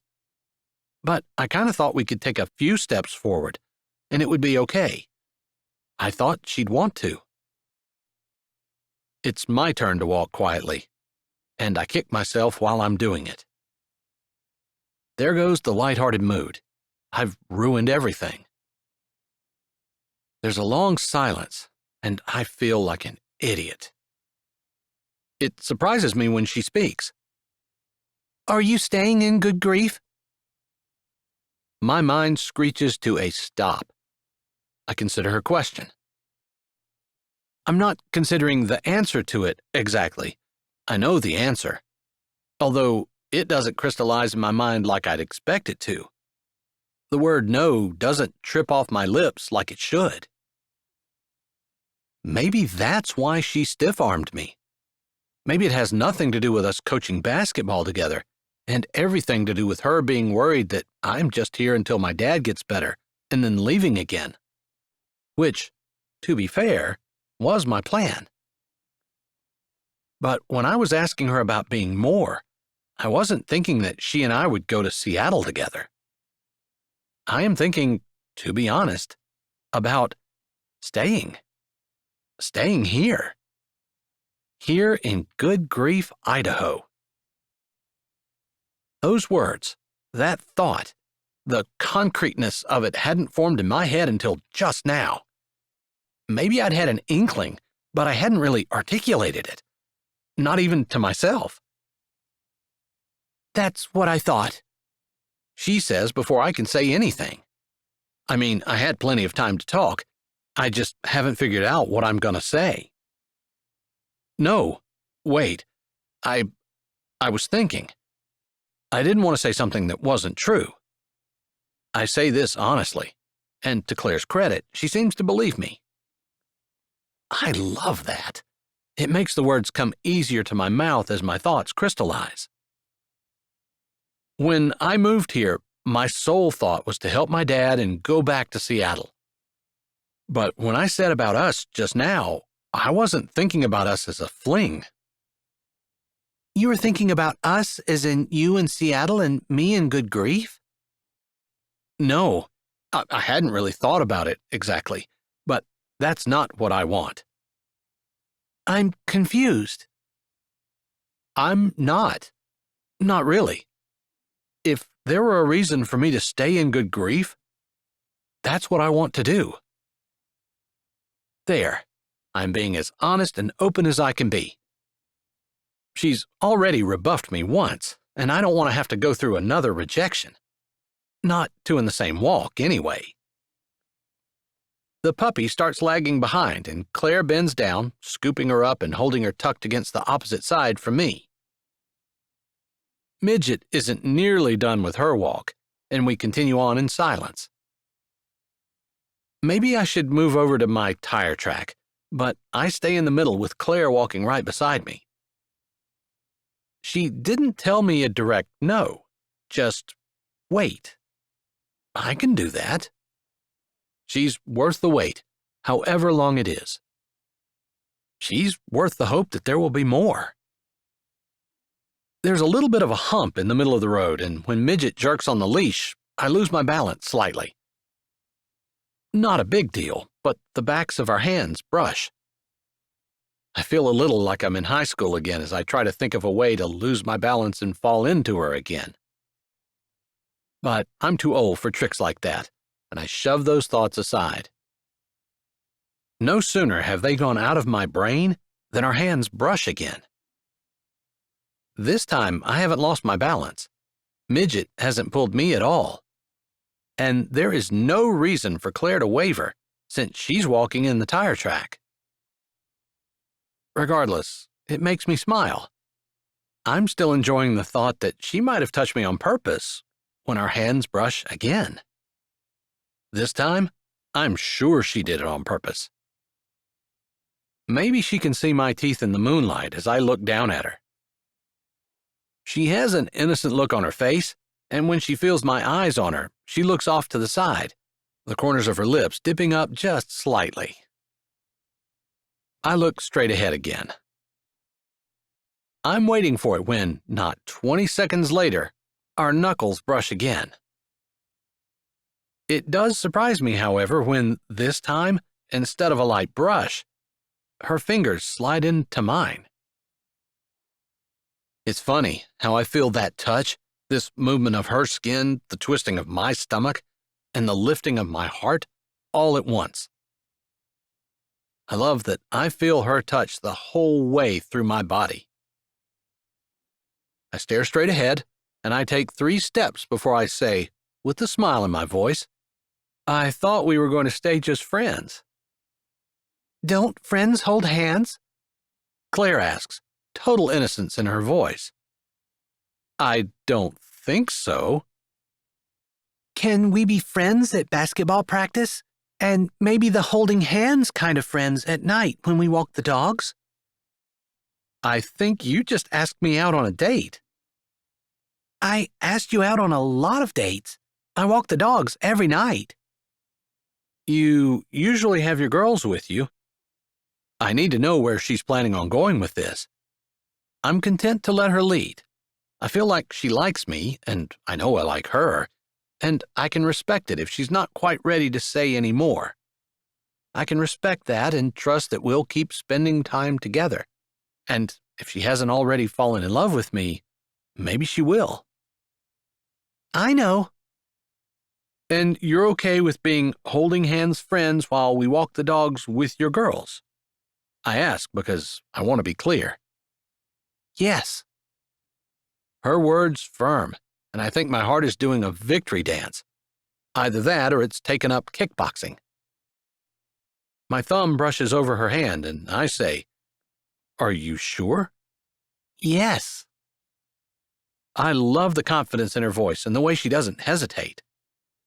I feel like things have almost come full circle, in a way, since I'd had such a big crush on her. Then, after she got married and I went away to college, I never thought that there would be anything between Claire and me. I can't say thoughts of her didn't go through my head at times as I lived my life, but I'd given up on my high school dreams. I'd moved on. Or so I thought. I suppose my head is in the clouds, and when her thumb brushes mine, it makes all kinds of crazy things happen to all the organs in my body. That's the only excuse I have, because right as she brushes her thumb back over my knuckles, Midget sees a squirrel or something, and she takes off towards Claire's side of the road. I jerk toward Claire, and maybe I would have been able to stop Midget, but I'm more concerned about keeping Claire from falling, and my focus is there rather than the leash that is slipping off my wrist. When I'm conscious that it's almost slipped off, it's too late. "I'm sorry. Are you okay?" I ask, a little breathless, because I'm surprised and flustered, and despite the fact that I know I need to go after the dog, I've got my arm around her waist, and I really don't want to let go. Maybe there's not that much difference between high school me and the middle-aged adult me. I'm fine. She leans away from me, and I think she wants to put distance between us. But then she was just moving away so she doesn't shout in my ears as she calls, Midget! Midget! Get back here! I drop my hand anyway, because having it around her wasn't part of our deal, even though I don't want to. It's funny, because I'm not a walk-through-the-woods kind of person, but I don't hesitate. I'll find her. I step into the woods, brushing by leaves and branches and pushing others out of the way. I can hear Midget crashing around not that far away, and I think I'll be able to get her. "Midget, come here, girl." Maybe we bonded enough that she'll actually come. It's a lot darker here in the woods than it was out on the road, with the trees and leaves blocking the moonlight. I'm holding my hands out in front of me so I don't walk into anything jagged, and vines scratch my arms, but I feel like Midget is not that far away. I kind of wish I'd worn pants, rather than the shorts I threw on, as something scratches my shin, but I push the thought away, because I see a shadow moving, and I'm pretty sure that's Midget right ahead. Belatedly, I remember my phone in my pocket. I can use a flashlight app. I grab my phone, pulling up the app and flicking the light on. I don't know if that's what drew Midget, or if it was me calling her, but barely 10 seconds after I turn the light on, she comes bounding to my side. She licks my face as I push a vine out of the way and lean down, grabbing the leash. I put my hand through the loop, determined she will not get away again. Trey? Trey, did you get her? Claire's voice comes through the woods. I hear a stick snap and I speak quickly, not wanting Claire to come through the briars. "I've got her. Just stay there. You don't need to come in here. There are briars and stuff." Thank you. There's a ton of relief in her voice, and I grin to myself. I think I just scored some brownie points. I tug on Midget's leash. "Thanks, girl." As I start to walk, my light falls on leaves, bright red and clustered in groups of 5. I'd just been standing in them, brushing them away from my face as I petted Midget and got the leash. I blink and look a little closer. Is that poison oak? Chapter 18. Claire. Saturday morning, I wake up smiling. It's a fantastic day. The sun is shining, and I had a wonderful time with Trey last night. After Midget ran away, we kind of hurried back home and he left right away, even forgetting his spinach, which I actually ran over to his house. I know I didn't have to, but I just wanted to see him again. I think chasing Midget through the woods kind of ruined his good mood because he was a little withdrawn after that, but he'd told me he liked me, and he knew I liked him, and I might be past 40, but I felt like a teenager again. Honestly. There are a few differences, of course, one major one being that we both have kids of our own. But that excited feeling of not being able to stop thinking about someone, feeling like you can't wait to see them again, wondering what he's doing and how soon I would talk to him, is coursing through my body. Honestly, I can't wait to get out of bed and see him at practice. Melody and I are cooking breakfast, and I'm humming under my breath. Melody doesn't notice because she's thinking about carbon and atoms in the experiment that she's been working on now for 2 weeks or more. I know she's in her head, so I don't try to talk to her as we work side by side, me making toast and buttering it, and her cooking eggs with me occasionally giving her direction. Evie has taken the dogs out for a walk, which usually takes at least 20 minutes, so I'm surprised to see her bursting in the door not 5 minutes after she left. She's excited, which of course means Midget's excited, which of course means there's a lot of thumping and bumping going on as her tail bangs into the refrigerator and the cupboard doors and slaps my thigh. Mom! You won't believe what happened to Mr. Haywood! I feel like there's a ton of chaos in my kitchen, even though it's just a dog and my daughter. She's holding the puppy whose little face looks adorably curious and sweet. I want to keep her. What? And then I realize what she said. She's talking about Trey. My heart flips and my knuckles whiten as I clutch the butter knife in the air and take 2 steps toward my daughter. What? What happened? He said he was going to text you, but he's going to the emergency room. He wants you to cancel practice this morning because he's not going to be able to make it. Wait. I interrupt her. The emergency room? Is it his father? I take another 2 steps toward the door, but I don't know what I think I'm going to do. I'm a nurse, yes, but if his dad needs the emergency room, I'd just slow him down. No, it's him. I gasp. What happened? Visions of him bleeding to death with broken limbs or passing out on the way to the hospital fly through my head. My heart pounds like I've run a mile. I take 3 more strides toward the door. He shouldn't be driving himself to the hospital. Mom, he's already gone, Evie says, her brows furrowed. Her words stop me, for now. But I have a good mind to drive to the hospital just in case I'll see his disabled car along the road somewhere, with him lying dead inside of it. I'm starting to get worked up again and start looking for my keys. Evie's voice stops me again. He just had a rash.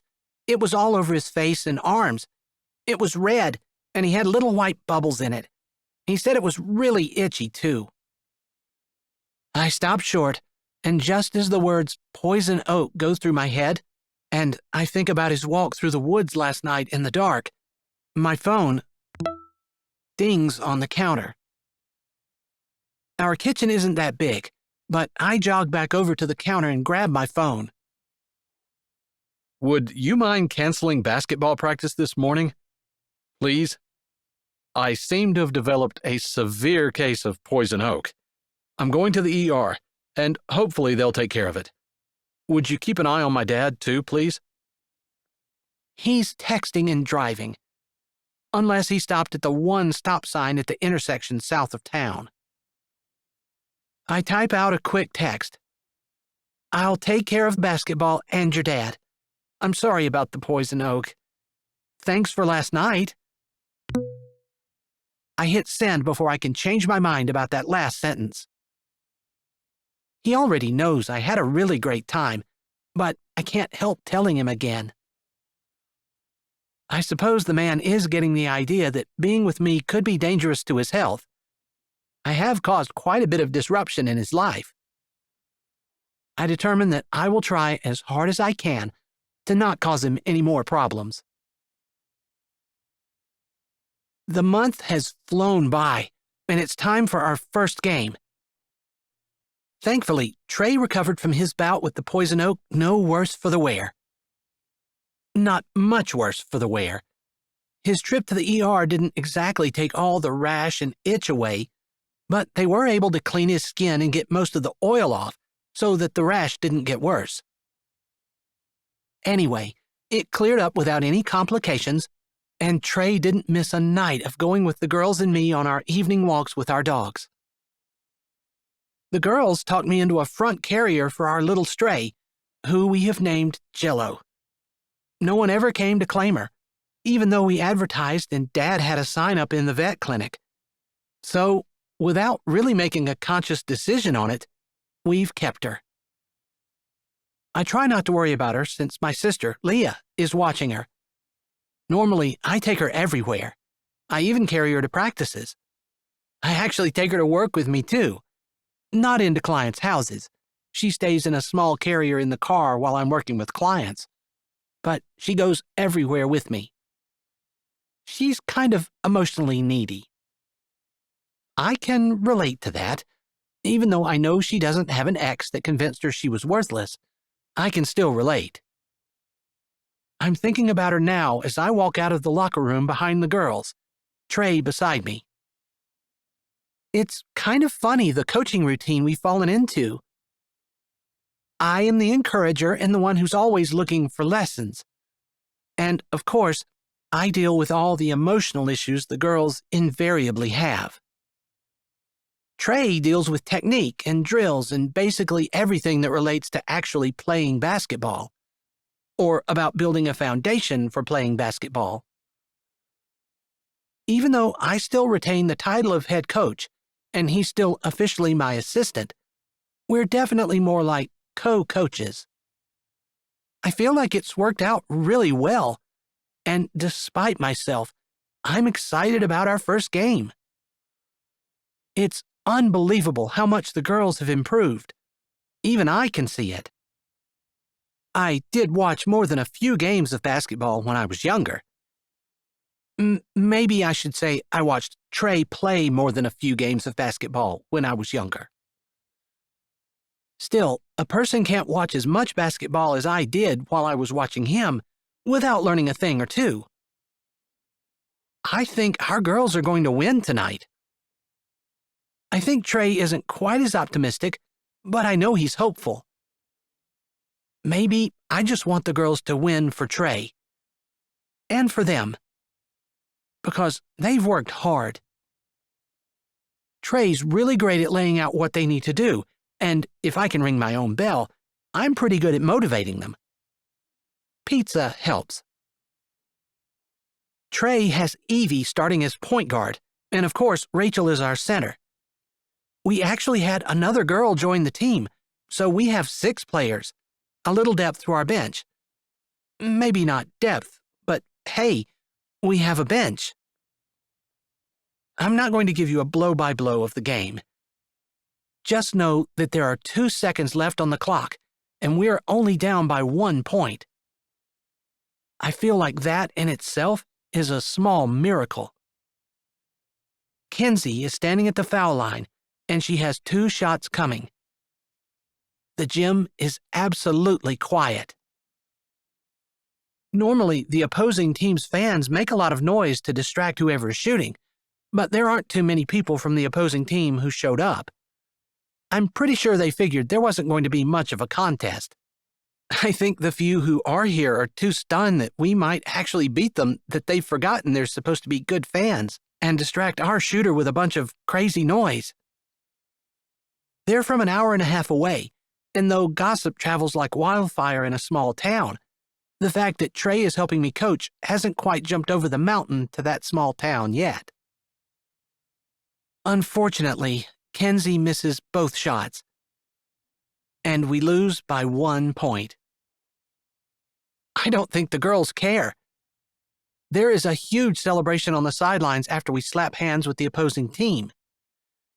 That's the closest game we've had in 3 years. So, yeah, now our record is 0-37, but to lose by only 1 point? Everyone goes home happy, including me. I'm pretty sure we're going to win at least 1 game this year. I'm excited.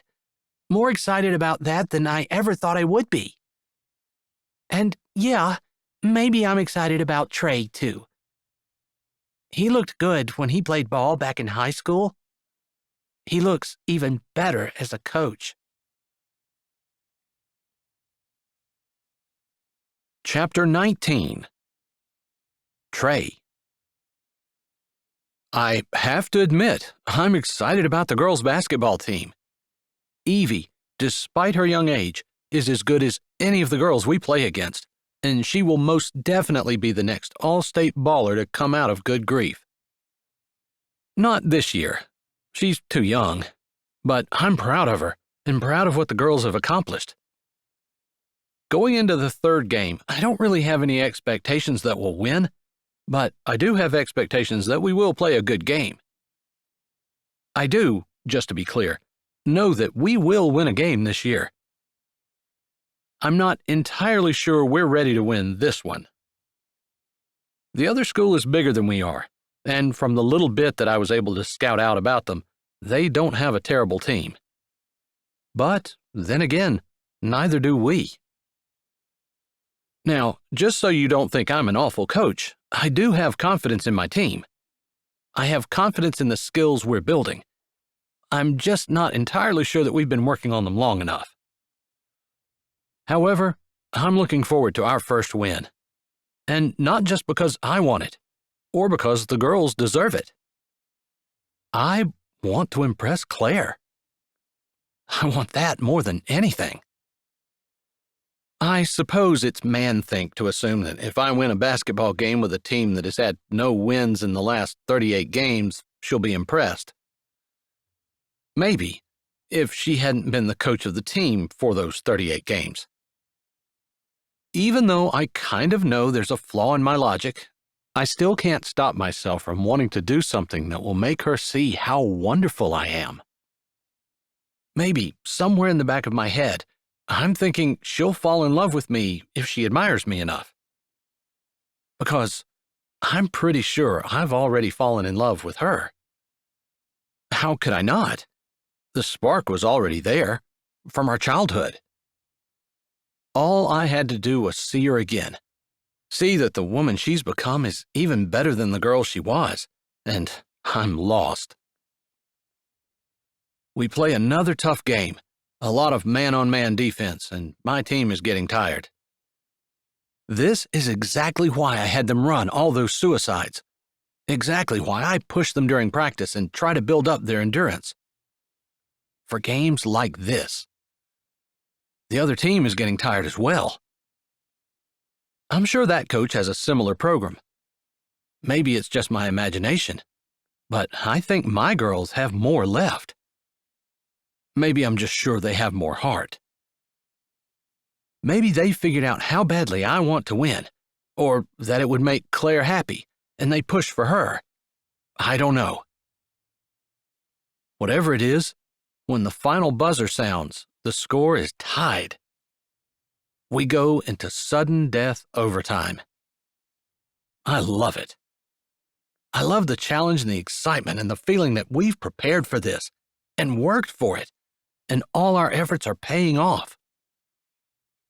Maybe I convey that to the girls, I don't know. I do know that I'm pretty fired up, and I think they feel it too. after we break our huddle and our 5 best players go out on the floor, I meet Claire's eyes. Maybe my excitement is contagious to her as well, or maybe she's just feeling it anyway. But I can tell she wants to win just as much as me. I grin at her, a confident, cocky grin, and I don't even try to make it anything else. "We've got this one." She smiles a little. It looks a little bit like a smirk, but even though her eyes crinkle, one brow lifts, as though she's saying, "I'll believe it when I see it." But in a good way, because I feel like she actually thinks she might see it. Maybe it's the confidence. Maybe it's our hard work, or maybe it's just our time. But we lose the jump, deliberately, and Evie grabs the ball from the other team's side of the court, dribbles to the 3-point line, and swishes it. Exactly what we planned. The other team probably assumed that if we were going to get the ball, we'd go in for the automatic layup, the guaranteed points and best chance of a foul. But I knew Evie could do it. I knew she'd make the shot, especially because the other team's defenders would be running to the basket. She made that shot unopposed. I am proud of my team. We slap the other team's hands, and I give my girls a pep talk in the huddle before I send them to the locker room to get showered and changed. Some parents come over to congratulate me, and my eyes follow Claire as she follows the girls into the locker room. I want to talk to her. There aren't many people at the game, and the gym empties out quickly. I go to the coach's room, which is separate from where the girls are showering and changing, and wait for them to join me there. I'm eager to talk about what we did right, and eager to emphasize the reason that we do the basic fundamentals, including conditioning. It is all for tonight. Winning feels good. I want to share the win with Claire. I'm thinking about that when Kinsey, her blonde ponytail flying behind her, charges into the coaching room. "Mr. Haywood, come quick, it's our dog." I can't go through the locker room, I say, automatically, even as I stand up from my chair and start toward her. "None of the girls are in there. They're all outside. We've lost Jello." I don't want to be seen coming out of the girls' locker room, but I run after her anyway, because she's already disappeared. Thankfully, we're around the back of the school, in the corner that no one typically goes to, since that's where the school's small, self-contained septic system is. There's a tiny square brick building just off the side of the school that houses the septic control panel and some maintenance items. I was in it once, just out of curiosity, back when I was a kid. Back then, there was a chair and a desk and an old computer monitor sitting on the counter, along with a few buttons and knobs on one wall. That was pretty much it. I wasn't in there to be a troublemaker. So, even though the lock for this building is on the outside of the door for some odd reason, probably having something to do with safety in the septic system, although I have no idea what, I never go in again. That day, I just ducked back out and went on my way, curiosity satisfied.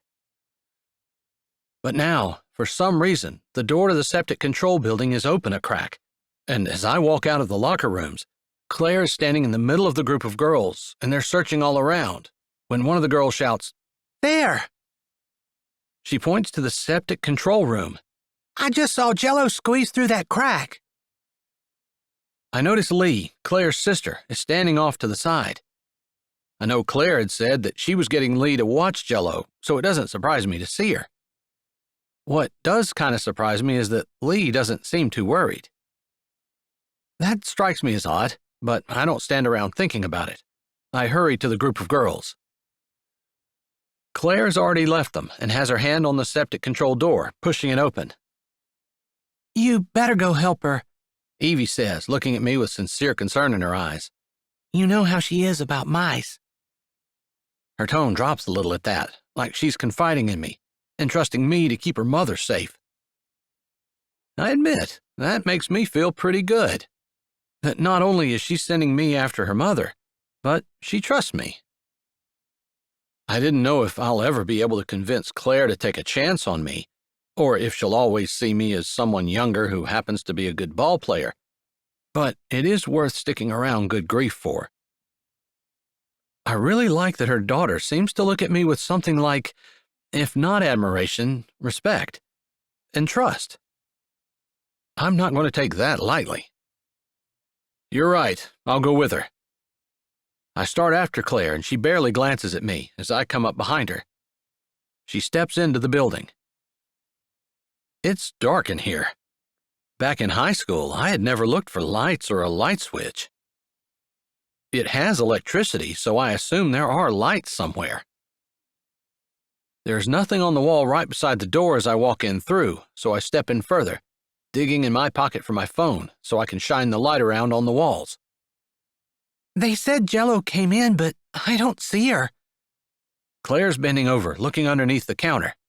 There's no mistaking the concern in her voice. I have my mouth open to answer when the door slams closed. I take a step back and have my hand on the knob when the lock clicks. I know this should probably make me angry, but as soon as I hear the lock click, I put my head down and laughed softly to myself. The girls are celebrating.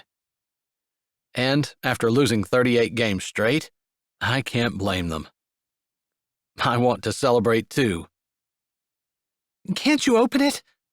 Claire asks, and I don't miss the thread of panic in her voice. I think Jello is fine, I say. What? Claire asks, unable to see the connection between the door shutting and Jello's safety. I explain. I'm pretty sure the girls were just using that as an excuse to get both of us out here so they could lock us in together. I think this is a celebration for winning the basketball game. If you text your sister Lee, I think you'll find out Jello is safe. In the darkness, I can't see Claire's face, but I can tell she's not moving, probably just standing there staring at me, processing my words. It doesn't take long, and she whips her phone out of her pocket. The screen lights up and her thumbs fly over it.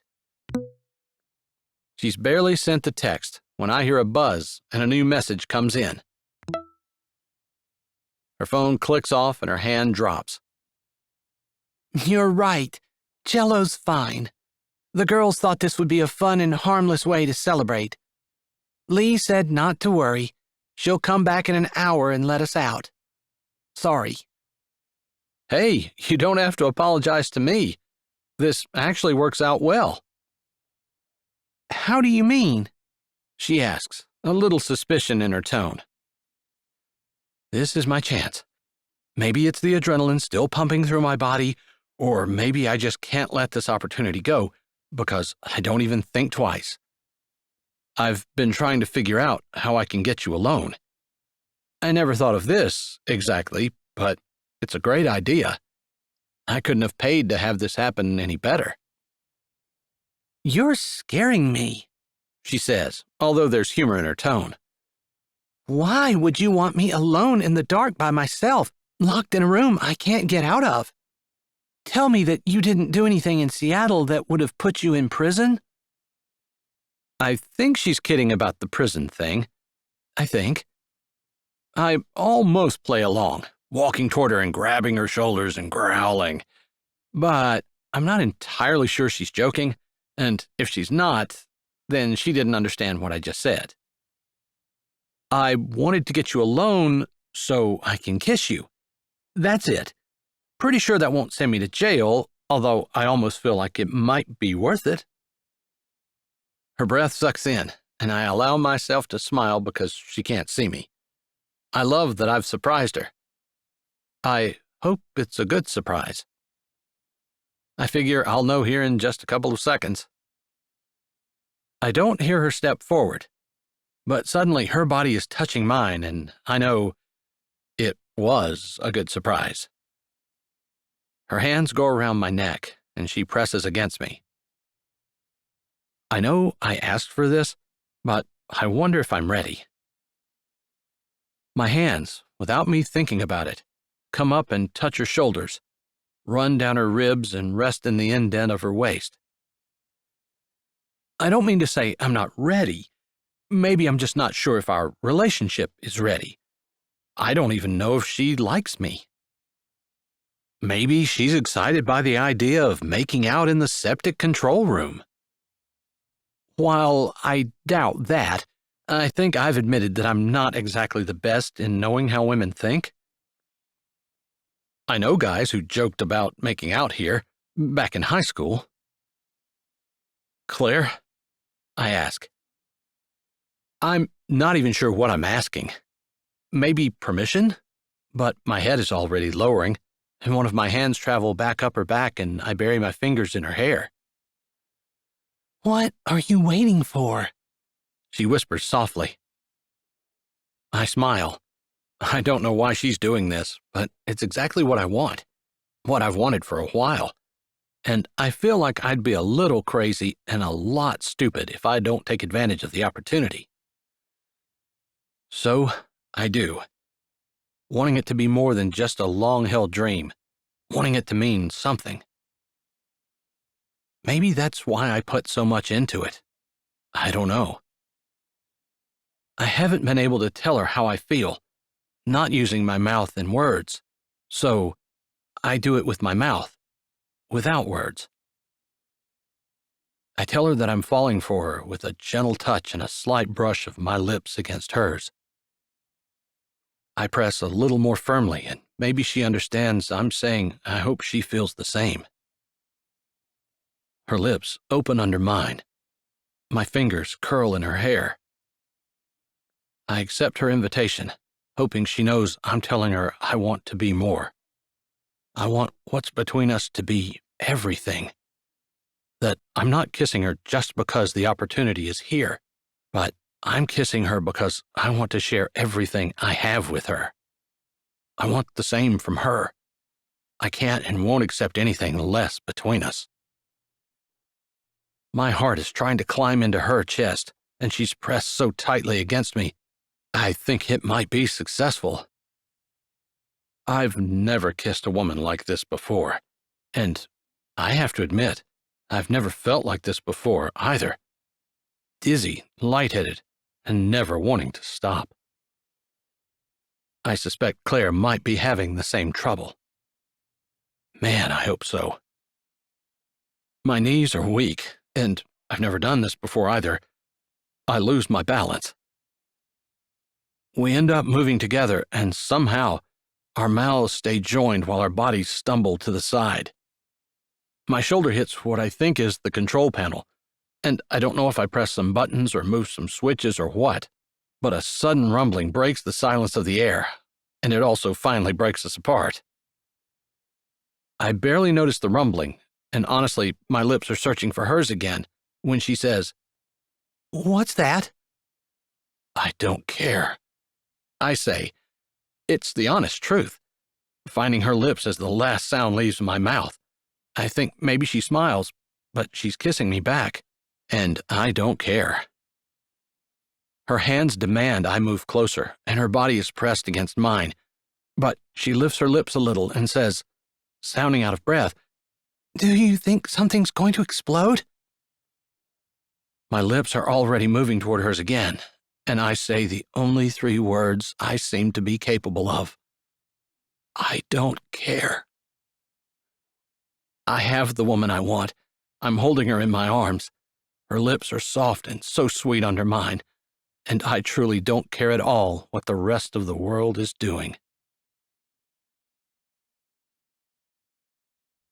Chapter 20. Claire. So, I never made the front page of the paper before. Thankfully, our hometown paper went out of business years ago, pushed out by the internet, and I'm not on the front page now. I have to wonder, though, if the paper were still in business, if I would be. My mom's always been quite a character, but I think it would have embarrassed my dad if my mugshot had landed on the front page. Okay, I don't exactly have a mugshot, but the school district isn't exactly happy to find Trey and I in the septic control room. They probably wouldn't have found us if we hadn't bumped the control panel and drained what they call the undigested water out onto the football field. Apparently, whatever we bumped set off an alarm someplace we couldn't hear. There is some kind of safety mechanism inserted in the system, for perhaps if someone had fallen in the uncovered agitator tank or something. I don't know. Anyway, it is a pretty big thing, with state officials, federal officials, DEP, DER, and several other local, state, and federal agencies involved. In the end, a lot of people are upset, but it doesn't really harm anything, and Trey holds my hand throughout, which shouldn't make a difference. But it does. He also manages to whisper in my ear that if I hadn't been such a good kisser, none of this catastrophe would have happened. Which, of course, I respond to in the most mature manner I can, and stick my tongue out at him. I'm not sure why seeing that made him bend his head and kiss me again, but it does. Not that I mind. When he kisses the corner of my lips and calls me his cute catastrophe, I have to say, I have nothing but fond feelings for the septic control room. Trey says he has found nothing but fond feelings for his cute catastrophe.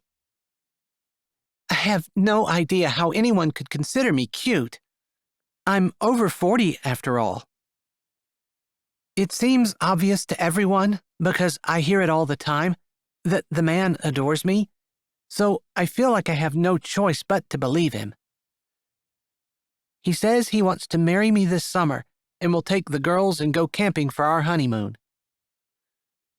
For a guy from Seattle, he's certainly gotten back to his small-town Idaho roots. I'm small-town, and I love it here, but I'm not sure I'm a camping kind of girl. Still, if that's what I have to do in order to marry him, I'm in. Epilogue. Tammy. I am pretty happy to do my part in getting Claire and Trey together. In case you haven't figured it out, I had Jello the whole time they were looking for her. I won't admit this to just anyone, but I am also the one who suggested locking them in the septic control room. I work at the school every day, and just being honest here, I do have kind of a secret fantasy about getting locked in with some honorable man who adores me and spending a pleasant afternoon with him there. So, Trey is an honorable man, and he definitely adores Claire, and although it isn't exactly afternoon, I figure I can give her my fantasy, since it seems like I'll never be living it. My ex said I was too straight-laced and serious. I don't understand why that came as a shock to him. We dated for 2 years before we got married. I didn't have a personality change in that time. But it's what he claimed, and I didn't argue with him. I did fight him when he hired a big city lawyer and fought for custody of our 2 boys. I lost. I had not been prepared for any of it, and maybe I became even more serious and straight-laced, kind of as protection. If that's the way I was, I'm not going to risk having anyone else even look at me without knowing exactly what I am. That way, there can be absolutely no miscommunication. No changing his mind after we have 2 children together and deciding I'm not what you want, and never was. Maybe if I could be cute like Claire, but no, I'm straight and serious, extremely tall, and completely uninteresting. Not cute. Which is fine. I don't mind being alone. That's not true. I miss my boys, but I don't have the ex's money, and I'll never win against him. I honestly don't care about the ex anymore, but I miss my boys. I have 2 cats, but I really enjoyed watching Jello. Maybe I'll get a dog. Funny how one perfectly sane and rational idea causes me to do something I never in my life thought I would do. This has been Me and the Cute Catastrophe. Sweet small-town romantic comedy in Good Grief, Idaho. Book 1. Written by Jesse Gussman. Performed by J. Dice. Executive production and cover art by Julia Gussman. Editing by Heather Hayden. Copyright 2021 by Jesse Gussman. Production copyright by Jesse Gussman.